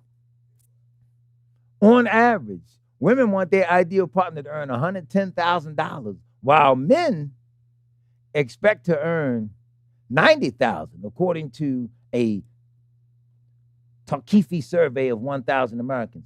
A quarter of respondents want more, saying their ideal partner should earn over $150,000. And that's still not enough for 1 in 10 who are holding out for $250,000, or 1 in 20 who want $500,000 or more. Now, imagine you being Wanda from Monroe Street. Any block you pick, Monroe and give me the side street. Okay, Monroe and Emerson. What I said name was Tawanda, Monroe and Emerson. What are her chances of marrying a brother that's earning $500,000 a year? He's in a social setting or status, right? Now, I'm not saying it's probably 100% impossible, but because she ain't in that type of setting, how's she gonna meet him? You know what? She at Popeyes one night, and he pull up at the Lamborghini. Damn, girl, where you been? I've been looking for you all my life. I'm not gonna spend this $500,000 with you. You ready? Yes. Different story. But he can't declare his income, right? Plus, he go to prison 2 years after they in a relationship. And what's she doing? Off to the next kingpin. But I'm trying to make a point with what the community has to understand. They set this standard of this money that they expect to make, right? And it doesn't pan out. Because sadly enough, society won't even hire her and give her $100,000 a year. So now she expects you to come along and earn this to buy all this stuff for her that she couldn't in her career, though they give her the job quicker than him. She can't get it, but she want him to have it. So now you done X'd out such a large percentage of men they can no longer date. They're not eligible to date her. She won't look at him because she know, here, boy, you ain't, how you gonna take care of me working here at Popeyes? Shut up, put my chicken in the bag so I can go. And that's the end of it, right? Yeah, but that's not what we're doing because Shaitan has busted us down so bad that you got to see. In fact, let's get these two scriptures in so everybody can understand. When I say that it's heating up, I want you to get something. Listen to this. Those employed in a rough job market may find more trouble in their love life. Nearly half of Americans are taking the lyrics of TLC's 1999 hit, No Scrubs, to heart. Now, why would a white newspaper be quoting TLC? See, they talking to you and I. This is heating up. Now you see why the time of Jacob's trouble is heating up, because white folks are surveying what keeps us apart as well as what keeps us down. So they're quoting TLC, with 48% reporting that they would not date someone without a job, even if they were attracted to him. Now, he could be your soulmate, but he ain't got no job. So now you threw him away because he ain't making $100,000 and he ain't got no job. You attracted to him, but that's just that. Isn't it interesting? Okay. Bree Temple, Tuskegee chief commercial officer and chief matchmaker, said that the matchmaking company's clients want to date someone who adds to their life and not someone who is financially dependent on them. Women in particular are saying things like, I'm not interested in being a nurse or a purse. Y'all heard women say that? Then y'all Yeah, she don't. In other words, I'm not getting no old man that I got to take care of. And I ain't getting no young man where I got to pay for everything. Nurse or purse. That's what they saying. Okay. Women in particular are saying, I'm not interested in being a nurse or a purse, particularly if they're dealing with an older demographic. Now, since the unemployment thing has been emerging, white folk got this real slick hustle, y'all. They've been creating jobs and job titles out of thin air. Question, what the hell is a financial therapist? You see, don't nobody in the building even know. I ain't know. I had to look it up. See, in 1974, they wrote a book. Somebody can Google the title of this book. Richard Barnett, Global Dreams, Imperial Corporations and the New World Order, something to that effect. One was called Global Dreams, and the other one was called Multinational Corporations, something, and then the other was Global Dream. Anyway, 20 years apart, they produced these two books in 74 and 94. And in 94, they mentioned that up and down the East Coast, the black male had a 50% unemployment rate, and it was scheduled to get worse. It was published in 1994. What they did was they mentioned in 74, they were running these articles called Welcome to the World of Consumption, where they had perfected the art through commercial advertising and all this other stuff. They had perfected the art of making foods colorful. You know, you go into the supermarket, go in the candy aisle, see if you don't come out with some stuff. Starburst, red, yellow, orange, and green, all this pretty stuff make you want to go buy it. It don't taste like nothing because it is nothing. But they trapped and tricked us into buying and selling and spending so much so that women have to get their hair done. They have to get their nails done. They got to have their feet done. Certain things just have to have money spent on it to look good. Now, the way they did this, over the process of time, they got us so tricked into being consumers. When they snatch this stuff from under you, you now can't live without this, so that you rather look good even if you're hungry, because now the new hustle is to get men to take them on dates to pay for everything. You understand? You look at some of them social media reels, you'll see the pop the balloon shows and all this other stuff. They taking them on dates. They want them to pay for everything. Remember, the sister went viral because the man took her to the Cheesecake Factory and she wouldn't get out the car. Now you broke. Ain't no other way to say it. You broke. See, it's wrong for a man to say, I ain't dating no broke woman. It's wrong for a man to say that. But the women can say, I don't want no broke man. I don't want no scrub hanging out the passenger side of his best friend ride. Remember the lyrics now. Because, see, all this stuff has come back to haunt the black woman because she's gotten haughty. She's gotten proud. She's gotten arrogant. So now she thinks that the white man will pick her up and he'll take her and do all this other stuff. So Yahweh got angry with the children of Yisrael. These financial therapists, what their survey said, were needed by black women more than anybody else. Why did black women need a financial therapist? They ain't got no money. So ain't nothing to manage. Because here's what happened. They overspent, they overshot the clothes and all this other stuff. So now they get into emotional distress, and they actually need somebody to talk them down from all their spending, from all the over excess, from all the sexual indulgences and all the other things that they've gone through. So now they need financial therapy, financial help. Now you need job coaches to guide you on fixing up your resume to make yourself more marketable. Now you need life coaches to talk you through situations in life. So people are creating jobs out of your misery. Whereas we're not creating any of this ourselves. So in angering Yahweh, here's something he said to black women that's now coming down on them. And this is not to, again, disrespect your sisters. This is to lay out the significance of your role as the helpmeet. Yahweh got so angry. Isaiah 3. Again, notice how Yahweh starts talking to us first about the good things and then gets into the bad because we threw it away. Isaiah 3:1, he says, for behold, Yahweh of hosts doth take away from Jerusalem and from Yehudah the stay of the staff and the whole stay of bread and the whole stay of water. In other words, your whole reserve. I'll bust it down so that you got nothing in the cupboard, nothing in the cabinet, nothing in the barnyard. I'll take that away because you all are high-minded. Listen, the mighty man and the man of war, the judge and the prophet and the prudent and the ancient, This is what he said, I'll take away. The captain of 50, the honorable man, and the counselor, and the cunning artificer, and the eloquent orator. And I will give children to be their princes, and babes shall rule over them. What do the mothers do? Their son, he 5 years old, little man, he the man of the house, he this, that, and that. But the way you're living, the way you're teaching, you put daddy out, you drove him away, you did this and did that. He's learning all feminine characteristics, all feminine energy. And then he come out, he zap out like mama zap out when she on a date, don't like the guy. Now she got to get rid of him, and she just spaz out. He's learning all this feminine energy. Are y'all hearing me? So now he got to grow up. Even if he ain't a faggot, now he got to grow up and start dating women. It's hard for him to date women because he's acting like one. Am I making sense yet? Let's get into this because, see, y'all got to understand a little something about life now. Watch women. Women, y'all watch them too. Men, watch women. Pay attention to something.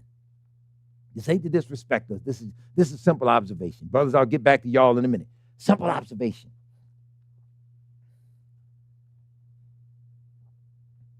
Men have a certain energy level. It's fast-paced. It's action, right? You got to get up. You got to work. You got to get there. You got to be on time. You got to put that aid in. Whatever his job is. What is he? A janitor? What is he? An iron worker? What is he? A construction worker? Give me some job titles. What do you got to do?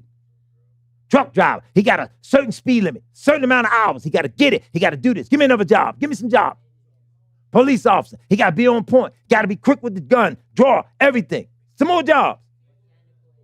Mechanical engineer. He got to know all the stuff, the structures of the building, putting it together, the weight of how the floor is set in, holding it. He got to know a lot, right? All that's pressure, all that's fast-paced. But mom home. She got the children. She ain't got to rush to get out. She ain't got to rush to get back in. It's a slower pace. It's a feminine energy. It's more deliberate. It's more discerned. It's designed for her to be a little more relaxed because she should not be under the general pressure of this society where you got to get cross town, you got to get the baby to the babysitter, you got to get this, you got to get that. So now she's rushing fast-paced. Pay attention to the automobile of the average working woman that's fast-paced. Always flying, but pay attention to the dents and the dings in the car. Pay attention to the smudges on the windows because you ain't got time to clean it. Pay attention to the crumbs from the breakfast at Dunkin' Donuts or other stuff because she ain't got time to stop and vacuum and get it out. So the car, the interior is sticky, it's dirty, the soda, the spilling, all of this other stuff. But pay attention to the nails. Pay attention to the shoes in the back seat because you got to swap them out, switch them out, or a double purse where you got change and put all your stuff out of one purse into the next purse. Ladies, did I get it? Did I sum it up? Forgive me for being nosy. I'm a man of Yahweh. I got to know my subject matter. So I got to study, I got to look, I got to analyze, and I got to pray that Yahweh give me the ability to understand it. Now let's look at grandmama. Remember how grandmama be in their kitchen, cooking, making them biscuits in their house coat, humming? Child, yeah. Just as calm, just as cool. Put that plate down there, sit down, eat that. She gonna get on you later about something you did. She know you crept in at 4 a.m. and all that, but right now, she's calm. She ain't rushing you. She ain't in no hurry. See how that feminine energy is slower, it's more deliberate? Because wisdom hath builded her house. And she ain't a construction worker. But it is the wisdom of the female mind that if she's a righteous woman, she can guide the house because she's disciplined. She's ordered. She has structure. All the things that a man must bring to the house as well. But when you buck against the discipline, you buck against the order, you buck against the structure. I don't need no man. That's why your ass can't get up now because you hard party all night and you can't get up till 11:30, 12 o'clock. You get it? No discipline. I don't need no man. He'll tell me what to do. This ain't his house. This my house. You do what I say. That's. It's all wrong. So the children don't want to go to school, don't want to learn, and they sassy. They give all the energy. So what does Yahweh say here? I'll take away from Jerusalem your food supply. your stay, your bread, your water, your mighty men, the man of war, the judge, the prophet, the prudent, the ancient, the captain of the 50, the honorable man, the counselor. Wait a minute. She want a good man, right? She been a hoe for 39 years. In year 40, she ready to settle down. She want an honorable man.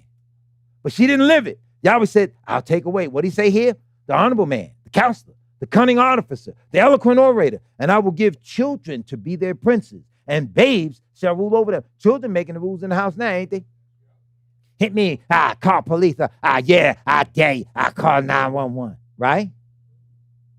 But social service said you can get this money, but he got to get out. Remember Claudine? Anybody see that movie? Remember Claudine? If y'all didn't Google it, watch Claudine. Yeah, it was real. And it became standard model for a lot of families. We just didn't talk about it, right? Let's go a little further. And the people shall be oppressed, every one by another, and every one by his neighbor. The child shall behave himself proudly against the elders, and the base against the honorable. Ain't that what children do today? They don't honor the old people. They don't listen to old folk today. Old folk can't. Remember them days and the old folk, boy, get down off of there. And everybody moved. Old folk open the door and say something to one child, everybody moved. Because we respected them. Today, you can't say nothing to nobody's child because mama going to call the uncles. He ain't got no job, so he can get down there in 30 seconds. He ready to fight and shoot or do whatever it takes, right? When a man shall take hold of his brother, of his house, of his father, saying, you got clothes. Come over here, man. Be the ruler of this house. And let this room be under your hand. Children, you can't leave them the housing, the property, or anything now because they don't want no property. I know a woman was telling her children, after I'm gone, take this house. And you all can move in it and do whatever or rent it out, do whatever. They don't want it. They don't even want to be bothered. But both of them are renting an apartment. Both the children rent an apartment. And the mother is telling them, when I'm gone, I want to leave this to you all. They don't want it. So here's the word telling you now. Nah, I don't want it. Let this room be under your hand. In that day, he shall swear, saying, I'm not going to be a healer. A healer is a man that can take command of his household, fix and or solve the problems, get the things in order. And I don't mean bossing and dogging and arrogantly ruling. He rules in the power and the fear of Yahweh because he knows he's got to give an account for being loving and honorable, but yet firm. You get it? See, even in society today, when you had that imagery on TV, they busted down. Remember James Evans? Remember James Evans? Michael had the little gang boy over there one time studying with him. And James wanted to tear him up. He said, yeah, boy, you better study. So in this house, we do this, that, and other. Little boy said, well, I'm glad I ain't living here. I ain't got. James said, what? You took him in that room. Florida said, nah, James, nah, baby, he been asking for this one. And shut the door. And all you hear was James whooping him and JJ and them standing there looking and laughing. He whooped them. What TV do? Killed them off. Right? Every black father figure on TV. Bill Cosby, doctor, loving family, father, husband, all of that stuff, goofball. Try to disrespect him in the subtlest of ways, goofball. George Jefferson, black man, understood racism, fought white boy, hunky, all that stuff, got away with it all. It was real funny, make you like his character. Black man, create a job and hire a black woman, his own damn maid. Talk to him like he was trash. Again, the epitome of the black woman thinking. This is what they was putting in him. You don't have to obey him. You don't have to listen to him. She was his boss, right? Spin it. Remember Soap? Benson was the butler. White folk complained about Soap. You know why? Because the black man was the butler, and he had contempt for them white folks. That doorbell ring, I like Benson. Benson always had that one line, ding bong. You want me to get that? Remember that? That's how Benson did it on Soap. The white man, father of the family, Bert was the head of the household. Goofy is all outdoors, right?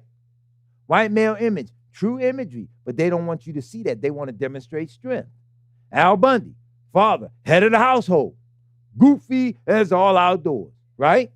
Same strength. Only reason Archie Bunker was strong as he was because he was racist. Get the characteristics of it. You all got to watch. You got to be paying attention because they tell you stuff and you miss it every damn time. What TV shows you got now with black father figures on it? None. Because you know why? They run them TV shows. They got 2 daddies in the house. Stuff like that. Pushing it. And we miss all of this. Because in the word, they used the black woman, divided her, got the whole household upset, and he can't do a damn thing today. Let's go further. In that day, verse 7, he shall swear, saying, I'm not a healer, for in my house I don't have any bread, I ain't got no clothes, you're not going to make me ruler of the people. For Jerusalem is ruined, and Yehuda is fallen, because, listen, their tongue and their doings are against Yahweh. Remember I said earlier, we talk too much. To provoke the eyes of his glory. Look at what Yahweh said. The show of their countenance doth testify against them. You ever talk to somebody and their facial expression tell you what they really thinking? You talk to somebody, they be like, they try to act like they ain't saying it. But that's really what they feel. They ain't trying to hear it, right? Let's go. And they declare their sin as Sodom. And they hide it not. Black women did that. Them gays, them faggots, them men with them purses and all that stuff. He my friend. Sister, a gay man don't like you. He don't like you. You are his competitor. He already out of his mind. He trying to learn you to be like you to attract your man. How deep is the epitome of this perversion? And they promote him. He my friend. Hey, girl, that's what they call him, girl. He in a dress, tight, stocking, and a full beard. They rolling like that now. They ain't even ashamed now. How in the hell are you ugly as a man and think you're going to look better as a woman? Come on, y'all. I use myself as that. I don't know how you see me. Am I handsome, whatever? But picture me up here now. My bald head. My salt and pepper beard. Picture me up here with a bra and a dress on. Make no damn sense. You get ready to say something.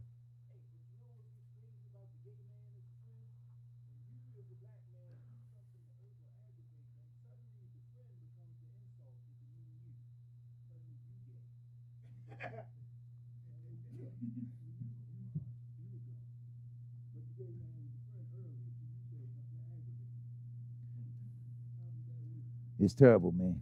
I'll tell you something else that done been spun around in society now. See, sometimes you can't go with the words and things that they use in society because they make you feel bad for trying to do right.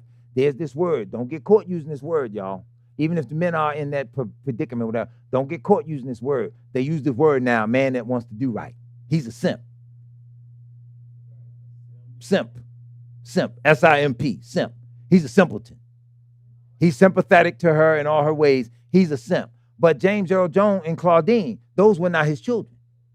But he loved her. He respected her. But he's counted now today in today's world as a simp because he wanted to do right by this woman. He loved her and was going to make it honorable by marrying her. See, today, the good man, he gets pissed on. The bad man, he's the trash. That's the one that the women chase. They chase the bad boy, the one that show, girl, I don't care about you. Can I say it in their language? Someone go out and hang out with the boys. Oh, bitch, I'll be back. And she, all right, I'll see you when you get back. And she sit home and wait for him. He ain't going out with the boys. He got another girl he knocking off. And she home patiently waiting for him. Check it out now. With her hair and her nails. You know what she doing? She cooking. Hook him up. She cooking. But the good man with the low-paying job that somehow manages to make ends meet every month, he is not exciting to her. He loves her. He scrambled. He took the vow. He living by it. For better, for worse, in sickness and in health, I'm here. I got it. I'll do the best I can. I'll go broke for you. The man ran a test. Hey, babe, let me ask you a question, sweetie pie. Yeah, honey, sure. What happened? He says, what would you do tonight if I hit the lottery? She said, I'd take half of it and leave your ass. He said, I just hit the lottery. I won $40. Here, take your half and get the hell out of my house. She asked for it. She told him, if you win, I'll take half and leave you. He hit for $40. He gave her $20 and told her, get the hell out. Good enough for her. But again, when I mentioned the studies and the tests, they tell you as soon as they get money, they go crazy because now what's the statement, sisters? What do they say? What's his is mine, and what's mine is. And it's funny, y'all know that. Y'all heard somebody say that, right? Y'all ain't living that. You just heard it, right? Everybody heard it, right?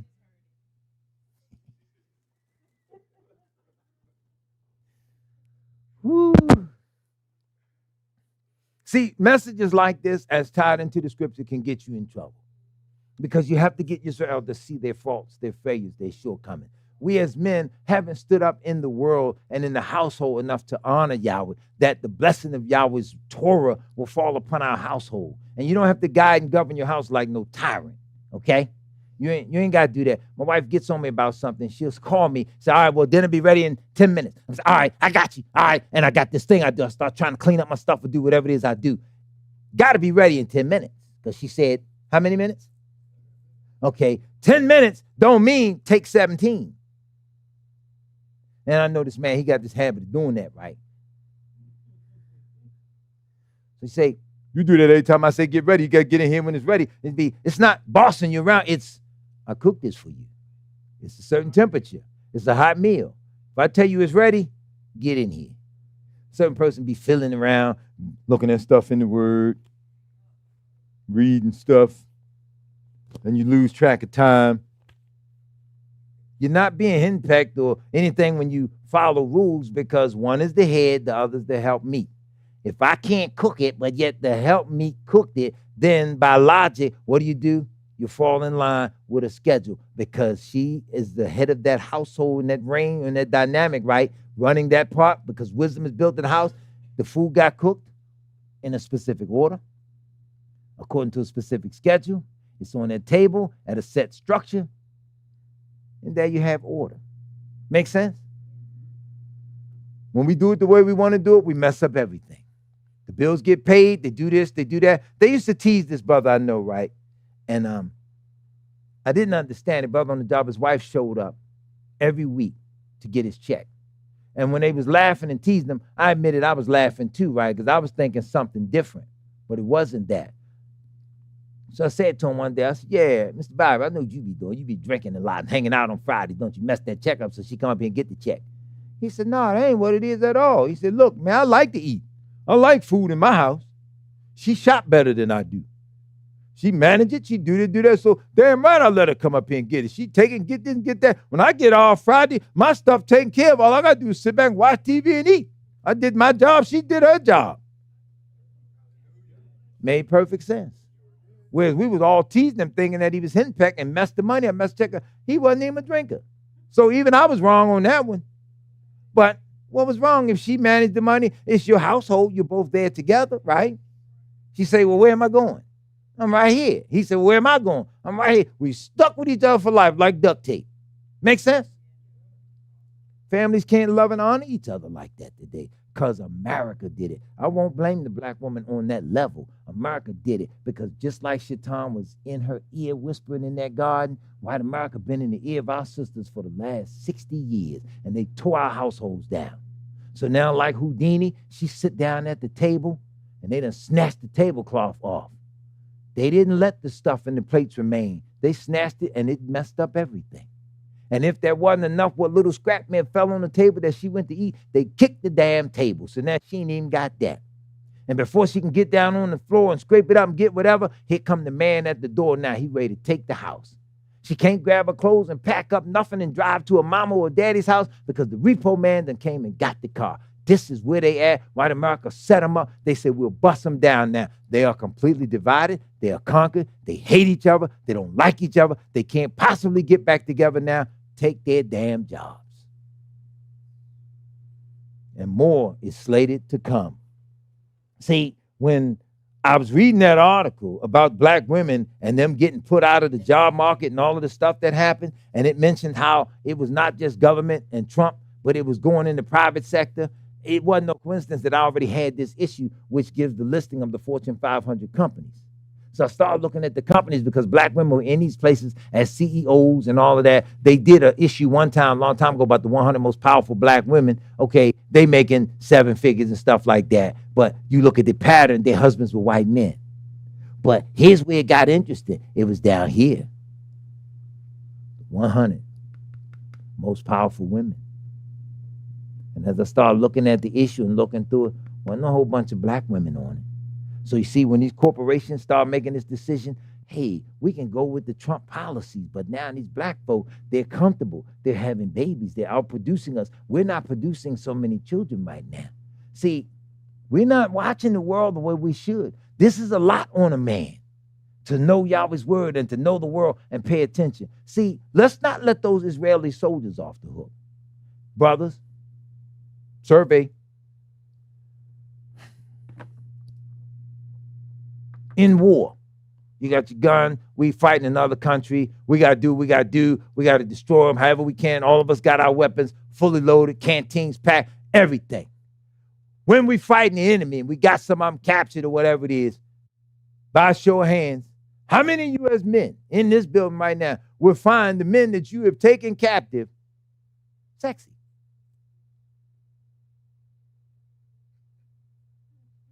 Now, funny thing just happened. That, bro, thank you, man. You spun around. That was so smooth. That was funny. It was smooth. Bro, just looked around just to see. Was anybody in here going to raise their hand? Any little fairies or anybody? Nobody raised their hands, right? So how can Israeli soldiers be Yahweh's chosen people? When you over there waging war, taking the Palestinians hostage, and you raping them. Not the women. The men, Israeli soldiers, you raping the Palestinian men. Come on, man. How the hell you the chosen people? Brother Ron, you my brother. Love you dearly. Brother Johnny, all of you. Brother, what's your name? Harold. Courtney. Brother man. Sam. Couldn't think of everybody's name. I go around them all. Look, I love all y'all. Check this out. Ain't none of y'all sexy to me. Ain't none of y'all appealing to me. You hear me? You're my brothers. I love you. You ain't appealing to me. You're my brothers, my family in Yahweh. The rest of y'all my sisters. You can't be appealing to me because I have my Isha. We look at each other like a family. But these men doing what they doing over there and raping, see, that's to break down and dehumanize, but also to satisfy your wicked sexual urges. And see, we ain't confronting them on stuff like that. See, stuff like that, you go to war with it, that ain't no captive. That has to be put down according to Yahweh's law because it's a spirit on it. And you got to slay it in order to stop that spirit. But our people, we look up to them. We feared them. While our households went to this because Yahweh was so fed up with us, he says they declared their sin as Sodom. Sodom wasn't hiding the way they lived, right? They hide it not. Woe unto their soul, for they have rewarded evil unto themselves. Say you unto the righteous that it shall be well with him, for he shall eat the fruit of their doing. If you do righteousness, you'll be rewarded with it. Woe unto the wicked, it shall be ill with him, for the reward of his hands shall be given unto him. But as for my people, children are their oppressors. You let your children make all the rules. And women rule over them. Uh-oh. The women making the money. The women setting the rules. Ain't that how it go? He better not come out house with that stuff. He better not come here and make that noise. He had that. I know, brother, he couldn't even choose the paint color in his own house. Couldn't even choose the paint color in his own house, in his own little man cave, whatever it is. She tell him what to put up there, do all this stuff, man. Anyway. Oh, my people, they that lead thee cause thee to err and destroy the way of thy path. See, when we listen to groups like the NAACP, remember the NAACP, the Image Awards? Who got the Image Award this year? Might have been this year, but even last year. But who got an NAACP Image Award? Watch when I tell y'all, everybody look on y'all face. Megan Thee Stallion.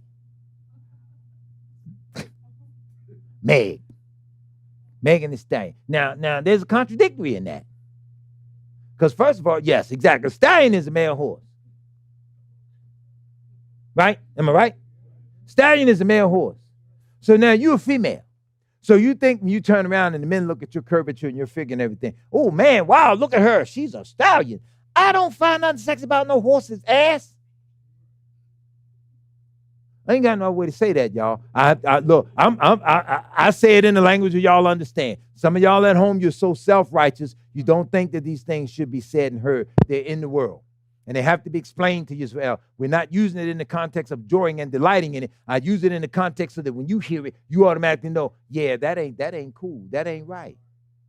So I find nothing sexy and attractive about a horse. So what they do with the black women now, they get their hair done, they get their braids done and everything, and they try to make sure they put all this hair on you enough so that your hair hits right down at the top of your posterior and that you look like a horse too. They put the chick jeans on you or the other tight jean wear. So technically, you kind of look like a horse from the back too, right? And you say they got some WAP and all this other stuff, her and Cardi B.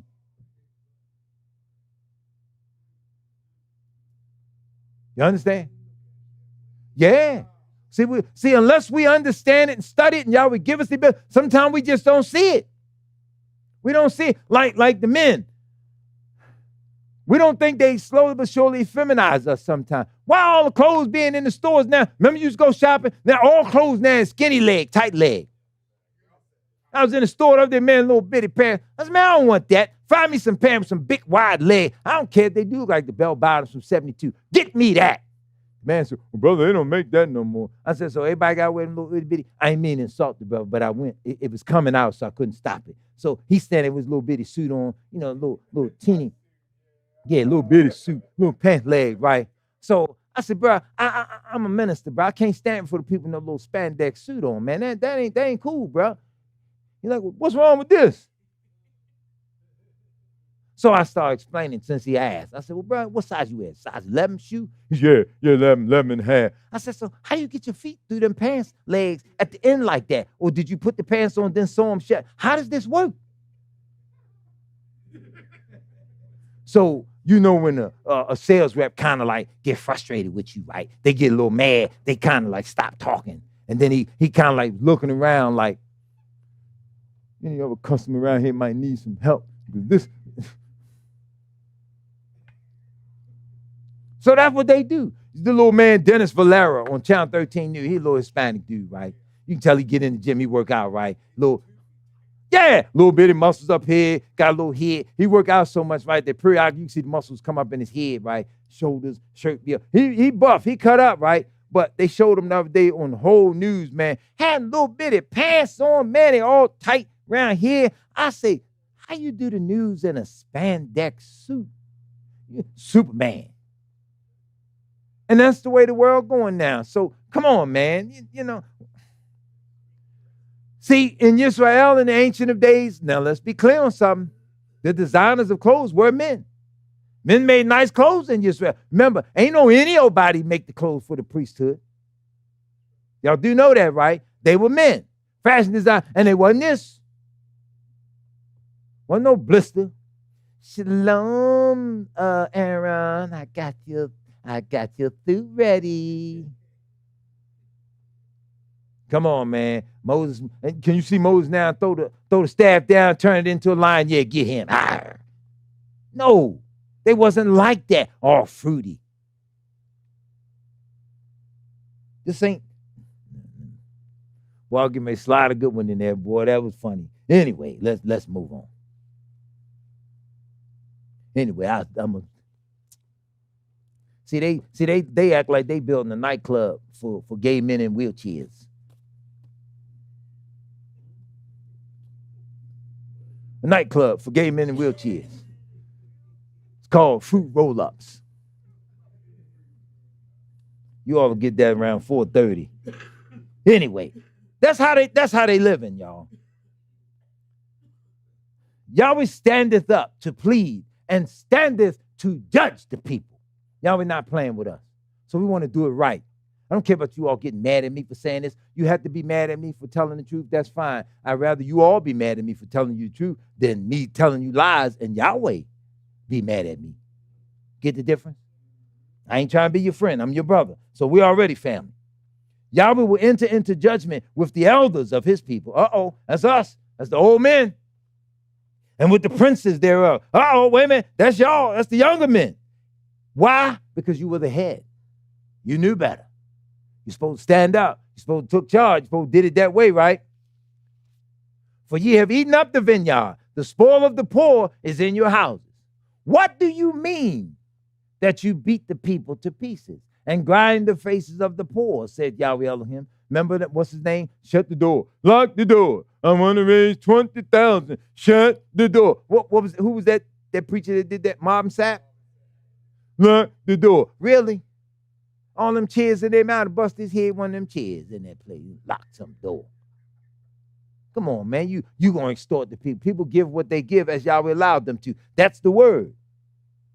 He said a tenth of your earnings, they give the tenth, whatever. They give an offering, then that was a free will offering. They don't understand this. And it's not for you to just take it. You go all off. This is why he said, what mean you that you beat the people to pieces and grind the face up? You demand so much from them. Give me. I want a love offering. I want this. I want that. And if you notice the pattern in all the churches, where's the offering box? Right here. Right here. Now, why is he preaching and they raising on? Why you got to be looking down on him? Making sure you don't steal. That's dirty. We don't play like that. You have privacy. You go to that table, you set that down, you put that in there, and that goes in. That don't go before everybody. My father was talking about how when they was younger, and they would go into church, they stand there and read the stuff off. Brother so-and-so, $100. Sister so-and-so, $50. So-and-so. Brother so-and-so, $10.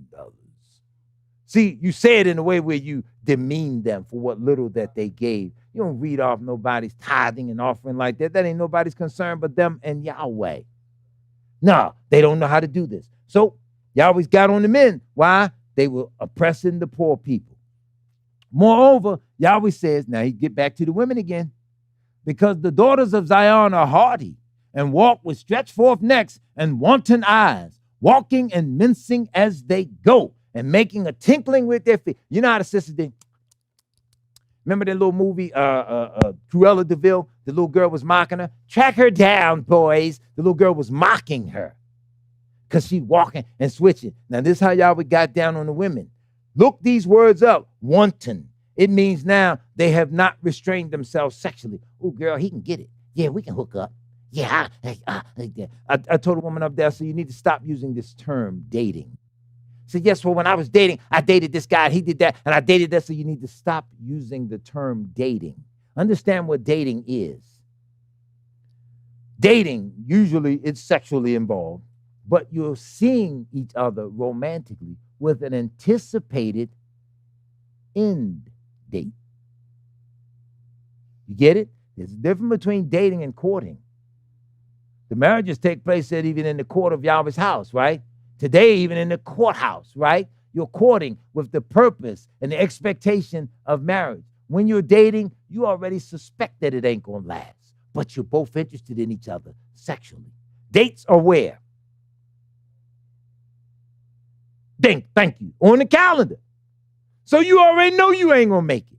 That's why people say we're dating. Well, we were dating. Well, what happened? Well, at the end of the relationship came. I'm just telling y'all, gotta be careful with the words that you use, right? Here's a word people should stop using. Words that have spirit. We have fallen in love.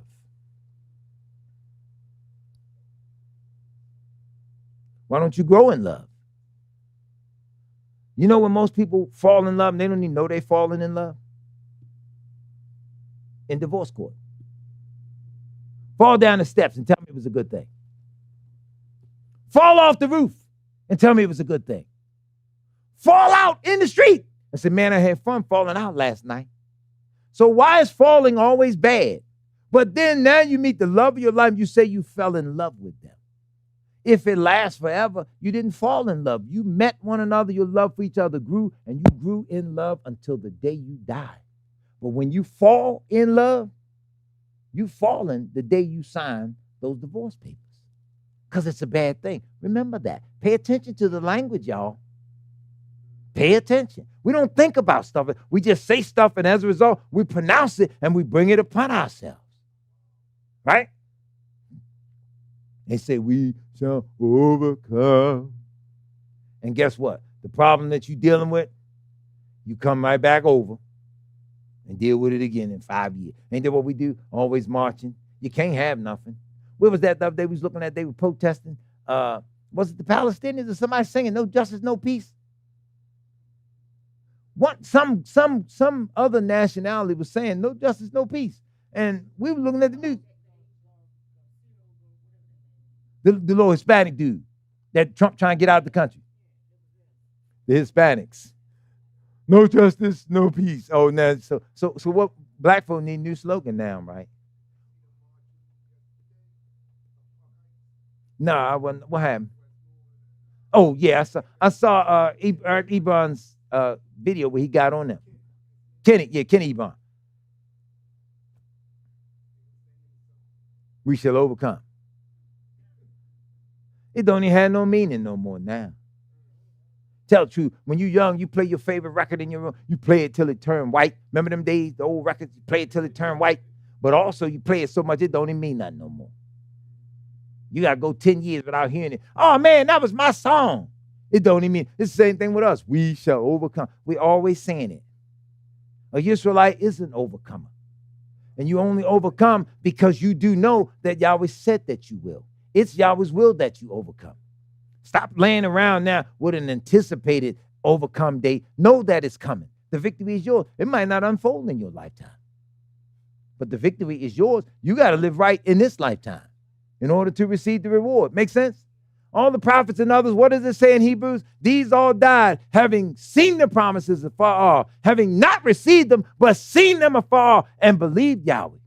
Abraham was the first example of Hebrew faith. What does the scripture say? Yahweh told him something. He simply believed it. And because he believed it, Yahweh said, that is righteousness. Come on, man. You Abraham's seed. He believed Yahweh. Can Yahweh lie? Come on, man. You hear how Minister Taylor prayed today? You hear what he said today? I was like, all right, go ahead, boy. See, they used to beat the apostles up when they would preach the word so hot and have people get mad with them, beat them up. Because they were just telling them the truth.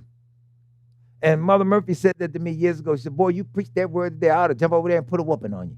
And I didn't understand what she meant. It was a figure of speech, meaning they beat them up and they told the truth. So if anybody ever had to beat you, you told the truth today. Boy, I ought to put a whooping on you. And it was funny because she said it in love.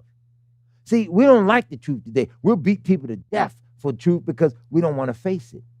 But we're in an age now where Yahweh give us more wisdom, more knowledge and understanding. We can identify the spirit of it. And that spirit of lust and self-destruction is upon the black woman. You all have to pray for yourselves now that spirit get up off you. This spirit of self-hate, self-doubt, low esteem. Black women hate each other to a degree now because we've been taught that. How you know black women hate each other? You don't know what you're talking about. You ain't never been a woman. Certainly haven't and never will be. But let me tell you how I know y'all hate each other. Y'all ready for this? How can a woman be in a relationship with a man? He love her, she love him. Periodically, they have disputes, little things where they don't agree, whatever the case may be. She got 5 girlfriends. Let's set the scenario. She got 5 girlfriends. 2 of them hoes. 1 is engaged. 1 crazy as hell. And the other about to turn dyke. She go to them about her relationship with her man. And they all got different advice for her because they all jealous because she making it and they not. And they give her advice that mess her whole relationship up. But they make it seem like they her friend. Girl, you should leave his ass. What's the matter with him buying you a dress? What's the matter with him coming home, getting you shoes and doing all that and expect you to do that? Girl, you should leave his ass because you had one disagreement. Because she don't want to see you happy and pull you over with her. So now all y'all back out in the club, cabbage patching or whatever it is y'all do. Do they even do the cabbage patch anymore? I know. Can you imagine how that's going to look when somebody play that back? No, John. I don't care. I'll keep it real. People understand. Anyway, now y'all back out in the club. They done wrecked your home, did everything. And you know all of them got one thing in common? girl, we're going to find us a good man tonight in this club. You know why, Emma?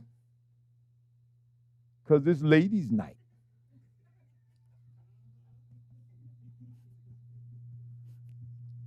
Sorry, I thought that fit right in perfect. But y'all know that's how they do it, right? Ain't that how all of them back out in the club again? They done wrecked her life. She had a relationship. And inside of the next 2 years, you know where she going to be? On somebody's couch with her feet up, having a talk. She need therapy. When prayer changes things.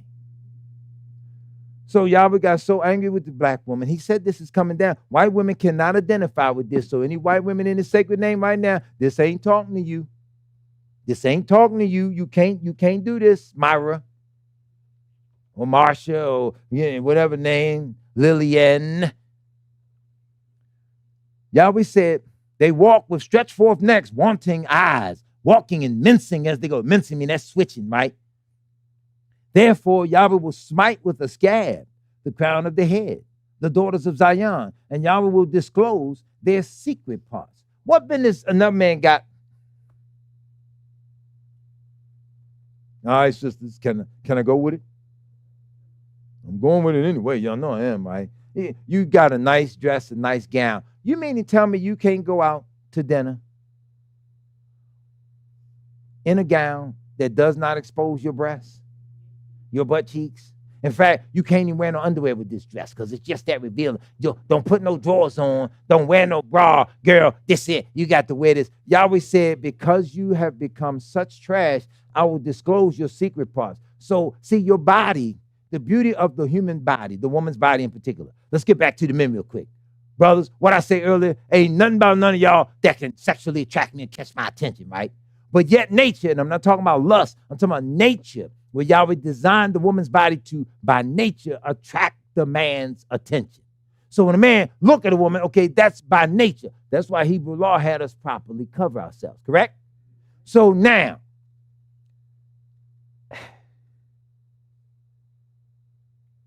you can't be in the club in your gown or what have you.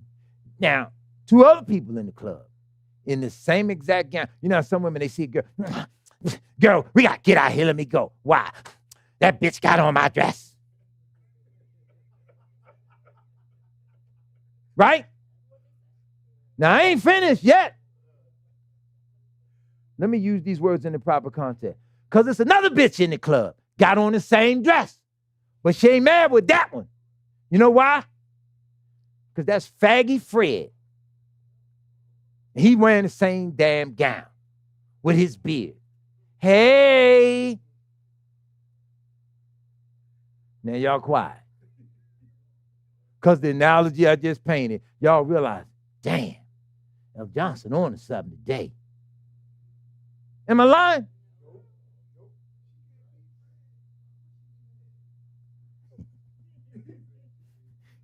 But look, Fred ain't trying to fight her unless he had to. Because see, Fred trying to learn all he can. Now, Fred know she just broke up with her husband. So Fred gonna hang out here in the club and talk to her all night because Fred wanna know one thing. So Fred still got the house? Yeah, he got the house. Well, where you staying at? I'm back at my mom's. Guess where he going? He going to the house. Yep, to the girl's house. And then he get up. Open the door. Boy, what the hell do you want? Hey. But y'all boosted him up. Gave him confidence. Because he got on you and told you, I don't want you hanging around him. He gave. Oh, he just my friend. I'm just telling y'all how it works. This is society. These are the rules that black women make up as they go, and the rules make absolutely, positively no damn sense because you know why? They were designed by the devil, and it ain't designed to make sense. It's designed to deceive, confuse, and destroy. And this is what white society doesn't let happen to black women now. So now they got no housing, they got nothing, losing their homes, Can't pay for it. Suicide on the rise. They in therapy more than any other nationality of people. All kind of stuff is happening. Why you got to go get down on somebody else's couch? Now you got to pay them $50 an hour to talk to them about your problem when you can go talk to Yahweh for free. And you waiting on him to make parole. He come home. He can't get no job. He can't do nothing. He lost faith. You lose faith. And the only one that loves us is the bridegroom. And we won't repent. Y'all want to really shake society up? Anybody in the Assembly of Yahweh that ever get married from this day forward, this is what you do. Change the paradigm. You ready for this? Anybody in the sacred name from this day forward, this is not a commandment, this is just something in the book. And we need to look at this. Come out here and say this. Show out my little pants, but it ain't tight. Anyway, when you get married, ladies, stand down there at that altar and wait for that bridegroom to walk down that aisle. You got to reverse it because that's what's in the book. The bride waits for the bridegroom to come in. He doesn't stand there and wait for you. They spun this around. Y'all ain't never thought about it, huh? See, ain't y'all glad I got up out the bed this morning? Y'all glad I showed up this morning? And y'all glad she cooked that breakfast for me? She cooked the serious breakfast for me this morning. That breakfast gave me energy, boy. I was chewing. I was like, this going to be a good one today. You ever see a little child eat and they be like, they chew their food. I was thinking, this is going to be a good one today. Praise Yahweh. I was chewing my food, man. I was like, See, we got to learn how to change it. You got to take the power and the authority. See, when Yisrael left out of Egypt, they told Pharaoh, look, man, shut up. Man, we're going to go away and pray for 3 days. Now, they knew they weren't coming back. Say they lied, say whatever. They knew they weren't coming back, right? They changed the power structure. They shifted it. Our bridegroom, we are waiting for him to come and get us. He got to show up. You got the woman standing there at their own wedding. The women are always late. She late because you ain't got no order. You got no discipline. She ain't got no structure. Can I say it in street terms? Get your ass up and get cleaned up and stand there and wait for the bridegroom. Because if he coming to get you, he must want you. Right or wrong? If he coming to get you, he must want you. And his father paid for the whole wedding. He said, go out to the highways and to the byways. Bring in all the guests. You don't let the guests tell you how the wedding going to be. Damn you, Christianity, Islam, white man, Asian man, Hispanic. Shut the hell up. Because we got to do this thing the way that Yahweh commands that it be done. You get that? See, y'all don't understand the beauty of being a woman till you study yourselves as a nation. Yisrael is the bride. She got to be cleaned up. She can't be no hoe. She got to be cleaned up for Yahshua. And it starts with us as men standing up, declaring it. This does not break you down and translate into femininity as a man. But as a man, you better understand your woman. You hear what I say? You better understand. You better know her well. You hear me? You better know her well. Know her to the point where she get mad because you know her so well. How he know I was in a bad mood? Doesn't matter. Here, do this, do that. Come on, man. We need to learn things like that. And that's what brings the peace and the comfort and the sanctity and the shalom of the house. You hear what I say? Come on, man.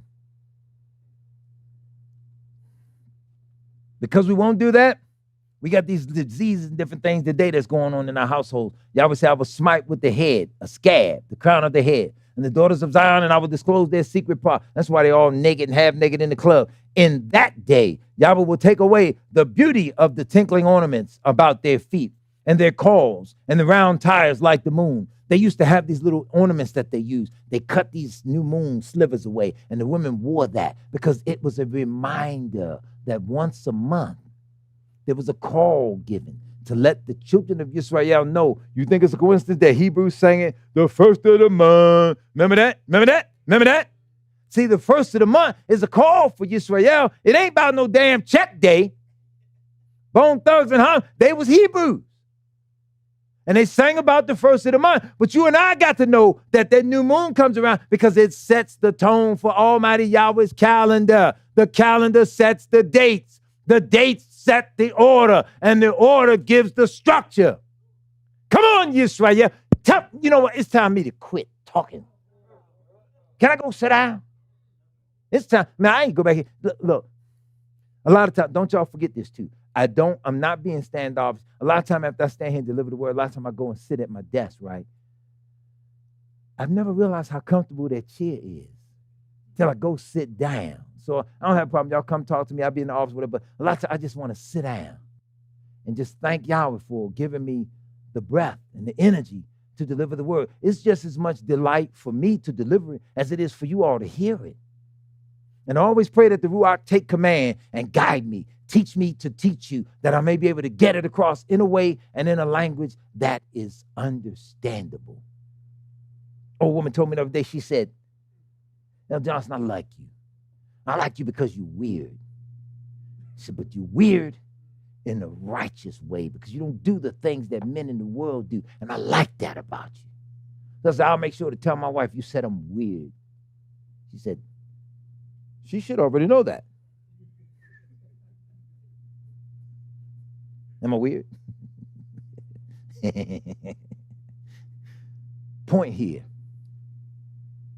Now, we said we are peculiar treasure. You are peculiar people. You ever sit back and just look at people? My little grandson, he got something now. He learned something. He's into this thing called roasting. You know, roasting. You know, when people hit you with 1,000 jokes, just mad. He's into roasting. So I was like, look at you. Your little sense of humor developing. Oh, you're coming of age. You're coming into yourself. I came in and I sat down. I sat in the chair and I said, ooh. Whew. And I sat down. And he said, whew. But when he was getting up, he went in the cave. Ooh, I'm getting old. These bricks are tearing me up. So I said, I'm going to dust you off. And we had a good laugh about that. But you know what made it so special and so sweet?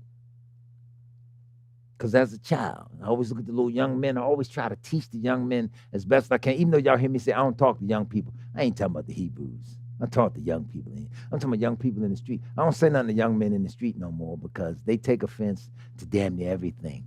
Pray that Yahweh sharpen your discernment because these young men in the street, they're not all Yahweh's children. Many now have been born for Yahweh's purpose, which is to die, that some of you might live. Because when they come and they go after us as cannon fodder and other things, Yahweh said in the word that I will give men's lives for you. Sometimes people are put in the way that they might die just so that you might be able to escape. See, remember, it's no coincidence that they're throwing black women out into the streets. They're taking their homes. They're losing their jobs, mortgages, car repossessions, and all of this stuff. And they have a catchphrase for it called the Gray Tsunami, that as they become homeless and lose these high-paying government jobs, so too, as we've said over and over again, according to Revelations 12, the woman, Yisrael, she too will become homeless. Revelations 12, she has a place in the wilderness prepared for her, that he may feed her there. Notice, he will feed her. He is the bridegroom. He's making provision. Even though she's homeless, what she say earlier, I don't care how much you make. I don't care what you got. I'm there. So we got to be the same way because we have a home. And he told us before he left, he did say, I go to prepare a place for you that where I am, you may be also. See, we lost our, we don't know our position, man. We don't know it. Come on, man. We don't know our position. You hear me? A lot of times you're humble, and you should be humble, But then there come a time where you have to be forcefully articulate enough to take command. You hear what I'm saying? We got to know what to do. Let me get through this, because this gets horrendous, but this is that type of whooping where you got to get it together in order to come out of it. The chains and the bracelets and the mufflers, the bonnets, the ornaments and the legs and the headbands, the tablets and the earrings. These are all things that were signs of royalty, honor, dignity. The Israelite women had these things, and not in such abundance where they were just showing off. Can you, man? You ever see them people where they done piercings and tattooed their face all up so much you can't even see who it is? And that wasn't Israel. It was slight things in a way where he mentions the nose rings and the things like that. He mentions that. But what Yahweh allowed to happen was the beauty of all that got so misconstrued, so misdirected, so unintentionally distorted that things that were for your beauty became signs of whoredom, harlotry, debauchery, and all this other stuff. See, women wore a bracelet around their ankle and things like that. They had the necklaces, the jewelry, the rings and all of that, the crimpers and stuff. They had it. But now all of that stuff are saying things that women in the club, she can get on the pole. She come out, dance on the pole. She got 5 songs she gonna dance to. And by the time she get to the end of it, she done took off the head wrap. She done took off the jewelry, some other stuff, because it's a part of the act. They made it complete whoredom. Whereas the stuff was to beautify Yahweh's people. You had it, the gold and the silver, it came up out the earth. It wasn't just to lay around and be a nugget all the time. You had strength. What did he say he take away earlier? The cunning artificer. That's the one that can melt this stuff down, make the gold and the pretty and the serious jewelry, right? Well, if Yahweh take that away from you, your jewelry means nothing now. He can't remake it. So the women, he bust them down. The bonnets and the ornaments of the legs, the headbands, the tablets, and the earrings, the rings, listen, and the nose jewels, the changeable suits of apparel. How many women wear the same thing every day? Y'all like, let's be honest, y'all like nice clothes, don't you? Not necessarily super duper flashy, but tell you like to look neat in whatever it is you're wearing, don't you? Now, girl, I'm going to get this dress here. I wear this. This thing will make me look like a bum. I need to. That ain't how y'all think, right? What man want to dress his woman up? She go out looking like old hobo. And he happy. See this bum I got, man? That's my little hobo. That ain't even how it works, is it? Yahweh gave us all those things. But when we failed to do right by the king, he took it all from us. The changeable suits of apparel and the mantles and the wimples and the crisping pins. These are the things you use now. Do your hair properly, put little stuff on, little jewelry, the glasses and the fine linen, the hoods and the veils. Come on, some of them clothes that Hebrew women wear today, they pull them hoods up and put them veils on. It flow in such a way, it look good on them the way they put that stuff on. Come on, man. I know a sister, she went to France about 6 months ago to do a photo shoot for her fiance. Just a photo shoot. Went all the way to France to do this. Put this gown and hood on and stuff, properly clad. Man, it looked like a scene out of the movie Spawn, because it was pretty gold, about the color of what you got on. It was gold, and the way they structured her, she sat on the side of this little mountain, and the wind blew. And when the wind blew, man, the damn thing was all the way back there by the parking lot. It was just whatever it was. It just looked good on her, and she had her whole head covered. And she said he wouldn't get to see none of those things until their wedding. And she posted all of the stuff just prior to their wedding. I was like, that's serious. All that material. And I was like that material just was a waste. She said, ain't no waste. We're going to cut that stuff out. My nieces and all them, they're going to get little blouses and different stuff out of it. I'm like, oh, I understand. Yahweh beautified us as a people. And it should come to pass that instead of sweet smell, there should be stank. Y'all ready for this? This is vaginal odor. This is underarm odor. This is sit-down air, all of this different stuff. Am I getting it, ladies? Y'all familiar with sit-down air and all that stuff, right? Y'all women, y'all know this better than me, right? I ain't got to tell it to y'all, right? Y'all can talk to me. It's okay. Anybody answer me and nothing. It's like, hey, you're giving away too many secrets. It's like I'm giving away the man's secrets or something, right? Next week it'll be the men. Deal? Now look, the women answering now. I was asking y'all to respond. Y'all was like. So then I said, well, next week I'll deal with the men. And I say, right. The men was like, and all the women was like, yeah. Y'all are funny and love y'all. And it's to come to pass that instead of sweet smell, there should be stench. And instead of a girdle, a rope. Wait a minute. Who sang about that? What, the cooking oil?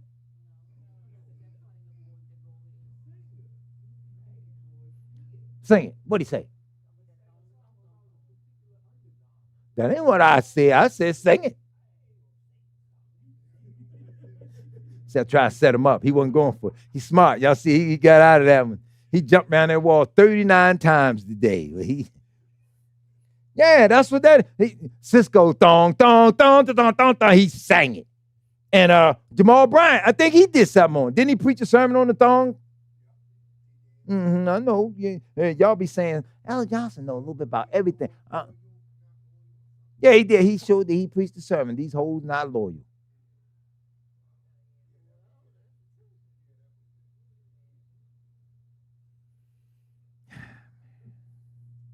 Man. And instead of well-set hair, baldness. And instead of a stomacher, a girdling of sackcloth. And instead of beauty and burning, instead of beauty. Let me break some of this down real quick as I wrap this up. See, instead of well-set hair, baldness. See, that's a lot of time with the weaves and a lot of the other stuff. They pulled the women's hair, took their hair out. Yahweh did it. He designed it that way. Didn't he say in another place in the word that there will be baldness upon all heads? See, when I read that about 30, 35 years ago, about or whatever it was, nice little fro, whatever it was, that never really dawned on me. See, when I read it now, a little different, and I say, baldness upon all heads. Not like, it hit a little different now. Male pattern baldness, all the stuff they call it. These are things in Yahweh's word that you deal with in the world, and we don't pay no attention. You ever notice you don't see white men go through that often, or they don't fuss about it? Then again, yes, they do. I'm sorry. They did the whole hair transplant commercials and all that stuff. So I'm going to sit still in the chair for hours and let you sew some hair on my head. Where Mel Hayes at? He's still alive? Remember that commercial? Hey, Mel Hayes, put that hair on my head. Remember that? Am I the only one remember that here in Baltimore? Mel Hayes. It was a black man. He had his own hair weave, all this stuff. And they put that hair on my head. And Mr. Ray. John, oh, yeah. Yahweh says, instead of a stomacher, this is the lining that will cover you properly. He said a girdling of sackcloth. If y'all don't know nothing else about sackcloth, the way it's made and the way it's put together, it's real rough. It's like you ever have clothes on with a tag that be sticking you or something? That to remind you that your sins should prick your conscience. And this is what Yahweh would do to bust them down to their lowest common denominators, because right now they don't feel anything.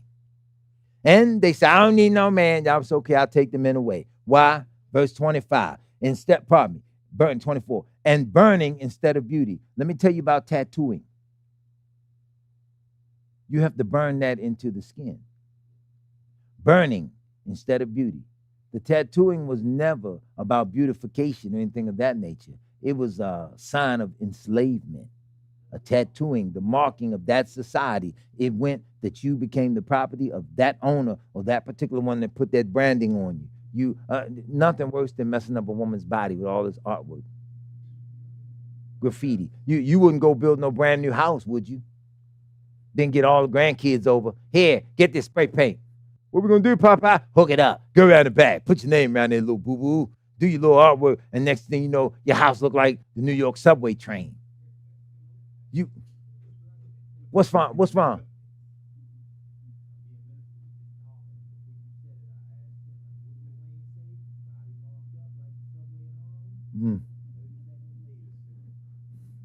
See?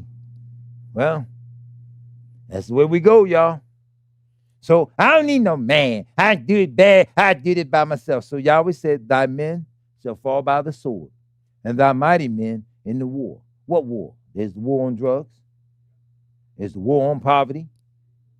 Whatever war. The job wars. All of the different stuff. Yahweh said, your men shall fall in the war.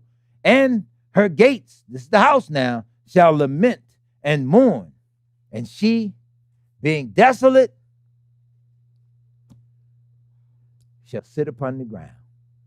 So broken, so bruised, so battered, so shocked that she became homeless, that she lost everything. Yahweh said, I'll sit them down on the ground. Let's close with this article here real quick.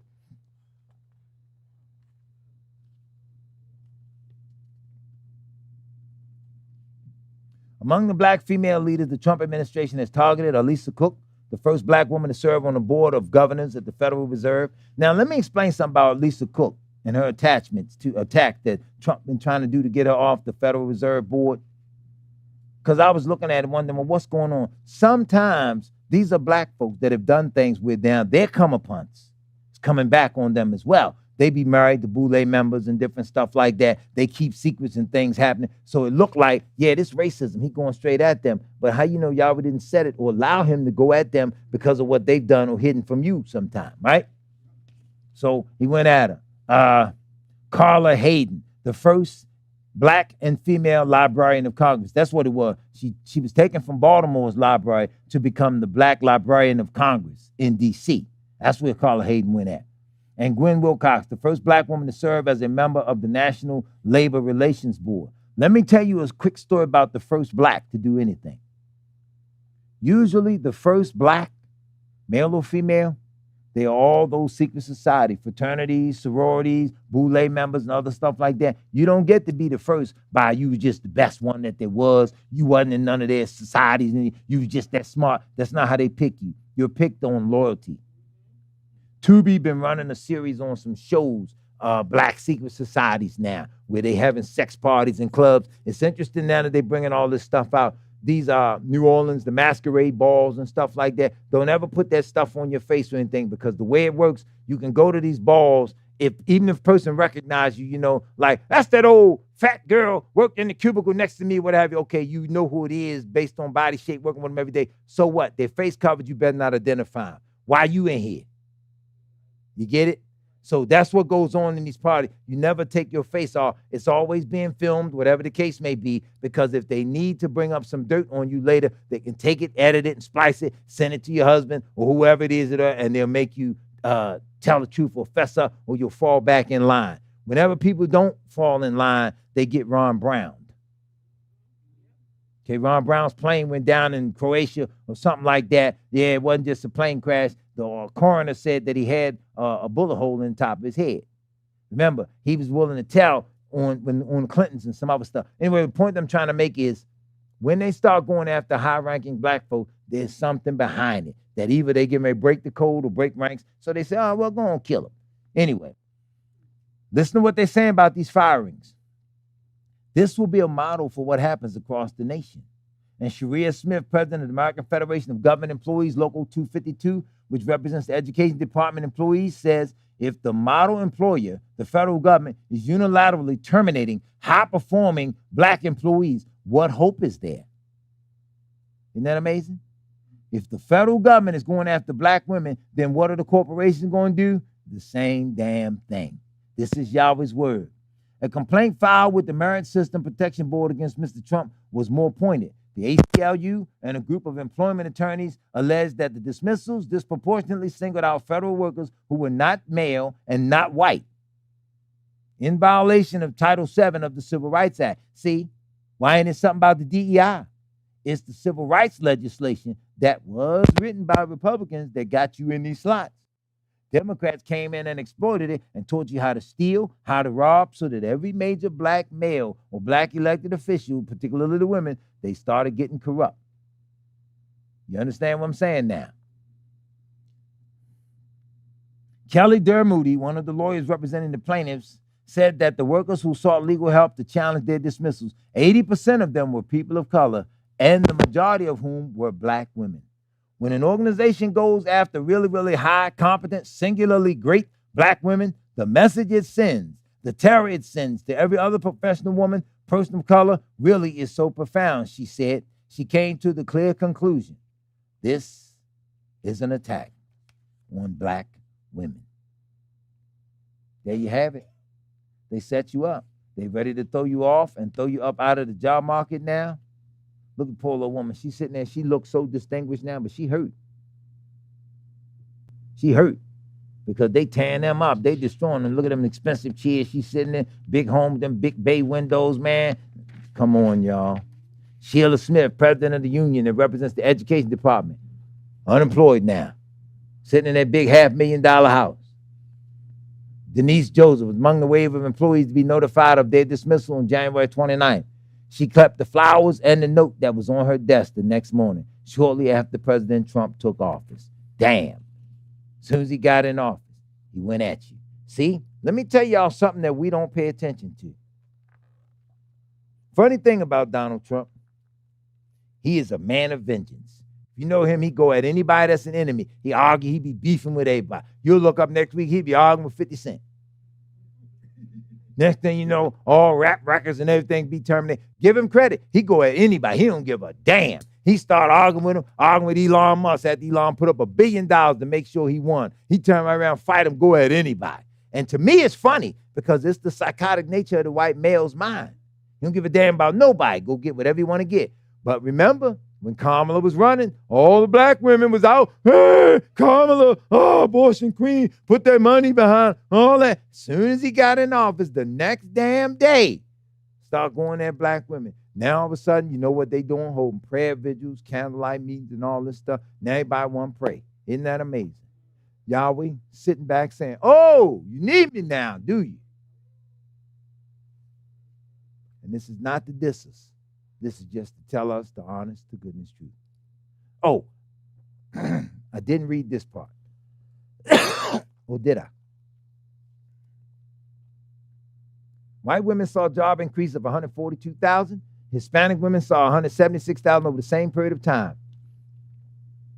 White men saw the largest increase among all groups. 365,000 jobs over the same time period. Black men, your hiring was so insignificant, they didn't even mention you in the article. 365,000 white men hired in what we say a 5-month period. 365,000. That's 1,000 for each day of the year. Am I correct? White boys ain't threatened. Brothers don't even understand what's going on. Yisrael, we don't stand up in prayer and learn to live the way that Yahweh commands that we live. It's beautiful to teach the Torah and get Yahweh's people to walk the way that they should walk, but somebody better be able to see this thing prophetically and put eyes on it so that Yahweh's people both see, know, and understand what they got coming. But see, I like when white folks get mad with each other because they tell on each other. See that? They're coming for you. How the deep state spies, NGOs, and woke corporations plan to push you out of the economy. Democrats, they were running it. Again, Trump said, they're not really after me. They're after you. I'm just standing in the way. Because he was fighting it, he was exposing it. I thank Yahweh that he raised him up to fight the damn thing. He's not a victor for us. Yahshua is our king. Yahshua is our champion. If you ever been in a fight, you getting beat up, sure enough, the last thing you want to hear while you getting beat is somebody on the sideline telling you, no, let him fight. That ain't what you want to hear. You really need somebody to step in and kind of like break that thing up, right? I was in one like that one time. Boy, they came, broke it up. And they broke it up. I think, the hell took you so long?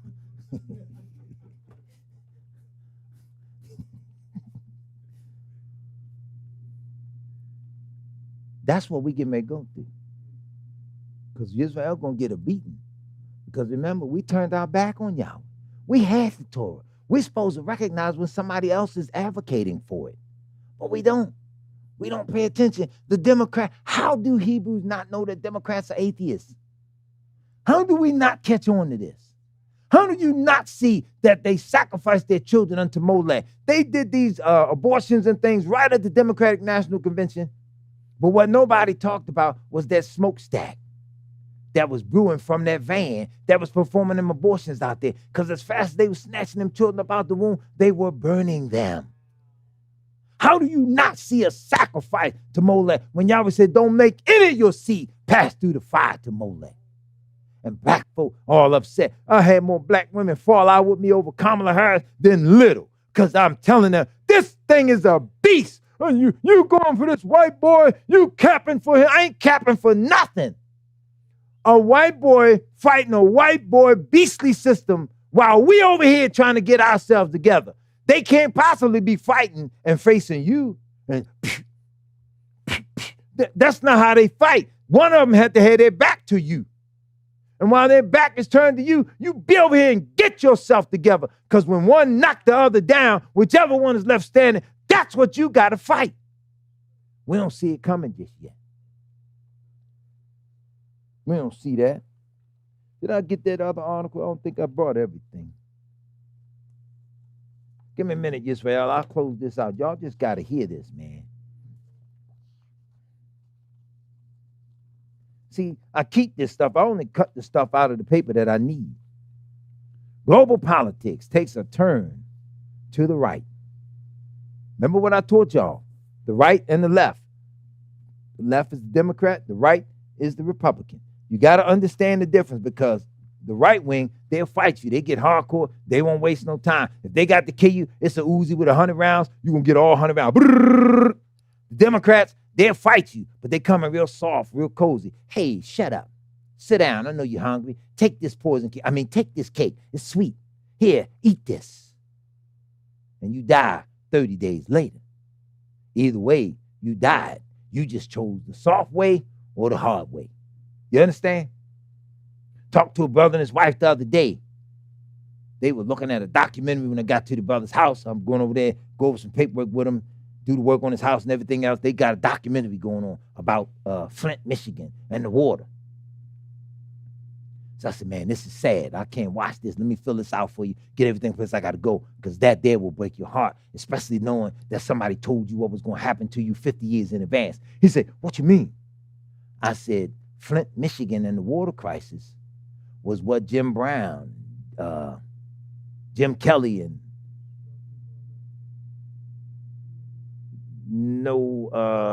Richard Roundtree, Fred Williams, Three the Hard Way. Pay attention to what happened in the movie. Three the Hard Way. Y'all know what it was about? It was three black men fighting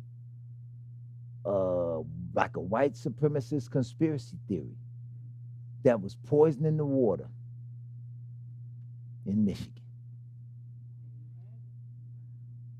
Almost 50 years in advance, they told you. And when you learn what they did and brought in the board of directors and the crisis management team, even a black man, when they cut off the water supply coming in from Michigan and went to the Detroit River where the General Motors company and everything was putting in all of this poison in the water, and then they're going to run that down there and give that to the people and tell the people, here, drink that. The water looked like beer. Dark brown water, same color as their base. And they were poisoning the people. And the people kept saying this is what it was doing. It was destroying everybody, black, brown, red, yellow, and white. But it was more black than anybody. And they put in these control boards, and the people were just going against them. Everything the people needed, the controllers were against the people until they destroyed them and wiped them out. So when I told the brother about it, he said, man, I got to go look that movie up. He called me up. They said, man, he said, you always got a way of teaching people, man, even if you got to break our hearts. But damn, I did not know that. That's my gift. That's my contribution. That's my talent that Yahweh gave me to give to Yisrael. You look at some of this stuff a lot of times, and you have to teach it to people. You can't get it all across in a 30-second sound bite. Sometimes it takes a couple hours just to get Yahweh's people to see it, to know it, and understand it. And then a lot of times, Yisrael is so bruised so beat down, so scarred, so battered. Yeah, we need somebody to step in and break it up long enough for us to at least get ourselves together. But some people in a fight, they don't get themselves together after having been punched around enough. They're just glad that the fight is over. Some can get themselves together and fight back. You that are the prayer warriors, get yourselves together. Be able to fight back, because your prayer may save someone else. I stand here today because I'm standing in the power of someone's prayer. Somebody somewhere was praying for me. Somebody's, when Yahweh had mercy and listen to this is my child crying out. And my child is following Torah by showing love for their neighbor. They prayed that I be with David. Let me be with David. And that's what the letter said. Elder Johnson, I know dealing with the people can be easy, but I pray that y'all would be with you. That thing touched me to my soul, because as I sat here, man, and I was reading this stuff and looking over it, people calling and coaching me, telling me what to say. They have no idea. This stuff is not scripted. I do things, some stuff is comical, a little humorous, whatever case may be. I'm not trying to be a comedy show, because this is dead serious. But sometimes you got to have a slight sense of humor to be able to deal with it, just to come out of it long enough. Because when you get somewhere and you sit down and you realize how Yahweh's people are really suffering while the worst of it is yet to come, we're not prepared for the time of Jacob's trouble. We're not prepared for it. Yahweh had mercy on us when COVID hit, because it was rough. It was supposed to take a lot of lives. And yet Yahweh had mercy even in the midst of it and spared a great deal of us. We came right back and got out of there and went right back to the same old nonsense. Nothing knocks us down. Nothing catches our attention. Nothing really calls us to come forward and repent, sure enough, until it's just so close to home. You know why this women's issue of employment hit me so bad? Because I know so many women that are in that age group where they're too young to retire, but too old to beat the pavement, looking for a job, knowing that the corporations have quietly said, hey, don't hire them. They're out now. We got them right where we want them. Because you can destroy the black family now. The mother is clubbed out. She's ran through. She's totally blind. She's unspiritual. The man is alone. He's in prison. They're so tired of the women. They turned and burned their lust in towards one another. Women with women, men with men. You got them all totally disoriented. There's not a better time to go at them now. We've had our practice run with the Palestinians. We know how to do it. We can get them going. We can get them fired up enough. We can put National Guards in all their cities, as well as we can put secret teams in there. And let those secret teams do killings and drive-by shootings and anything, and we can drive the crime rate up. You see Chicago with them 56 shootings in one weekend? You can drive it up and engineer it and make it look like black men do it, and it justifies martial law. It justifies killing. It justifies opening up gas ovens. It justifies a whole lot of stuff that people really don't believe that they would do to you. You ain't got to believe me. Stick around. Pray that you don't die. You'll see it for yourself, because this is the only direction they got left. They don't want to be saved. They just don't want you to make it. You serve Yahweh. Serve Yahweh with all joy and gladness of heart. As we approach the feast days of Almighty Yah, we watch the seasons, the time, and the weather, and all the things that are there.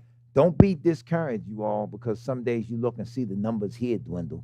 That's just the way we are right now. Some of us are real, some of us are not. Sometimes we're still learning, whatever the case may be. But don't be discouraged because some are here, some are not, or we're in and out, whatever. Some of us are just so disgruntled with Yahweh. Even in our faith, we don't have enough courage to really stand. So we wishy-washy, we flip-flop, we do this, we do that. We at the company cookout, or we at the wine tasting contest, or the art gallery, whatever. We do anything on the Shabbat. Even as Minister mentioned, some of us with health problems and different things. Don't give up the faith. Yahweh is there. He'll hear you. And if you're striving to simply live right, then you keep living right. And remember, as you pray, the scripture does say, the effectual, fervent prayer of a righteous man availeth much. It doesn't cut the woman out, but you as the head, ask for what you need. Even if you're single, you're the head of your own household. You ask Yahweh for those things. Remember the nation. Remember the women, the babies. Remember everybody, the elders. Come on, man. We got a lot of work to do. And it ain't no time for slacking. You hear me? Brother asked me the other day, he said, man, you do the same thing every day. He said, as soon as you jump out that truck, you hit the ground running. I said, what the hell am I supposed to do? I don't jump out the truck bluffing. I come out of my door every morning, Once I shut that door behind me, I already know my game plan. But once I shut that door behind me, I got my whole mission for the day in my head. And I don't let nobody move me off my mission. Because if you can call me and tell me do this and tell me do that and tell me, you'll run me around all damn day. And before it's all over, I ain't got nothing done. No, as the man, as the head of household, as a servant of Yahweh, I have the game plan in my head and I will not deviate from it. What he say about his law? Don't you turn to the right hand nor to the left. Stay in it, y'all. Stay in the straight and narrow. And remember, unlike a lot of Hebrews, you ain't got to be seen. You ain't got to be known by everybody. You ain't got to be all over the place. You be the Hebrew that you are right there where Yahweh planted you. You hear what I'm saying? I ain't got no more to say. All minds clear? I told y'all for the beauty of today, as we conclude, and keep in mind that, listen, y'all, watch this thing slowly but surely, because the time of Jacob's trouble is heating up. And if Yahweh said, but he shall be saved out of it, then we better know he's going to save us out of it. Y'all willing? I may have to come back and do a part 2, but I do know this. If he said you're going to be saved out of it, you will. He's coming at the last minute. And Yisrael as a nation, we're going to be just like it was when I got beat. You're going to be saying, what took you so long? But he's coming. Trust him. Fair enough? Let us stand.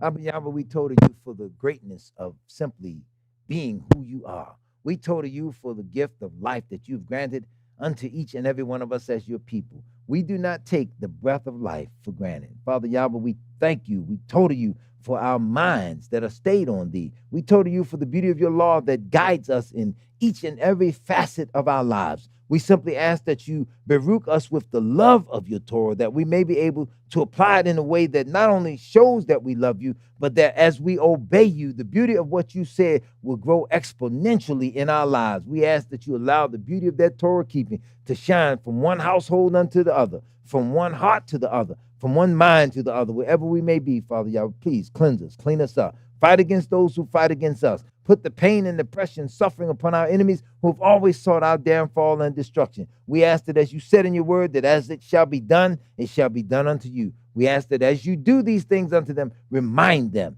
that you said that Yisrael is your chosen and Ephraim is your firstborn. Abba Yahweh, in the day of thine appearing, remember each and every one of us by name and by face, as we know that you will not forget us, but we are reminded to pray those prayers so that in the day of our standing before your throne, we are able to hear you say, well done, my tub and faithful servant. Abba Yahweh, this baruching we ask upon all Yisrael, wherever they are. In Yeshua's precious name we pray. Hallelujah. Hallelujah.